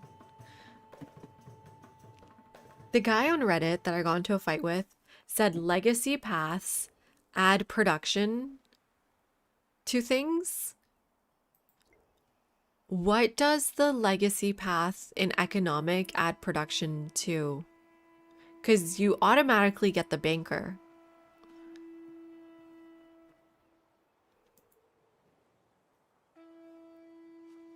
Let me see. 1 second.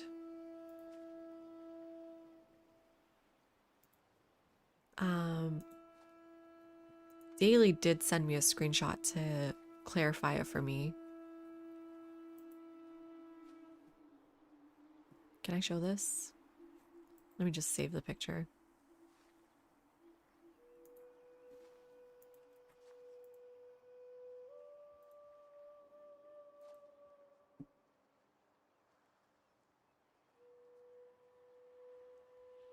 What does this even mean? Wait, let me get Firefox open.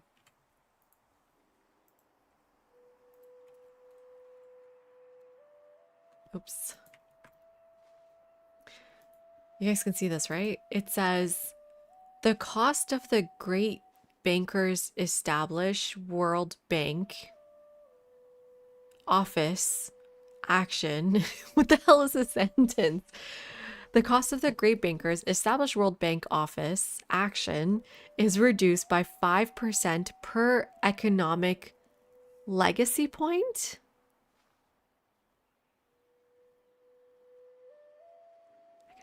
So it's maxed out at 3.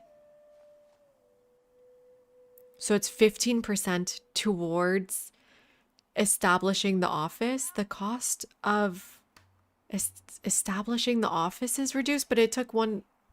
How many turns is that supposed to take?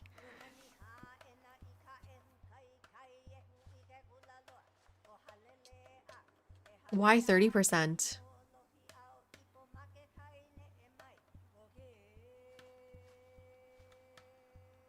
There's only 3 legacy points. And then if you don't spend it, do you lose it?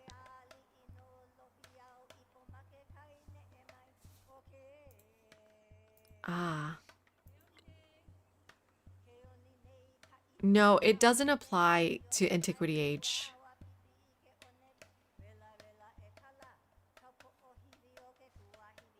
I don't see it in Antiquity Age. And that's what Daly said too.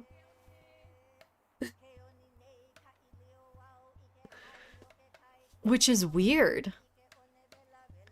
And why I have my doubts that it actually works.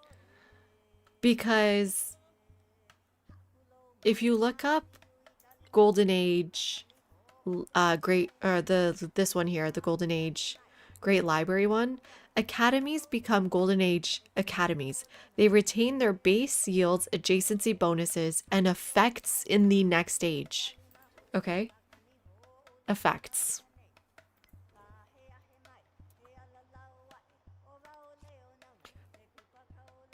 Oh, wait. I think I'm thinking of the library. Or amphitheater, maybe. The amphitheater says the same thing. What the hell? Where's the effect?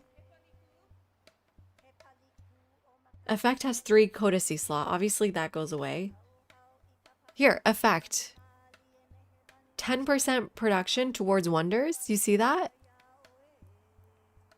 No, JNR checked the code and Crizzy checked the code and it doesn't. It actually doesn't. And I'm thinking of the library, right? Or university. Civ 7 universities. It has an effect, right? Yeah, this +1 science on quarters, it doesn't exist in the modern age when you keep the Golden Age university. So has anyone actually proven that whatever you're supposed to get from legacy paths actually happens? It's not in this one. I don't see it here. Why? Is it supposed to be here too? Well, now they forgot to assign the effect to the Golden Age version of the building. Yeah, exactly.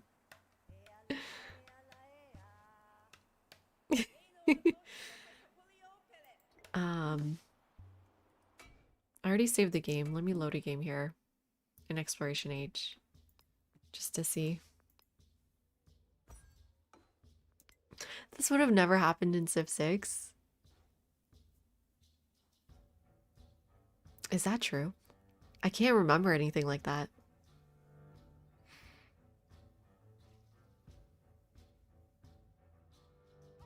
The greatest of the Tamil dynasties. But what the hell is the cost to the economic victory? I don't even get it. The banker...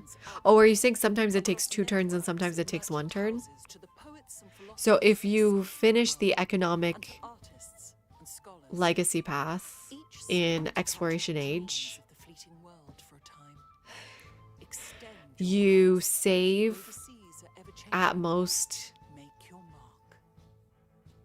like 7 turns.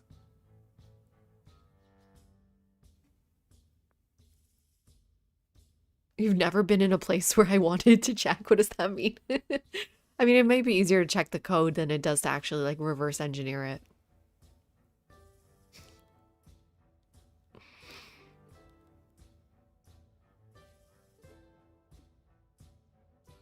That's true, Oyarli. That's also true. Oh god, I hated how long every turn took in Civ 6. That's true. I never even realized we don't have that problem anymore.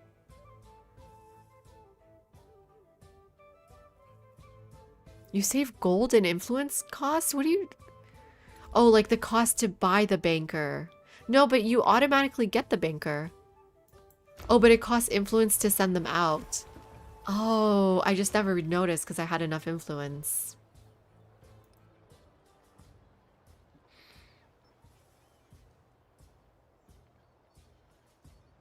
The effects don't work. What does stay is their adjacencies.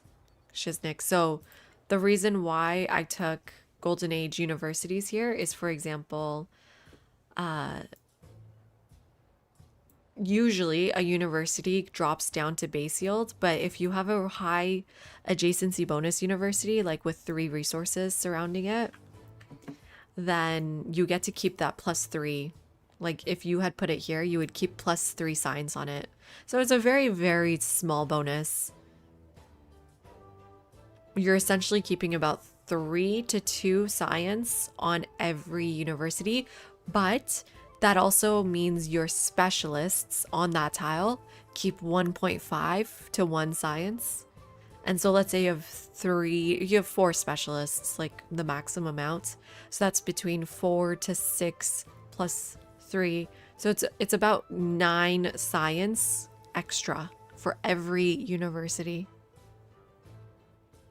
Does that matter when you make, well, like, and then does that means you're gonna want a lot of cities? Because urban centers can't grab them. So like at 10 cities, that's 90 science if you've got every specialist on them. And there are ways to do that, right? Like if you just like place buildings, grab pop, put them back into the university. So it's not unreasonable, but 90 science is okay.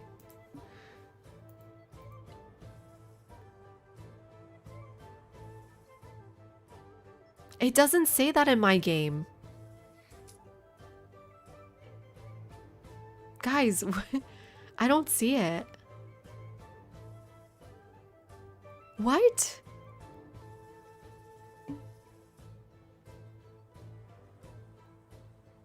I also don't see it in mine. Where the hell did Daily get that screenshot? Is it gone?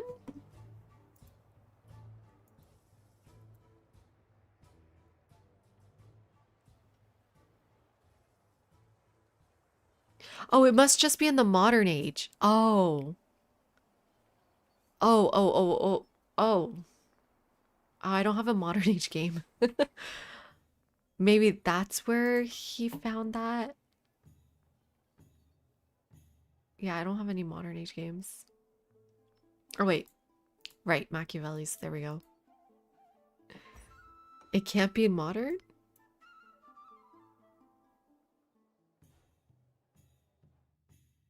Well, it's insane because why didn't it tell you on turn 1 when that information actually matters? Qajar, defying the great powers of the world. Qajar Iran remains. That's so messed up. Building a legacy of art and architecture that places a Persian stamp upon modernity. Ruled by beauty or the rifle, but carve for Qajar its Yeah, place I like upon this the game too. world. Clearly. But I'm getting a little bit impatient with the devs, if I'm being honest.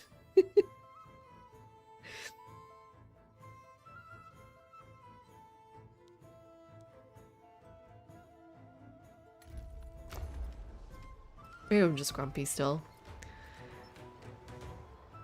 Yes, okay. The cost of the Great Bankers Establish World Bank Office action, also an awful sentence, is reduced by 5% per economic legacy point.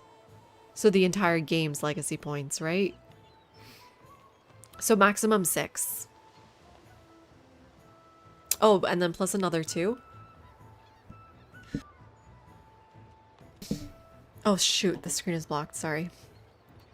Here it is.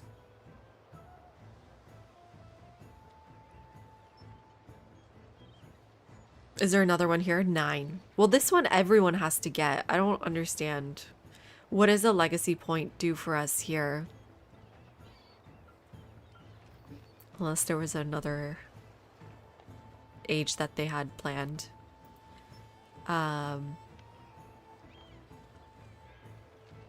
Yeah, 10% production.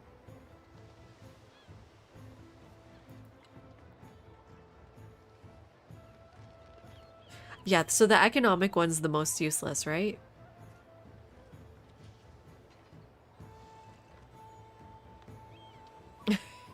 The production one's not the worst. 10% production towards the Manhattan Project.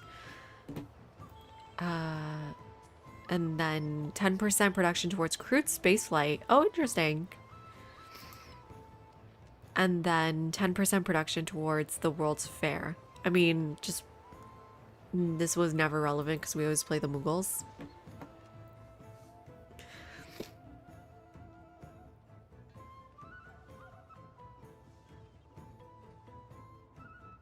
They still work towards score victories. Yes, you're right. You're right. Here.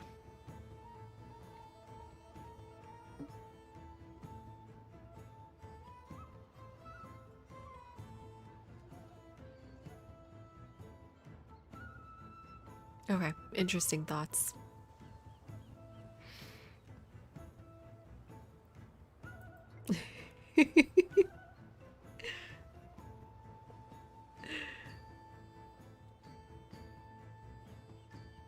Okay, wait, but I missed one message. Wait. I'm so sorry too. I saw a new message here from John Stance. I'm so sorry I missed your message. Would the major triumphs be better improved by buffing the weaker policies, or would they be improved by RNG randomly giving you the number of policies based on the number of major triumphs completed? Well, definitely not RNG. I don't like Civ games with too much RNG because I think the beauty of a Civ game is that it works like a puzzle and then you kind of like figure out the parts to put together. And the more arbitrary RNG, the harder it is to figure out that puzzle. But at the same time, there is something to be said about the way Civ 6 challenges all of your plans. Kind of like when a Civ forward settles you. It feels bad, but it's also good. It's good for you. Or, you know, your start is RNG. Maybe most of the RNG just kind of needs to come from the start of a game rather than later on, so that you can put your plan in place. But yeah, there is something to be said about adapting to the circumstances, but I don't think the circumstances that are RNG should be random. Like randomly implemented by the devs. It should be from like another Civ player or the map or things like that. Like, I don't think the crises feels fun with it being random. It would be a lot more fun if there were things you did to trigger one or the other.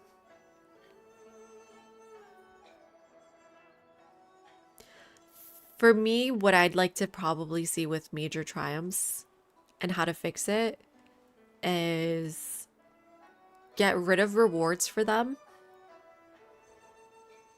that are all unique and rather give you just something that's more equal. So then I think in that way it would feel a lot less railroady, to use their term, because you don't pick the top 3 rewards every game. You say, okay, this game I'm going to grab 1 culture card by building 7 wonders. And in this game, I'm going to grab 1 culture card by building 6 altars. And similar to how Eureka's worked in Civ 6, you didn't get a bigger bonus, not really, for doing different Eurekas.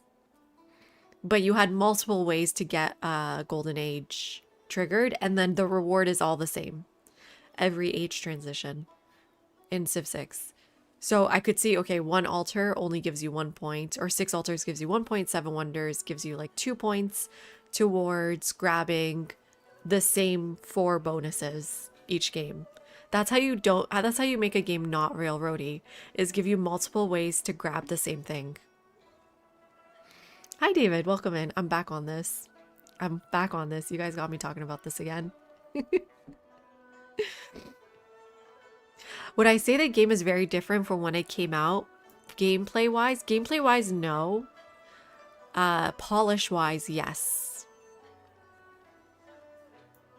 It's definitely much more polished. Less, like almost no bugs. Almost none.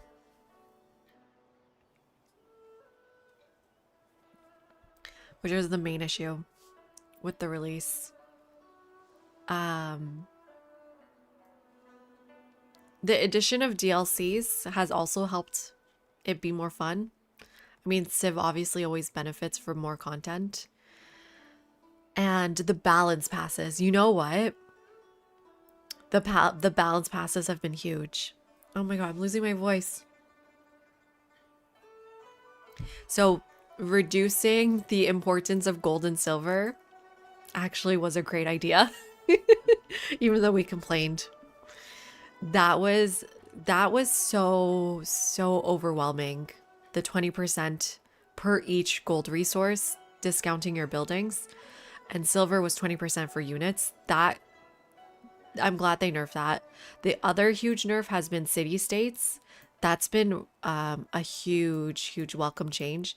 Before, every time you befriended a city state, you just get a free tech, no matter what kind of city state. And it made the game boring.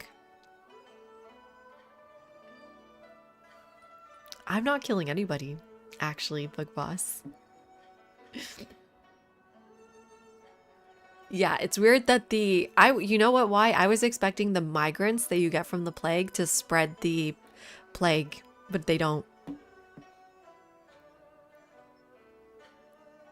So, like, depending on what you're doing well at toward the end of an age, the game chooses a crisis to inflict. Well, I guess people who hate snowballing and want like anti-snowballing mechanics, yes. I don't want to be punished for doing well. It's literally what we were talking about in Discord today. Using crises to be an anti-snowballing mechanic, but then I don't want to be punished for doing well, unfortunately. But I mean, that's kind of how it was supposed to be, right? Like, the idea is, okay, you settled these distant lands. Well, what's the punishment for that?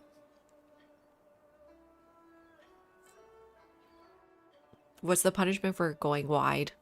What's the punishment for, I don't know, different things? Rather be punished for whatever your weakest point is? Maybe a little bit, because that makes me be better.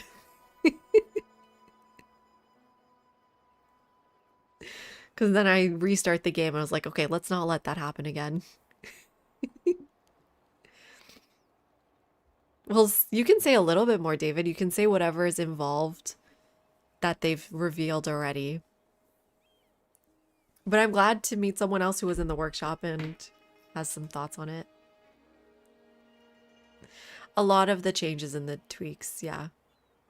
The little changes have made a big difference. I don't know, that's what I'm thinking about, Willow. Should we continue this game or should we just abandon it? Because we get a sense of what Gilgamesh is like. And just play some Red Dead soon.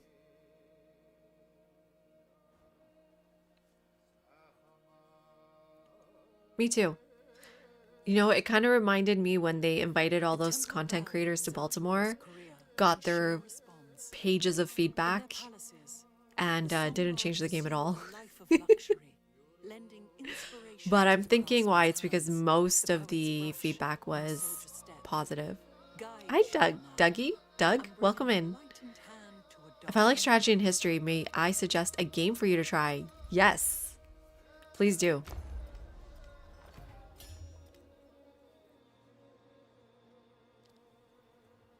We should try killing with Gilgamesh. Okay, let's play one more night with Gilgamesh.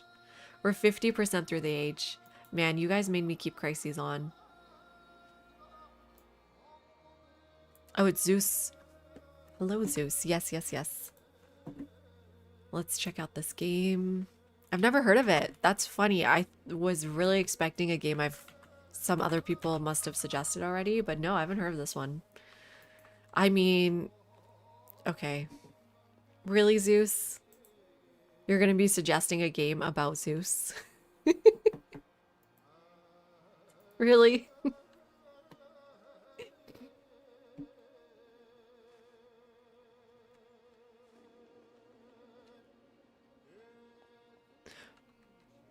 I don't know. How old is this game? It looks old. 2002? I mean, the thing with games this old, you need to have a nostalgia factor to enjoy it. No new one? Oh, okay. Retold.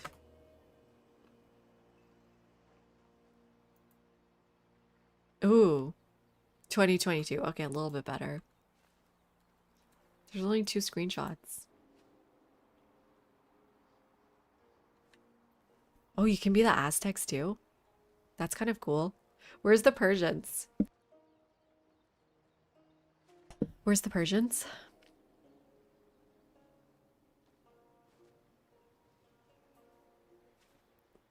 I play the tile game to avoid work, Willow.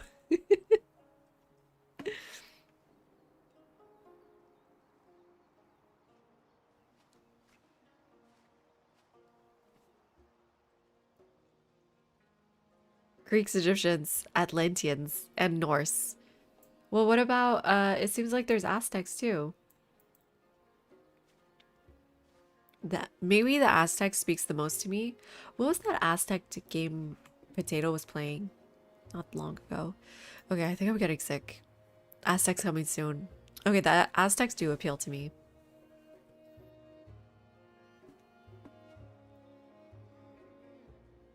I did say I would play Red Dead after I finish my previous game. That's true. I think we'll do one more night of Civ and then do like a 3-4 nights of Red Dead as a treat. Yeah. Okay. I'm wrapping up here. Let's see who we can raid tonight.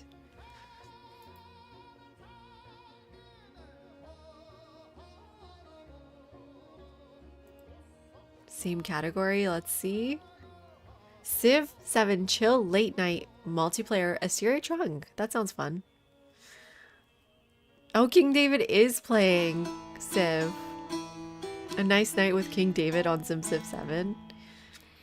Man, I do love King David. I don't know. Should we try someone new? Then there's also Civ Man. Oh my god, this is the most people we've seen playing Civ. Oh, Grog. Grog is watching him instead. Let's go say hi to Grog.